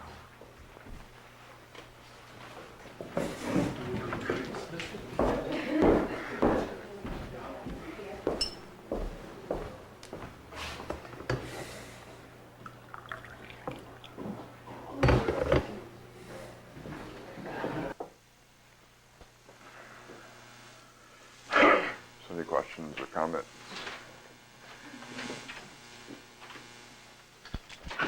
He decided he didn't really need him after all. Oh, okay. Maybe later.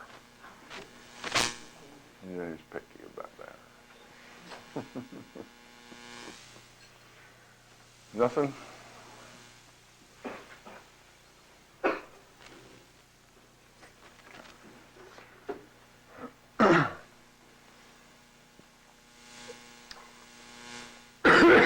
found out when I started taking on aims.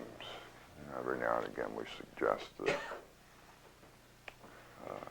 a life without direction isn't even being lived.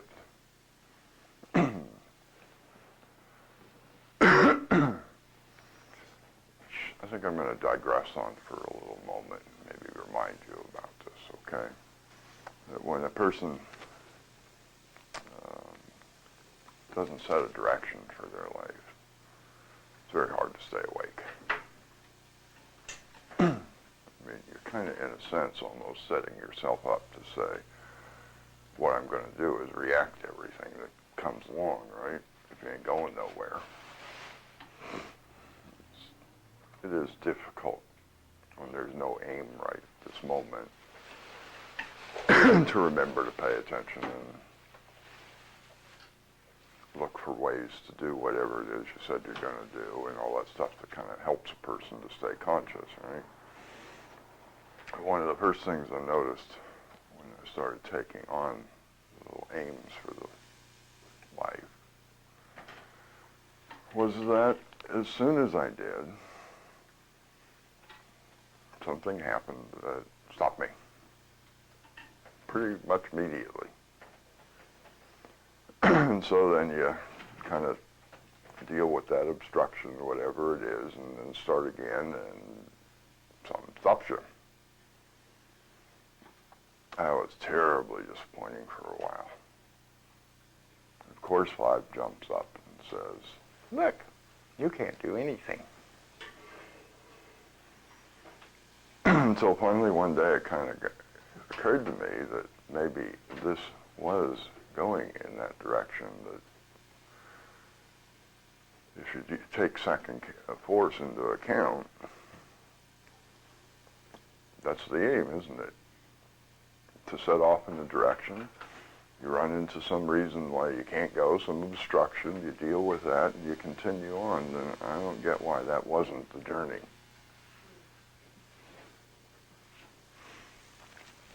So after a while, I just started expecting it. Any new little thing that I set out to do, I'm going to find all the reasons why I can't. That's actually kind of neat. And I finally got to the point where I figured that was about the best way that I knew of to find where all the excuses and reasons were in self not to do things. Go ahead and do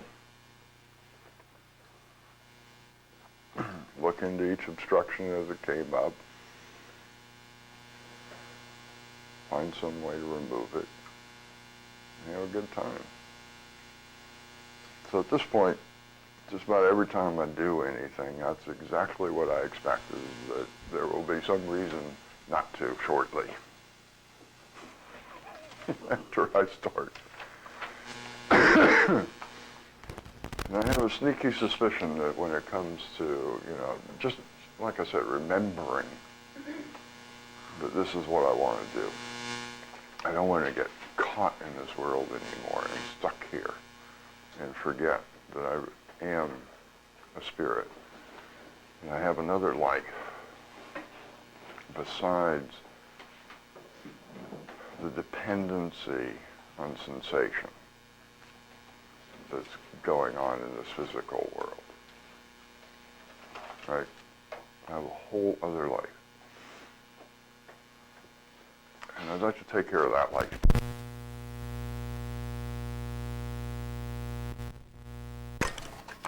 Put so much time in taking care of this life. They've got plans for it. Worked very hard to take care of all the things that are so important about this life. And most of them don't even seem to realize they also have inner lives that maybe could use a little maintenance. Is that right? There's more to me than just this outer life, isn't there? There's a whole inner world in here.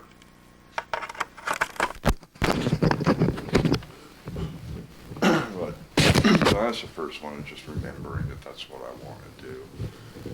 I suspect the second one is going to be that in order to be with this being I kind of need to start doing my job, which is being very clear about the what's going on here, as accurately as I can, what I'm interested in, what I care about, and doing something that is very unusual, not telling life how to do everything all the time.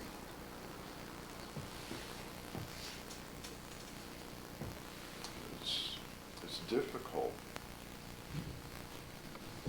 for two things to work together when one of them is trying to do the whole thing, isn't it? There's got to be some room there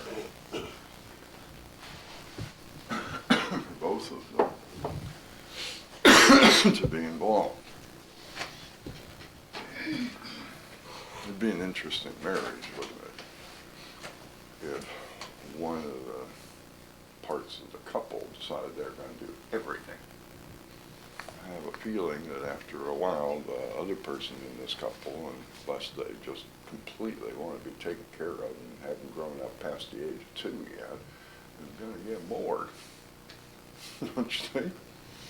If only one person is doing everything and they just sit around watching. How'd you like a relationship like that?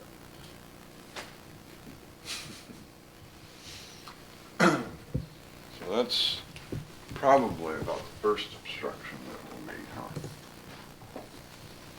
Letting go of the how.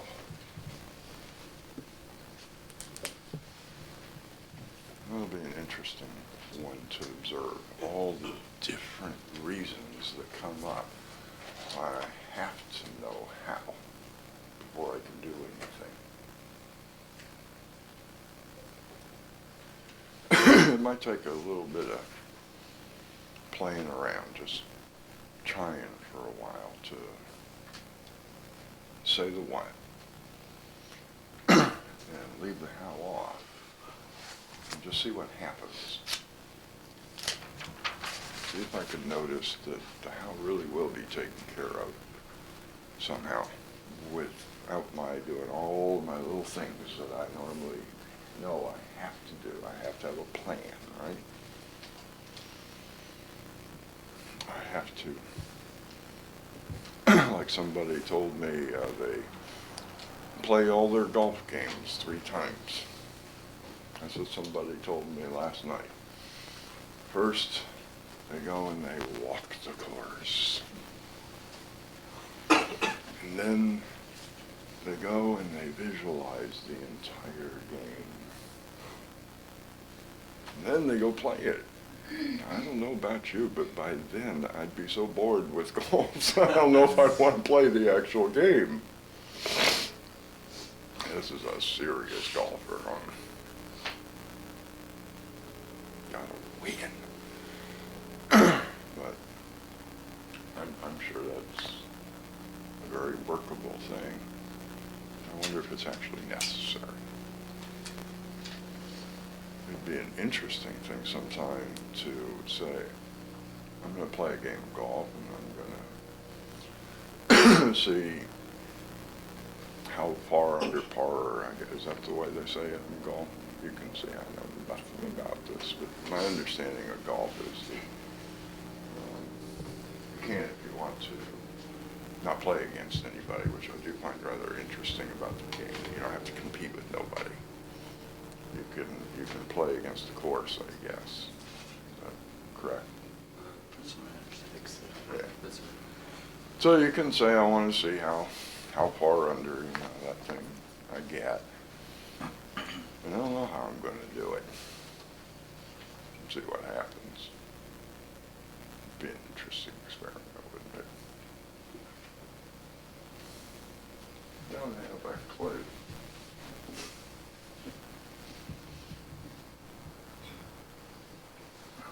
That would be the first thing.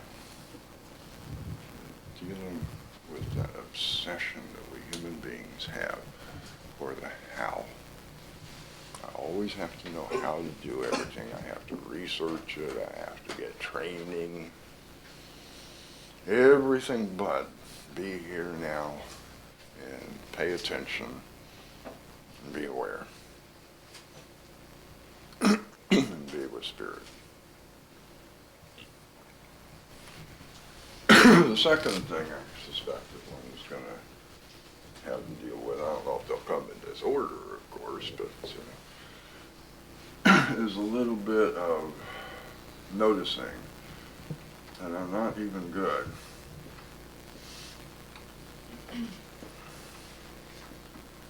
at describing the what. Not even doing my job. Just saying what's going on here. And I spend most of my time repeating a bunch of nonsense as though it were true. And that's where we get into something that has actually by some folks been called the spiritual life, which has been described as a whole series of confessions, followed by surrender,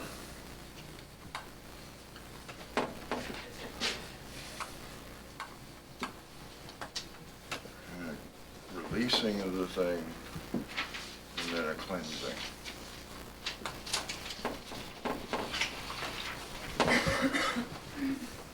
Way, way far away from walking around being good all the time. That this may be what a spiritual life really is. Until I am cleansed of all this weird stuff I picked up since I got here. And that's the interesting thing about being immersed in this world. You pick up the weirdest trash, don't you? Just sort of walking around. And maybe the first thing I'll notice I need to do is take a little bath, wash some of this earth dust off of me. Or is it, they put it in a funny book that I read one time, Earth Fumes. They disorient and confuse. Breathe them for a while, you have no idea what's going on anymore. They're a little poison that you picked up since you got here. That may be the first order of business, is to get cleansed of all that stuff. Interesting. This seems to be the process by which that's done. I've set a name. I want to see what it would be like with one spirit that's very accessible to me. To do that, I need to function with it. That means I've got to report what's going on now, not the self. So I've got to be aware of the self, don't I? In order to know when it's telling me, you should do this, you should feel this way.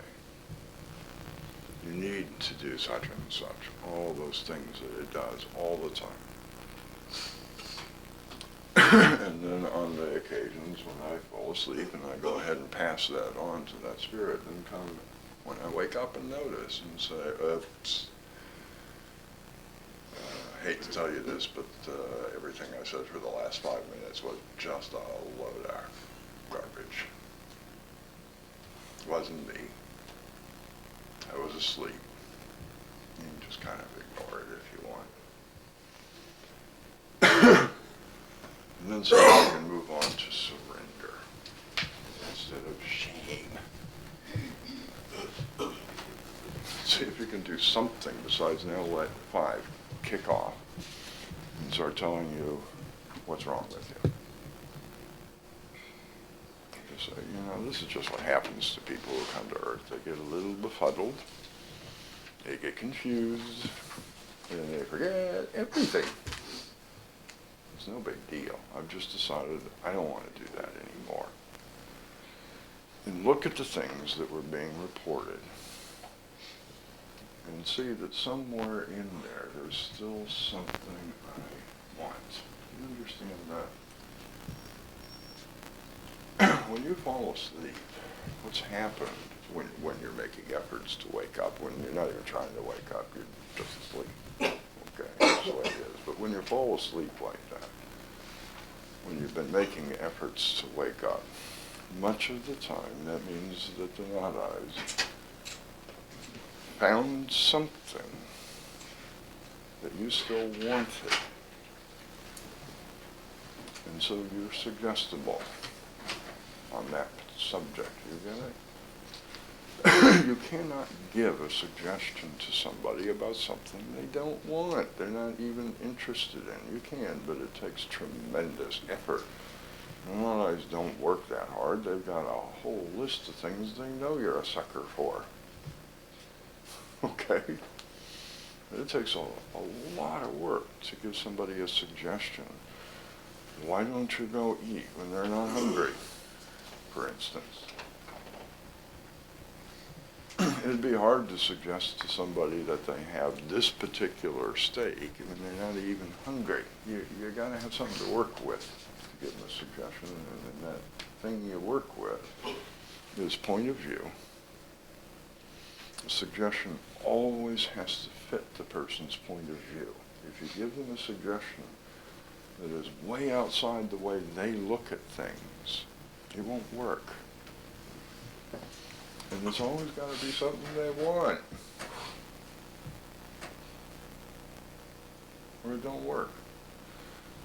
This is one of the things that we can learn from that confession, is not what's wrong with me. No, I expect this.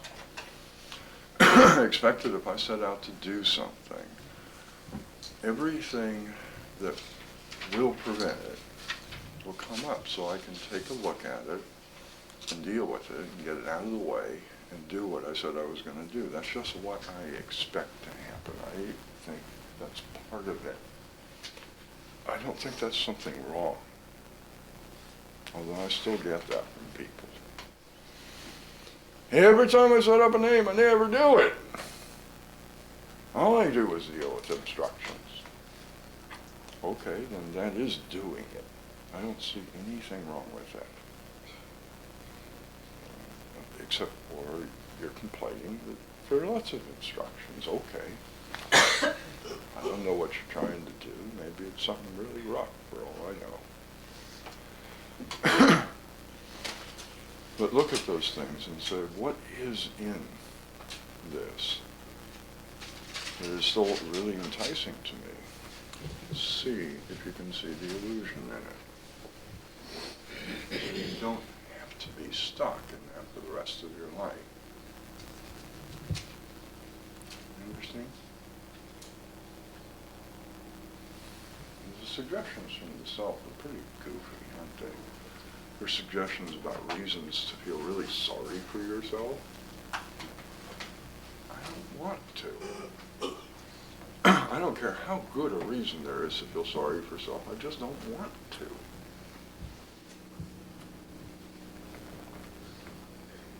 It's one of the things I've found hard communicating with people. When the self tells you, hey, let's have a pity party, why would you want to?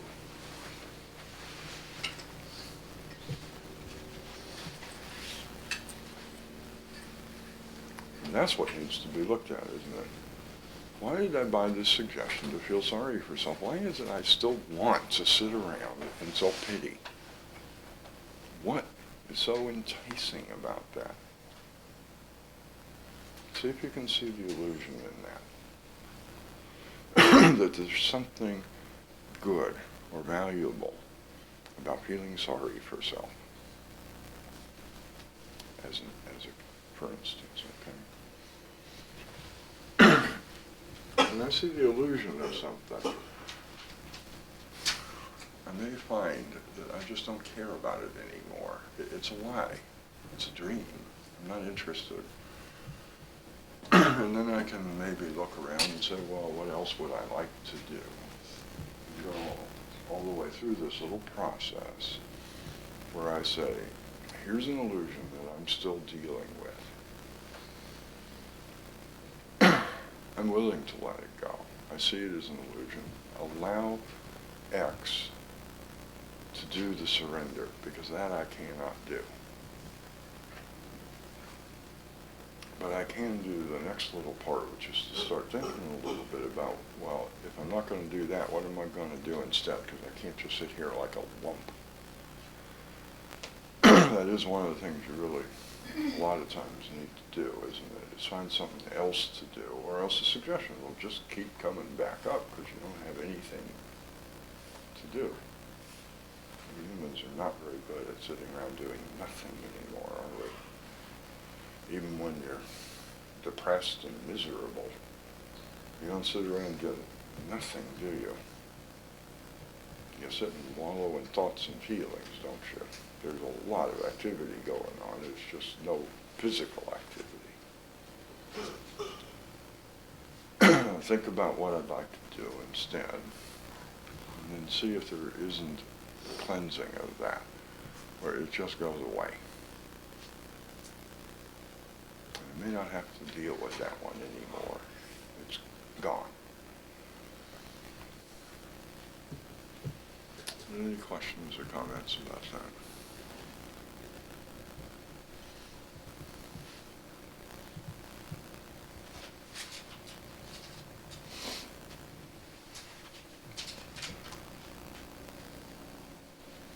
This is not about self-improvement. Okay, this is not about fixing what's wrong with you. It's a funny little process that people go through when they decide that they would like to let their inner life have as much value to them as their outer life has all these years. They want to let it flourish and grow and move just as much as everyone else out here is so concerned about their outer life and what car they're driving right now and what people think of them. And you look at all the attention that has been put on the outer life all these years. And when a person moves some of that attention and says, you know, I have an inner life that I would like to take care of too, may have just as much value as whether I'm wearing the right clothes today and have an in hairstyle. All those things I'm concerned about the outer life. This is what I go through. A cleansing of the confusion that happens to a person when they think that all there is an outer life. Okay?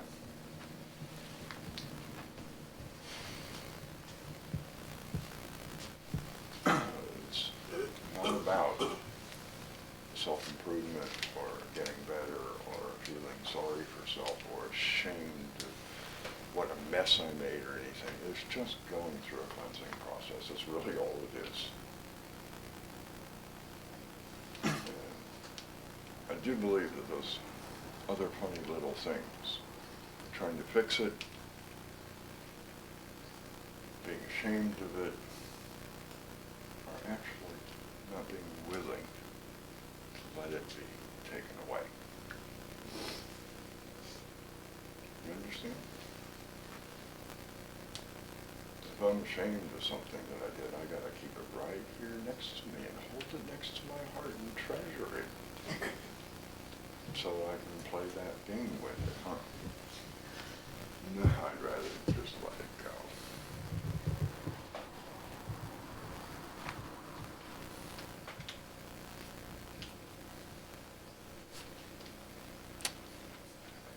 Any questions or comments?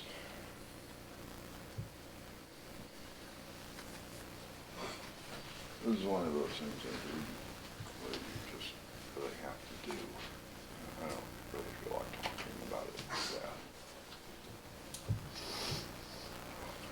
that. Another thing I'll just reiterate is that if at that point, if at this point, while X, because X actually does this part,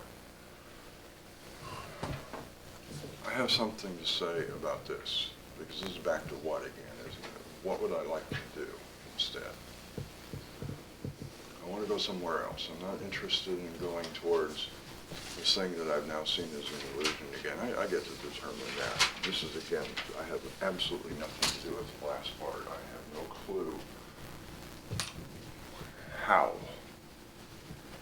what's needed to be done to cleanse me of what I've picked up from here. But while the surrender thing is happening, when X is sort of doing whatever it does, it makes it okay for me to just say, I don't need this anymore. This is nothing to me. It's just an illusion. That's what you want to be doing, is looking at the illusion and making this thing important that I'm still suggestible on. Okay? Where is the illusion in this?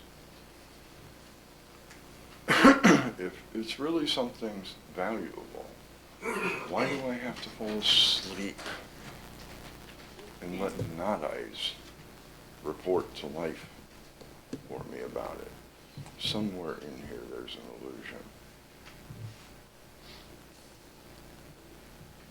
I don't see why, because something is neat and interesting and fun, you have to go to sleep and let not eyes tell you how to do it. So somewhere in there there's an illusion. When you can find that illusion and see through it and see that this is a lie, something in here is a lie, that's what makes this really possible, for it to just be gone. When the awareness reports to X that something is just a lie, and this seems to be what X does, it just gets rid of it then. Just excess baggage now.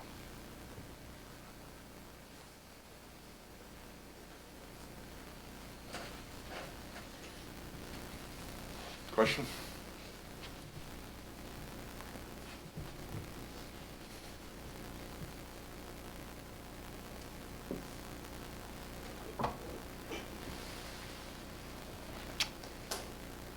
Nothing?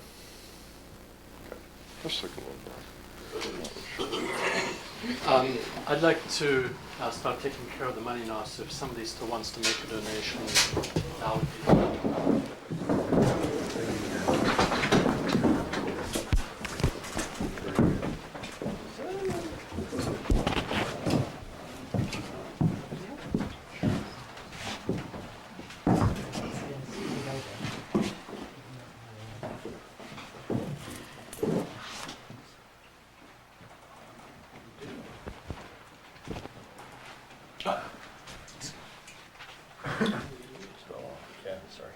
I'm doing that all week. Worksheets, video access.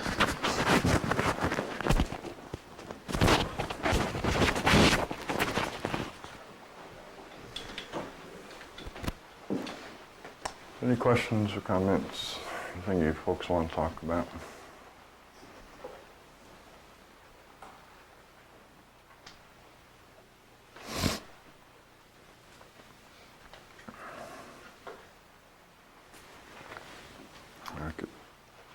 I could kind of talk about more about this, but I think it'd be better that maybe we talk about it after you've tried it a little bit. It might make more sense.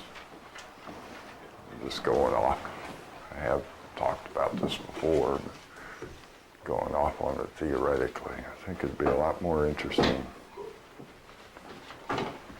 to work with it a little bit. Then maybe we can talk some more.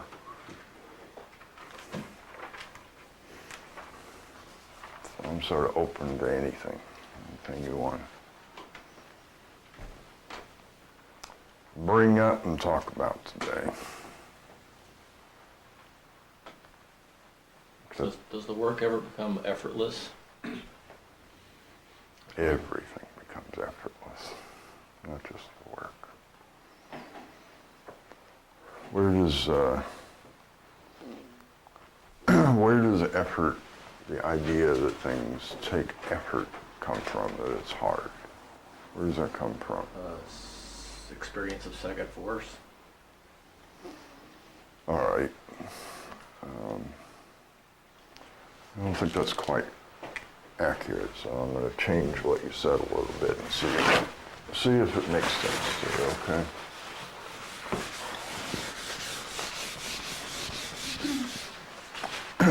Here's my experience of second force. Once upon a time, I had a fellow working for me.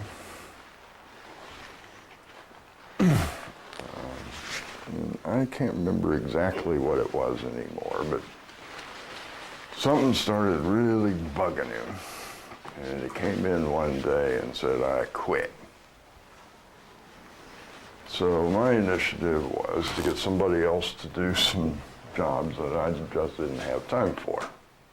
That needed to be done, isn't that right? So I kind of considered that to be second force. That he didn't want to do it no more. That makes sense? Now, what I did with this was I looked at him and inside I said, I'm not going through this again. I'm not looking for somebody and doing all that training. You know how to do the job, you're staying. And outside I said, okay. And I said, but if you don't mind, just for my, little consideration on the way out, would you mind sitting down for a second and telling me why? Then maybe I, can take better care of the next person who has your job. And so he told me why. I said, well, how about if I do this? And he said, great. Then quit. Now, would you please explain to me where the effort was in that?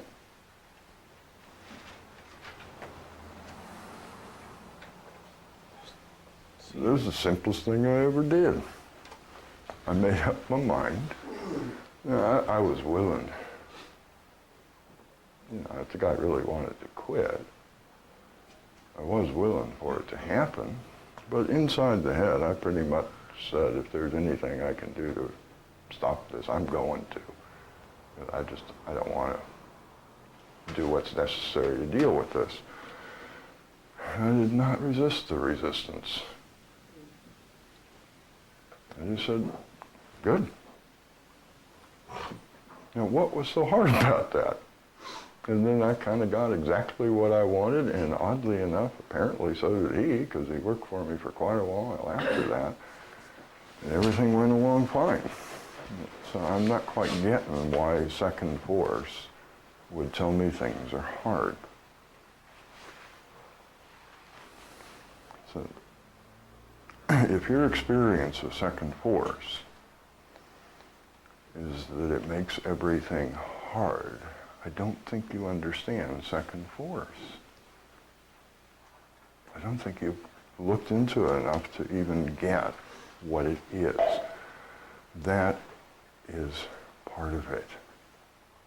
That is the way things are done. If you fight it, things will be very hard and quite possibly not work.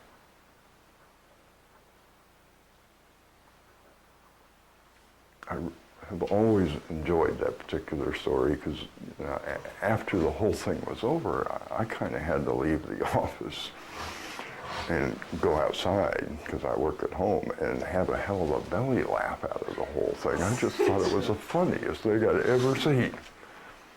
Somebody comes in all upset and says, I quit. And the response is, great. And that's how I got them not to quit. By saying, good, when you leaving? But on the way, would you mind? Please, for me. I know people are a sucker for that, you know.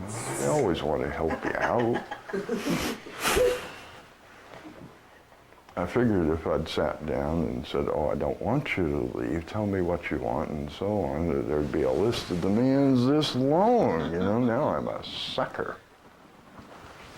And might not even work. It turned out it was some silly little thing that was very easy to work out. I just thought it was so funny that I really did. I had to get out of there before I started laughing. Enjoyed the joke. I don't see that second force makes things hard. I see that people not working with second force, not getting that that is the process, okay? You don't get to go from initiative to result. Somebody just told me earlier today that they looked back on their life and it wasn't a straight line, it was and they said, and this time in this thing that I'm going to do, I actually look back and I kind of like that jaggy path that I took from here to everywhere. I think I want to do it that way again. And I said, good, because that's probably the way it's going to happen. That's what happens with second force. I don't know that there are straight lines to anything, except up here. How many things in your life were in a straight line? Let's take the great life plan that was given to us all when we were a little kid, huh? And you'll go to college, and you'll learn all about this new career that you're going to embark on for the rest of your life. It will give you your seat of security. And you get out of college, and you find that job, and then you do it. How many people actually have done that? Can anybody like raise their hand and say, hey, I did it just like that? One person in this whole room. Okay? Life just ain't like that. So I don't think anything is hard. If you're willing to use understanding, that is the whole basis of the game here. Life is hard because you fight it. You don't like the way it's run. You are the great art critic. Isn't that about right? Each and every one of us is an art critic, aren't we? And we look at what was rotten, we go, isn't that right? I could have done it better. When in fact, you can't do it at all. I'd like to see you create a universe. Now, I may be wrong about this, but I've always had this sort of illusion that art critics are people who couldn't be artists and it pissed them off. I find it very, and maybe there are some art critics. I've never known an art critic, so I'm probably being quite slanderous here and prejudiced. I just find it very hard to believe that somebody with no interest in being an artist would want to sit around and criticize all the people who are interested in being artists, but maybe that's not true. I wonder how many of those people who know exactly how art should be done could produce anything at all other than criticism. And that's sort of what we are, isn't it? Critics. And in this universe, there is only one being that you can criticize, you know. There ain't nobody else here. And I know who that critic is. It's the not-eyes, isn't it? They know how everything ought to be done. So, as far as I can tell, if one were to live according to that picture, the way we originally drew it, I'm going to do my job. I'm going to say what is. I'm going to say what's interesting in this moment to me. And I'm going to do a really hard job. This may be the only part of this that is tough. In every moment I'm setting myself a task, I'm going to find at least one thing in it that's good. Because I don't need to try to find what's bad in anything, do I? I've gotten really, really, really good at doing that immediately. Instantaneously, I know everything that's bad about it, but looking for something good is often a little chore. I'm going to find at least one thing good in this moment.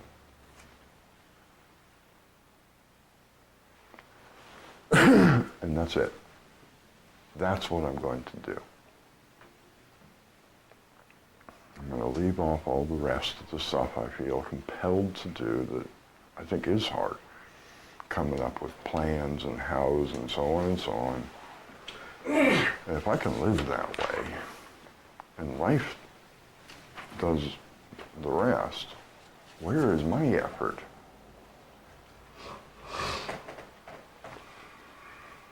It sounds pretty effortless to me.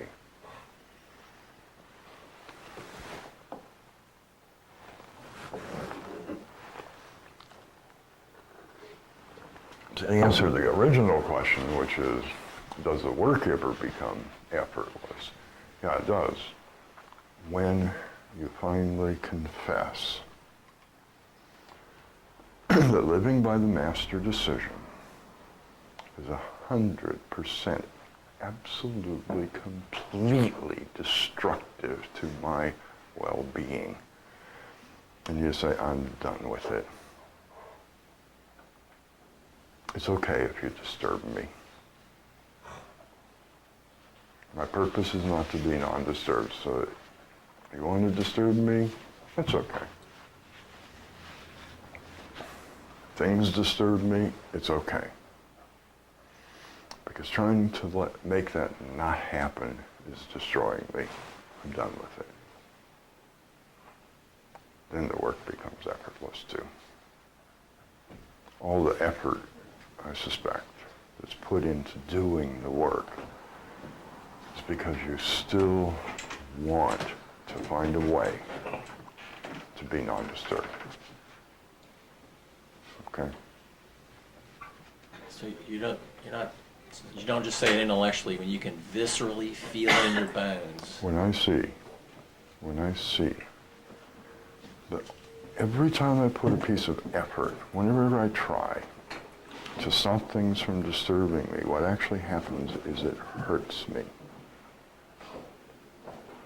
That effort, trying to get something to stop disturbing me, actually destroys me. And I'm done with it. That's what we don't see, isn't it, most of the time? We don't see the destruction that I'm bringing on myself by trying to control everything so it won't disturb me anymore. I don't know how that escapes people, but it does. On the other hand, I do kind of know how. Because we live like an animal. We're very proud of not being an animal, but we live like one. And one of the things about animals is that there is only one moment, isn't there? And there's no consideration for relationships. A cow can't see a relationship between barbed wire and the hurts that it gets. It eventually probably stays away from the fence from conditioning. Isn't that right? But it just ain't gonna get really complex relationships.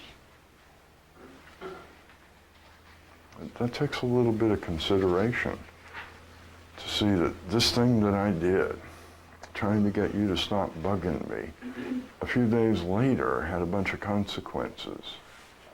Like, I got sick, all sorts of things. You got to see those relationships. There are outcomes to this. It's not just this moment, okay, all right, I got you to leave me alone.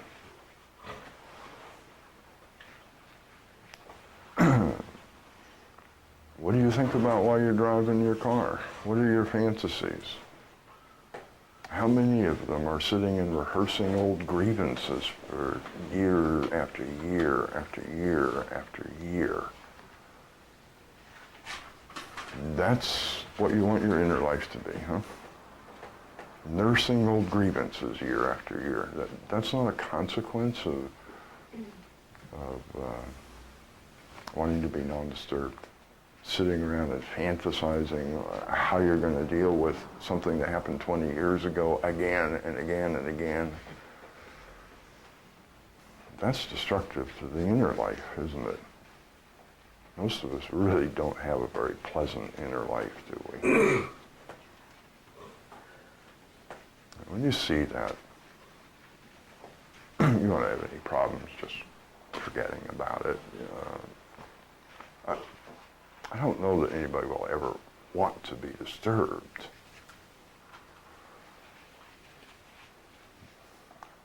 But if you see the effort to be non-disturbed is really kind of hurting you, you may just say, well, I don't want to be disturbed, but I don't care. If it happens, it'll be okay. I can't afford not to let it be okay anymore. I don't know how visceral it has to be. It has to get to the point where you feel it. But that comes from seeing. It doesn't, I don't know what visceral means exactly. It doesn't come from my gut. It comes from the way I look at things. And what I'm seeing is the relationship between the effort to be non-disturbed and a bunch of things I thought were unrelated by the fact that I often don't feel well and I often don't think well about things and the inner life is kind of messed up and a lot of the things we think are unrelated, like being sick all the time. Okay? That is a consequence of trying to keep things from disturbing me. Look at the inner state. What state of being am I in most of the time? That's a consequence, isn't it? You look around this room and if you take that information from states of being and what sort of body type comes as a consequence of living in one state, you know how we've mapped that out. Take a look around this room and look at the state of being that each person in this room lives in. You can tell it by what kind of body they're wearing, can't you? And what you see is a whole room full of people, pretty much. A couple exceptions, I'm very pleased to note, who have tried to be non-disturbed for so long that they don't live in a very nice place inside, do they? I mean, we all put on pretty clothes out here, and we wear a big smile on our face as best as we can and try and say, hey, look, I'm doing great. And then the body that we're wearing says, they're lying. One of them says, we really hate everything. I know we're smiling at you, but we hate you. And another person says, we're afraid of the slightest little thing. I know we're smiling here, but if you just run, we'll freak out.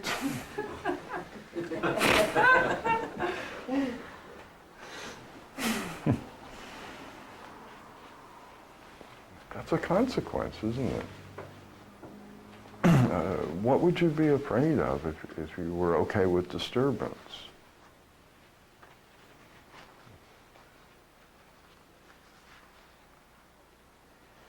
What if I broke my leg? Well, if you don't mind being disturbed, I guess you'll sit around doing nothing for a while. That might be fun.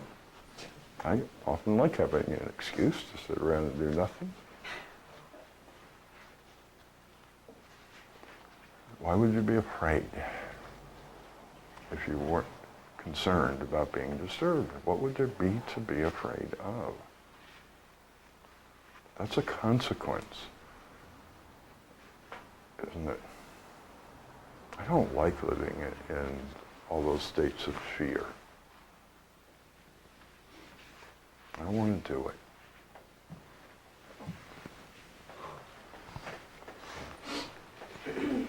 That's what I mean when I say you need to experience it, okay? You need to see it for yourself.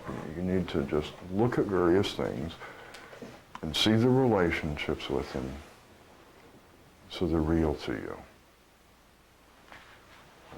Not wait for your gut to agree with you exactly. I don't quite know what that means. But you need to see it. The same way right now, you see it as perfectly obvious that anyone would get mad about such and such, and anyone would be afraid of such and such. You see that, don't you? I don't know if it comes from your gut exactly, but you see it. You just look at things and, well, yeah, the assumptions that people make are very obvious to this one, because we don't make those assumptions too much anymore. And sometimes they can't even understand what people are talking about because it's just assumed that everyone knows that, of course, this would be true. And I don't even know what they're talking about. When I finally find out, I look at it and say, but that's never true. Okay? That's what I mean. You already have a bunch of stuff that you see, don't you? That's obvious to you. Does that make sense that that's what I mean rather than, I'm not making fun of you, but I just don't understand what that visceral thing means. No, what I was trying to express was that the most powerful connection for this whole thing to me was when I actually confronted something difficult, and the only way that got me past it was to look at it. And that was the point. Yeah. That was. Yeah, and sometimes you do have some pretty powerful feelings and so on, and okay, come up. I mean, that is true. But that's not really the part that that I'm looking for. And I'm looking for the distinguishing- perception. I'm trying to explain and seeing something intellectually is just, playing with symbols, and that got me nowhere. Right. When you see it as just as obvious, I hope that's clear, just as obvious as you do that it's obvious you should be afraid of losing your job. So I don't see that as obvious. Every time I ever lost a job, I went and got another one. What's the problem? And back in the days when I was working as an employee, we were going through this terrible recession and unemployment was through the roof. I never had trouble finding a job. Maybe it's because I was willing to do scum work, I don't know. Nobody else wanted to do, but I never had a problem. So what is there to be afraid of? But that's obvious to us, isn't it? Of course a person would be frightened if they lost their job. Things like that. And you can see it just as clearly as you can see these weird illusions you have. That's what we're looking for. Make sense? Anything else? Yes, sir. Could you explain how that fifth column thing works in the... How the what? How the fifth column works, that thing you were talking about yesterday? The indispensable. Yeah.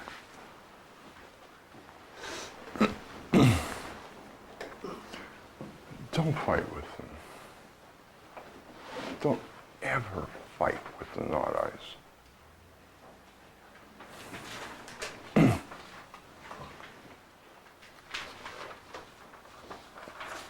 When I first started doing inner work,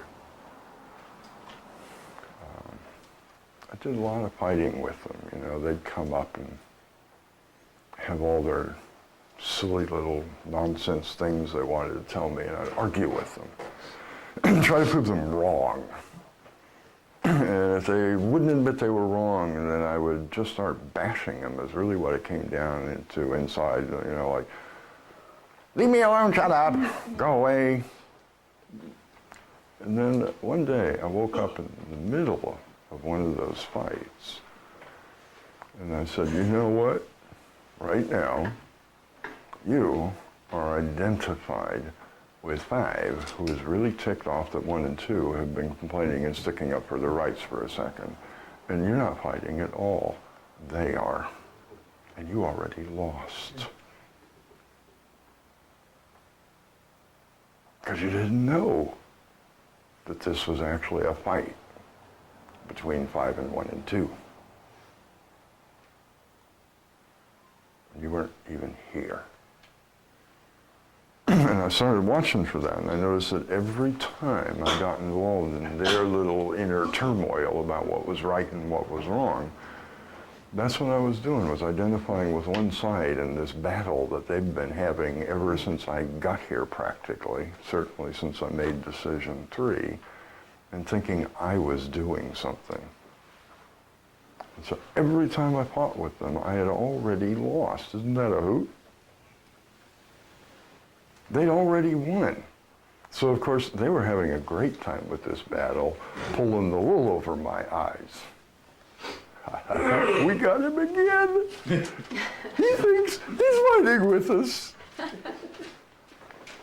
And of course, they were still producing all their lovely little emotions that they dearly enjoy: pity, anger, fear, and eating a feast at my expense. So I thought, you know, I'm going to do something really weird here, and I'm going to even disidentify from their arguments about how to do the work. I'm going to just let them fight about what the right way to do the work is, because I don't know. I never did this before. I'm doing the best I can with this weird description I got of how you go about it, and I'll just let them fight about how I ought to be doing it, and disidentify from that too. And I went on with that for a little while, which was kind of tough, because now all of a sudden there's nothing going on inside here that's me. See, when I'm not identified with their little fight about what I should be doing anymore, there's nothing left. So I'm sitting here just having to disidentify all the time. There is nothing left to look at inside the head and say, that's me.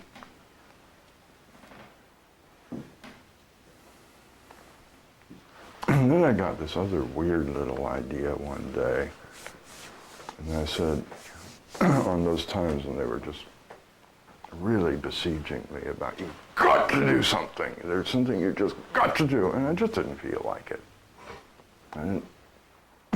But I couldn't argue with them anymore.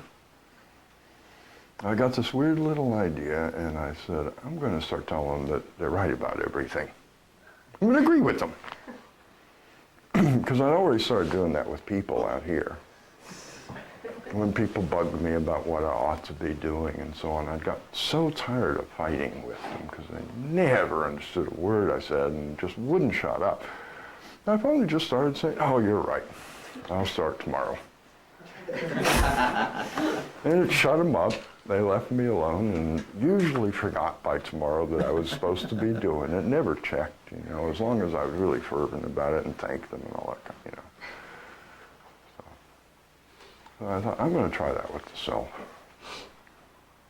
And I started agreeing with them. It shut them up. They'd done their job.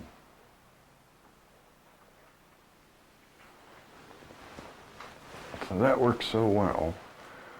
And I'd kind of gotten this idea about how to create,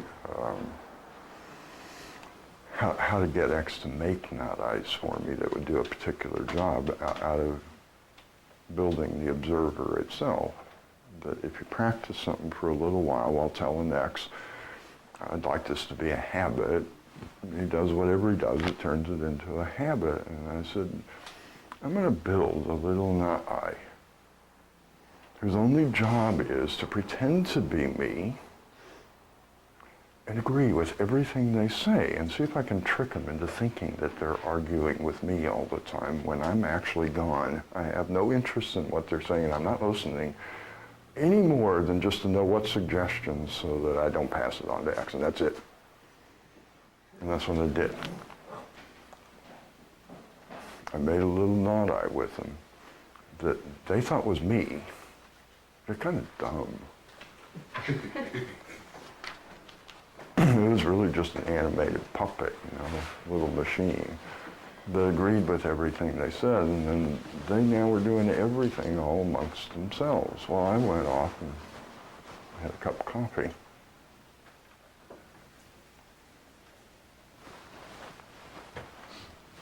That's kind of the gist of it. Stop fighting with them. Get sneaky.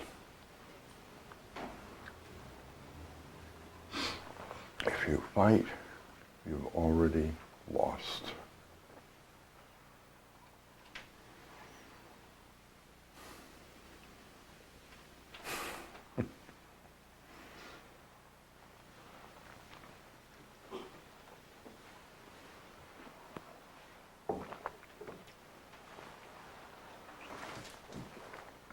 Any other questions or comments or subjects?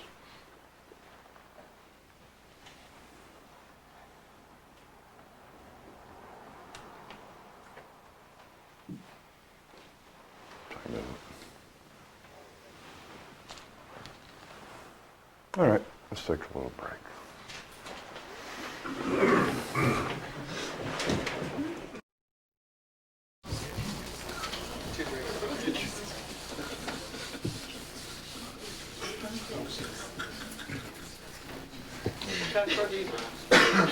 So you're gonna switch on? Switch on. No, switch on.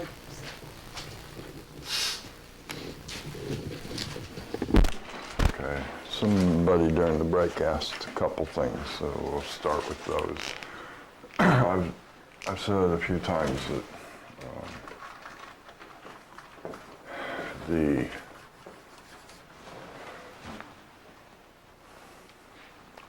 I guess antithesis maybe, it's not opposite exactly, but the other thing that obstructs agape is not hate, as that's kind of the opposite thinking, isn't it? There's love and there's hate. They're not the two things that are in juxtaposition. It's fear. That there's a long range of experiences that one can have that goes from fear all the way up to agape. And for a long time, when you get out of this being fear, what it looks like more than anything else is confidence. That it doesn't look like what we would call love until you get way past confidence. So there's a kind of thing that we might notice for a while in the experiencing of this range of experiences that we might not even call love. It is, but it looks like something that you'd call confidence. And somebody said, that don't make sense to me. So, here we go. I suspect that it doesn't make sense because we're not getting that there are two different forms that love can take.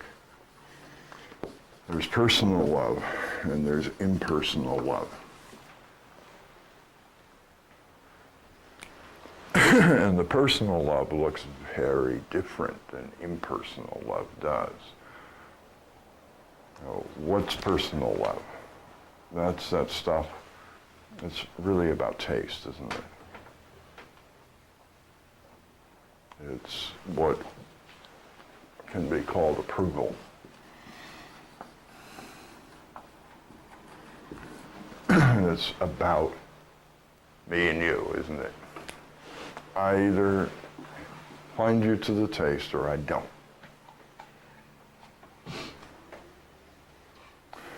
Even what we call romantic love is still very personal, isn't it? When I'm experiencing romantic love for you, that's kind of what I'm saying, is you're so much to the taste, right? Very, very personal. And it's kind of all about a bunch of feeling stuff, isn't it? Putting that value on my own taste and making it a big deal generates a lot of feelings, and they're sort of fun, aren't they? So we think that's what love is that feeling. Without kind of looking past it and seeing that it's all about me saying, I find you so much to the taste that I want to be with you a lot. Okay? But unfortunately, that's also conditional, isn't it?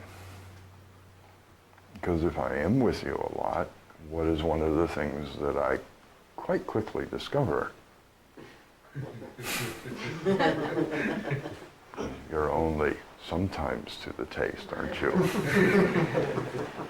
And there's a little bit more to you than what I thought. You're not quite that little stick figure that I expected. Not necessarily wanted. It's funny, but I'm not necessarily saying that therefore you want to get out as fast. It depends, doesn't it? You can deal with the fact, but it's still conditional. Even if you deal with it and it's okay and all that stuff, it's still conditional. So the love comes and goes depending on whether what you're doing is to the taste right now, doesn't it? And I think that's why we're not seeing that maybe the love that we talk about, which is impersonal love, has a lot to do with confidence. Okay, because we're used to this other kind of love that's very much tied up in the feelings, because it's about valuing what pleases me, really. That's what to the taste means, doesn't it? This pleases me. So I'm not trying to get into all the unpleasant aspects of that. This can be very pleasant when it's understood. And I don't see anything wrong at all in finding someone that pleases and that you can please and doing that. It's a lot of fun. Knowing that there are going to be times when you don't please me at all, and other times when I don't please you at all, and without the expectation that it be 100% constant, it works out pretty well.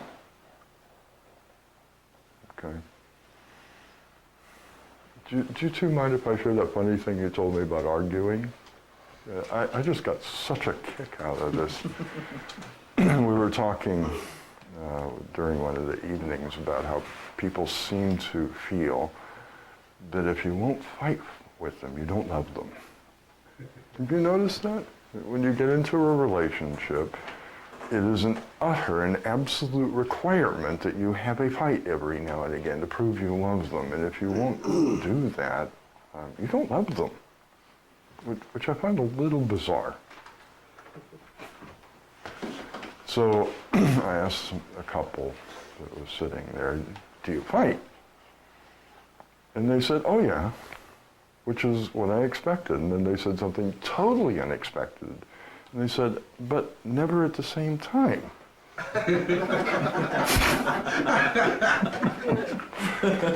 And I was sort of sitting there thinking, what the hell does that mean?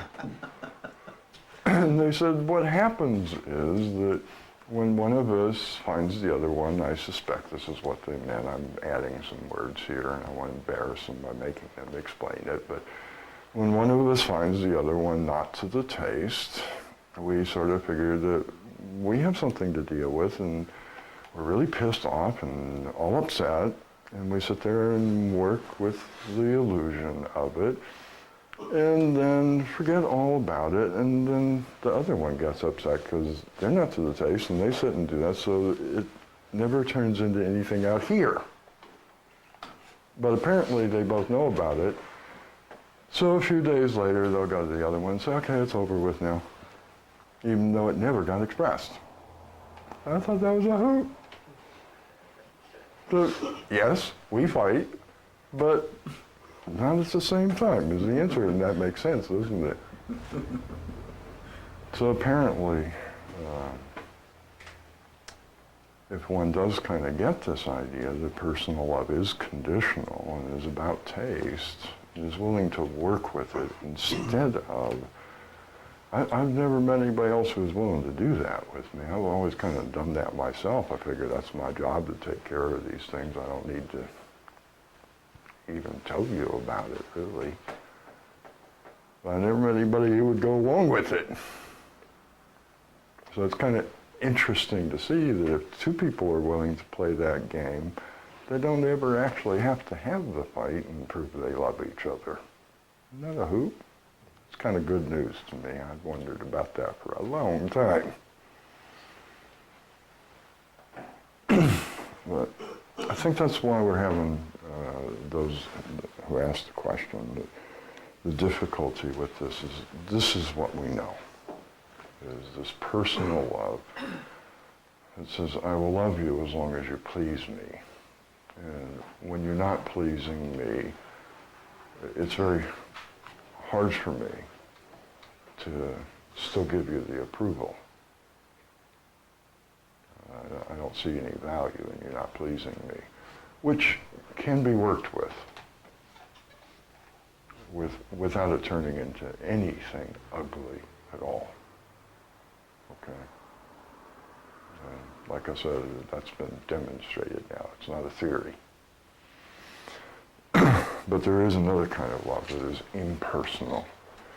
It is not about you. I can have I in a generic sense, not me personally, okay, can have a love without it being about the other person. That's what I mean by impersonal, okay? And that is the love that X has for the awareness function.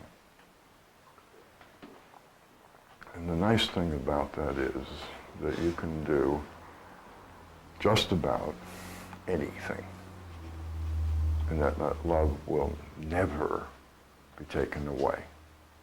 Because you don't have to please the one that's doing the loving when it's not personal. It's just being given.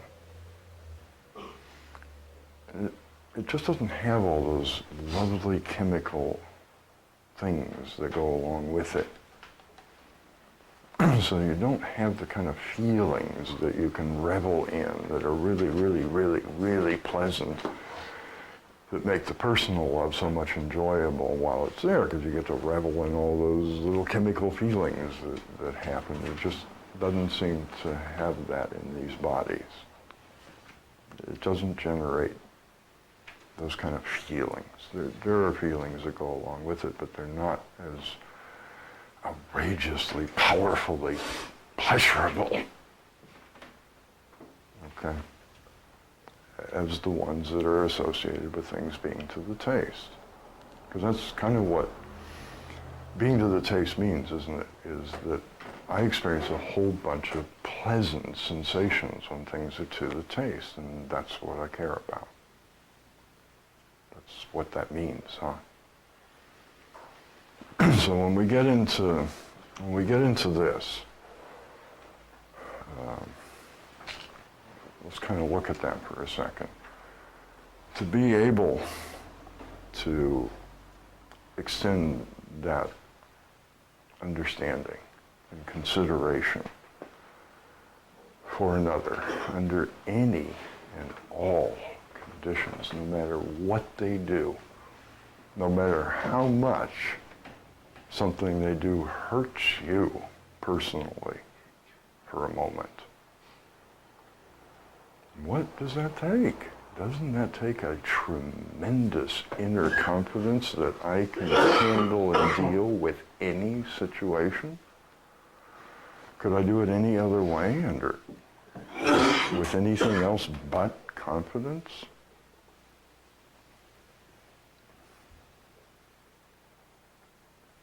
It's a part of it, isn't it? I can't do that if I'm afraid. If we'll take what for me anyway might be a drastic situation, maybe you don't care about it, but let's say I find out that you've been sleeping with somebody else. Now, maybe that don't hurt you, but that sort of hurts me a little bit. I think that's not that uncommon. I can talk about that, huh? Where is it going to come from in me to still love you under this condition? Doesn't that have to come from a lot of confidence in me? I can deal with this. I don't have to go through a bunch of stuff telling you how wrong you are and how bad you are and how much you hurt me and how much you now owe me and all this sort of stuff. To find a way to understand what just happened is going to kind of take some confidence on my part, isn't it? To go through my own hurt over it, initial reaction of being hurt by it, and get to a place of understanding. That is going to take some confidence on my part, isn't it? If there's any fear in there, insecurities and all that sort of stuff, we are going to have one heck of a scene, aren't we? And if I'm too afraid, I probably will have to leave because I can't handle the fear that you might do it again. I've heard that one a lot, you know. But now I can't trust you. And I just can't be in a relationship where I'm afraid you'll do it to me again. And that takes a lot of confidence, doesn't it? And the odd thing is that it's really actually not that hard to understand if you want to. All you have to do is look at your own self. And we all know that sometimes when it comes to human relationships on this sexual, romantic level, things just happen, don't they? Nobody planned them, nobody expected them, that no matter how much two people love together, sometimes one of them runs into somebody, and it kind of gets out of hand, doesn't it? Those feelings and emotions are pretty powerful, and you can kind of understand it. It's like, okay, that happened. If it's over with now, great. It doesn't really have to affect our relationship, assuming that it did end, and you don't want to go running off with them instead. You get what I mean? It really is understandable, isn't it? Those feelings are outrageously powerful, aren't they? And I don't have to be threatened by it if I don't want to. But that requires a tremendous confidence, doesn't it? To not be threatened by that. The understanding part, if you have the confidence to look at it, is not that hard. I know from my own experience precisely how powerful those things are. And I know what it takes to resist them when you're in a relationship already. And it's rough. If you happen to get into a situation like that yourself, where you're in a relationship and you meet somebody where those feelings come up again. It's rough resisting them. Not exactly an easy job, is it? But somehow it's just expected of us all that we be capable of that job if you really love me. Well, some of us fall down on the job. That's life. So the understanding part is not hard, but having the confidence in oneself to say, this is okay. That's kind of what it takes, doesn't it, to make that okay? Or utter indifference, of course. If our relationship has gotten to that point, I guess we can do it that way. But that's where we get into impersonal love, agape. Looks more like confidence than anything else for quite a period of time. On occasion, you'll actually see it expressed in a way where it very much looks like an act of love. Much of the time, what you see in a person who is working towards a state where they can have understanding at all times for what others are doing is a tremendous inner confidence. That's what you see expressed by that person. You don't see them too often get in a position necessarily, it might be happening all the time, where the expression is the willingness to love even when it's quite not to the taste, okay? So you may not see very much of that part of it. You're just not around when it happens. But agape is not that outward gushing of approval, although that's there too. That is a part of love. Does that kind of answer the question? It takes tremendous confidence to love. It's just really all there is to it. So when fear sort of starts switching over into interest, which is still personal, along with it comes a confidence to deal with things. Now, one of the things that a person can do if they're used to living in various states of fear is to try confidence on, like a suit of clothes. Go buy a suit of confidence and wear it for a while and see if it fits. When all you're used to is angers and fears and so on, it's hard to tell maybe what even confidence might be. But you can do that with the think, act, feel thing, okay? Think about what confidence might look like. If you're not real sure exactly what it is,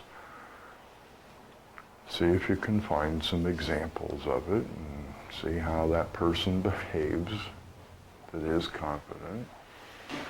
And when you got a good picture of what confidence might look like if you had it, act that way until you actually purchase that suit of clothes and it drops down and you wear it for a while and see if it fits. So this is another case where I don't actually have to know how to do confidence. I've gotten that a few times, like, how would I ever find confidence? I've never felt that way in my entire life, or very rarely. Well, that seems like a good method to me. Fake it. See if it shows up. And then you'll find out what it is like, and then you'll have some experience and you can go on from there. Okay. Any questions or comments on that?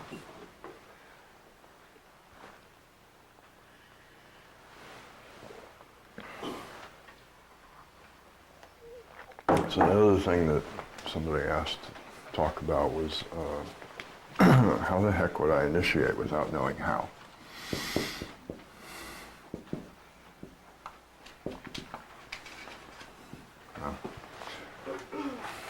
I would recommend, personally, you do what makes sense to you, but I would recommend that you take something that you do already have a how for. So we don't have to get into the fear that always comes up when you don't know how to do something. Let's just bypass that one. That may be a little too rough. That's kind of the way it goes, isn't it? If you want to do something you don't know how, you kind of get afraid, don't you? Well, let's forget that for a second and just take something that you do know how to do and just try and experiment sometime. And be aware of your own how.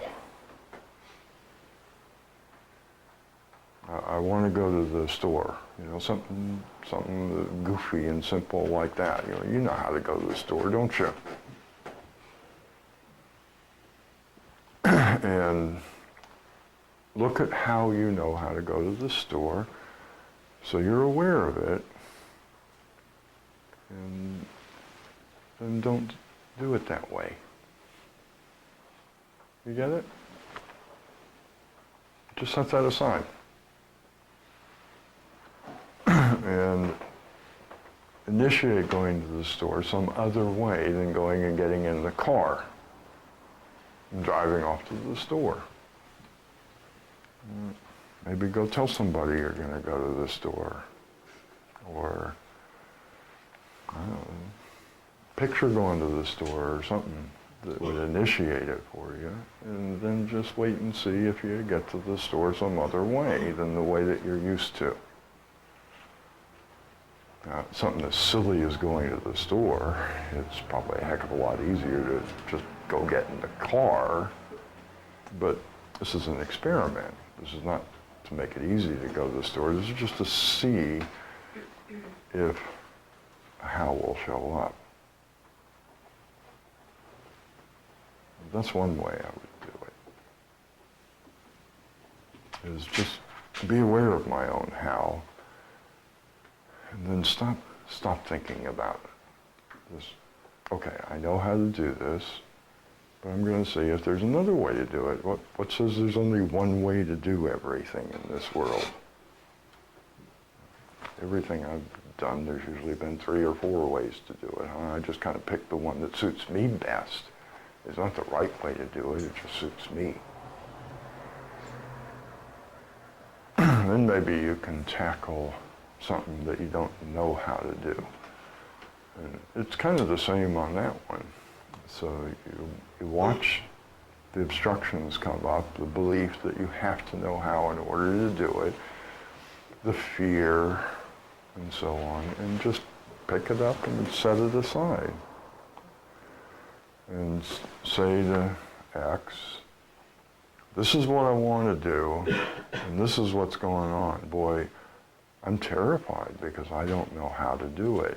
That's part of what is. Always describe what is. The whole thing. There's a fear in doing something without knowing how. There's this going on. There's doubt. There's all these beliefs that I have to know how.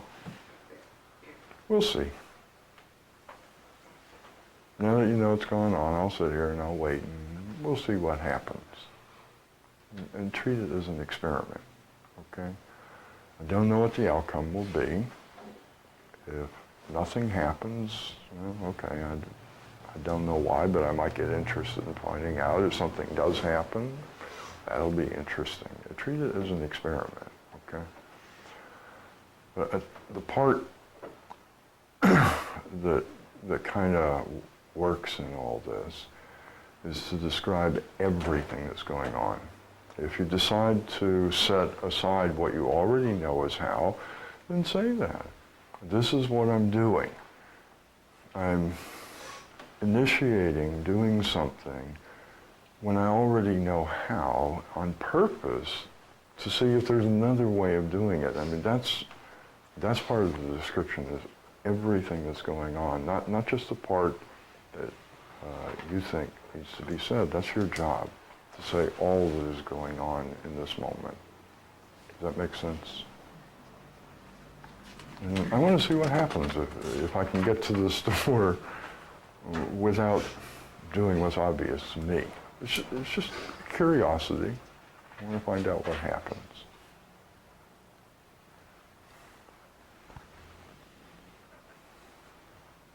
Does that give you a start? Go ahead. So the energy that you're putting in the direction of that aim would be to be reporting the X. That's precisely Okay, right. so Isn't that that's a the hoot? initiating. It really is. Okay. Always. Because In we have every- to put out In that everything. energy. It's that's always the beginning of it. That's Everything. the baby step in the direction.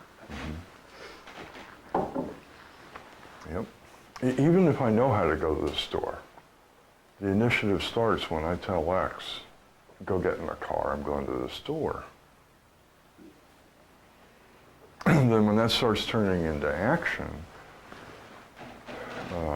all that stuff about getting to the store is the initiative, isn't it? But always the beginning of it is determining the what and putting value on it. That part hasn't changed.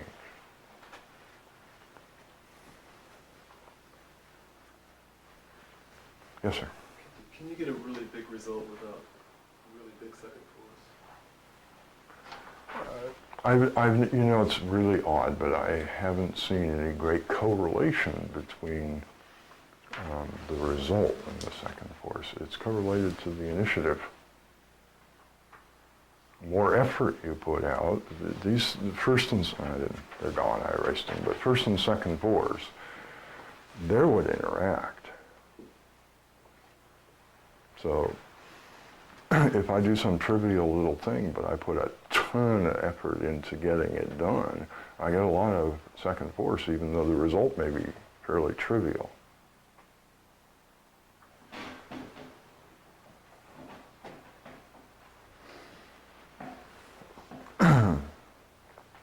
The interesting thing is that leaving the how left unsaid by the awareness, okay, often means that, from my point of view, there's not a whole lot of initiative, is there?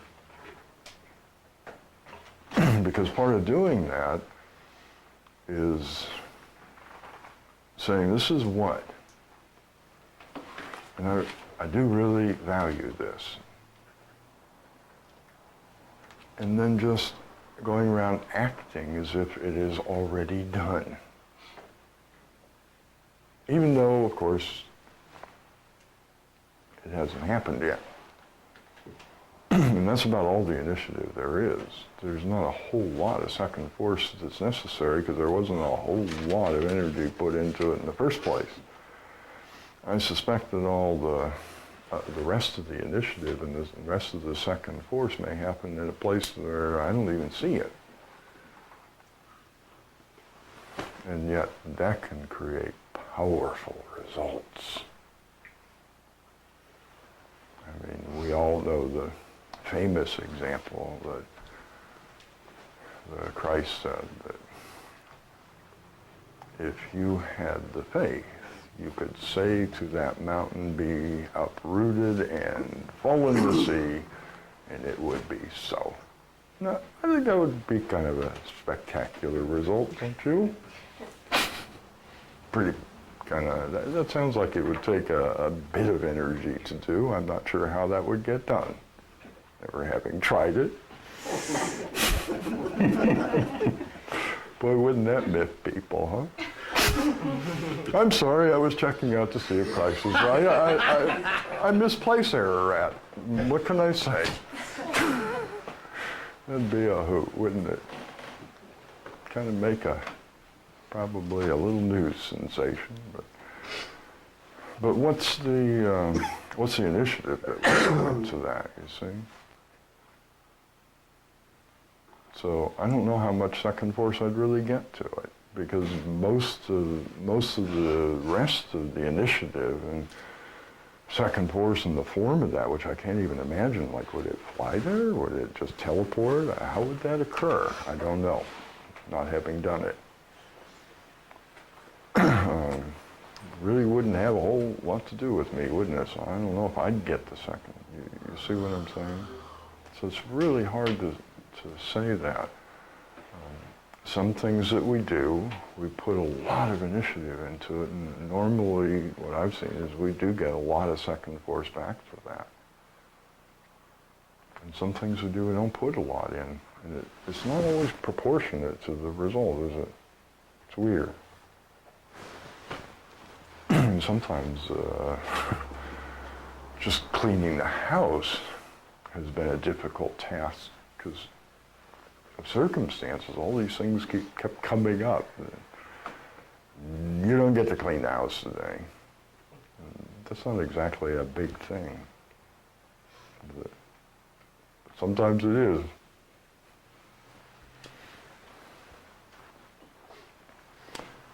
Any other questions or comments?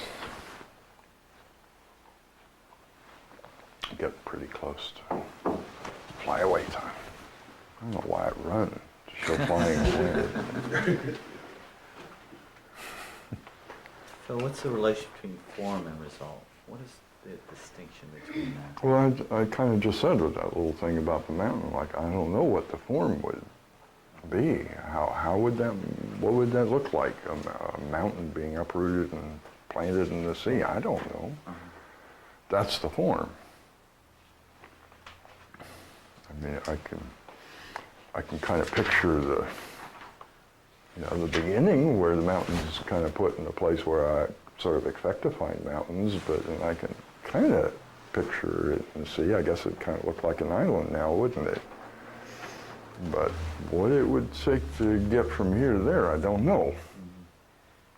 And honestly, I'm not really sure I want to try that one because X is kind of a goofball. For all I know, he'd make some big earthquake and it'd fall over. That's the way he usually puts mountains in the sea from the last time I checked, wasn't it? And that's what they kind of tell me. So this is one I think I'll leave as a theory. That might be the form, couldn't it? That would probably do it, wouldn't it? One heck of a big earthquake, and there you go. See all around that mountain.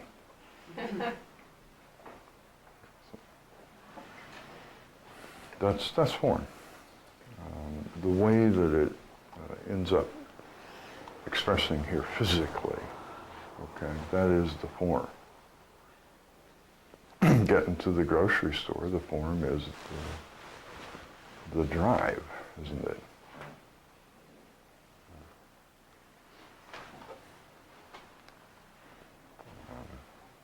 Our artists, I'm sure, understand this.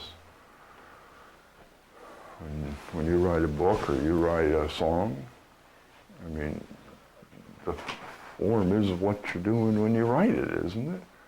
I could be wrong, but I don't think the form is necessarily immediately obvious all the time, isn't it? Isn't that part of what you do is you get a concept of some kind, and then what you have to do is say, well, what form would make this thing live? So other people get kind of what I'm trying to express. That's part of it. Am I wrong, or? You're right. Sometimes the form is obvious, I suspect. It's all usually serendipitous. Yeah. That's if you're gonna write a song or something. I mean, part of what it is you want to express something, isn't it? The form is very important to that. If you give it the wrong melody or something, if you want to express sadness and you have this melody that goes, I don't think anybody's going to get it. People try. But the result is what I. Well, in a case like that, for me, again, this is theoretical to me. I thought we might understand it, so I could be wrong. And I got specialists in the house. I'm going to make an utter fool of myself. But for me, if I were doing that, that would be kind of what I would want to be the result. Is I would kind of hope that whatever I was feeling when I came up with this idea of a piece of music, you would feel something at least similar. Is that kind of part of what you're trying to do when you write a song? Maybe I'm wrong. I mean, that would be the result to me. If I want to entertain you, then you're actually entertained. If I want you to feel a certain way, you actually have feeling somewhat like that, okay? I can't do that without a form. Now, there is one that I do sort of understand, is entertain, all right?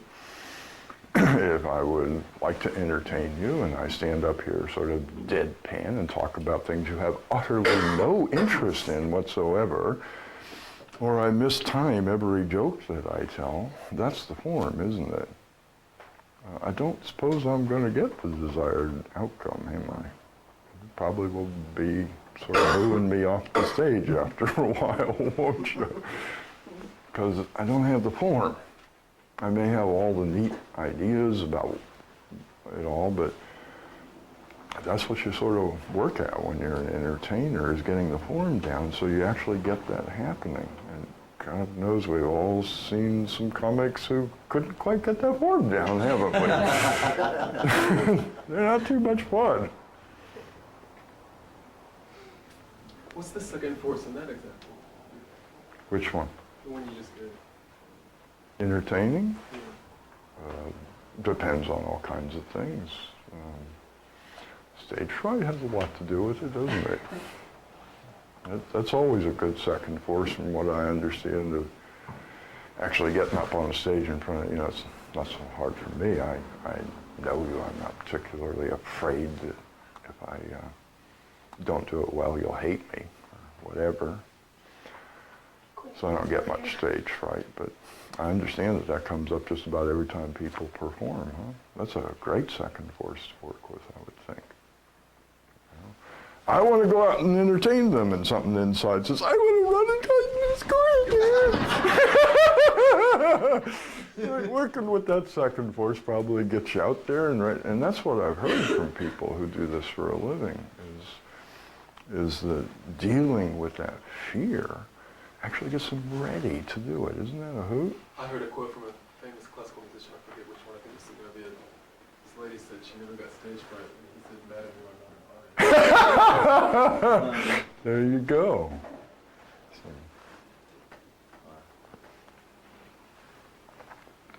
So, I don't know that that's all of it, but that's the way you see second force. What is it that is resisting you doing this thing?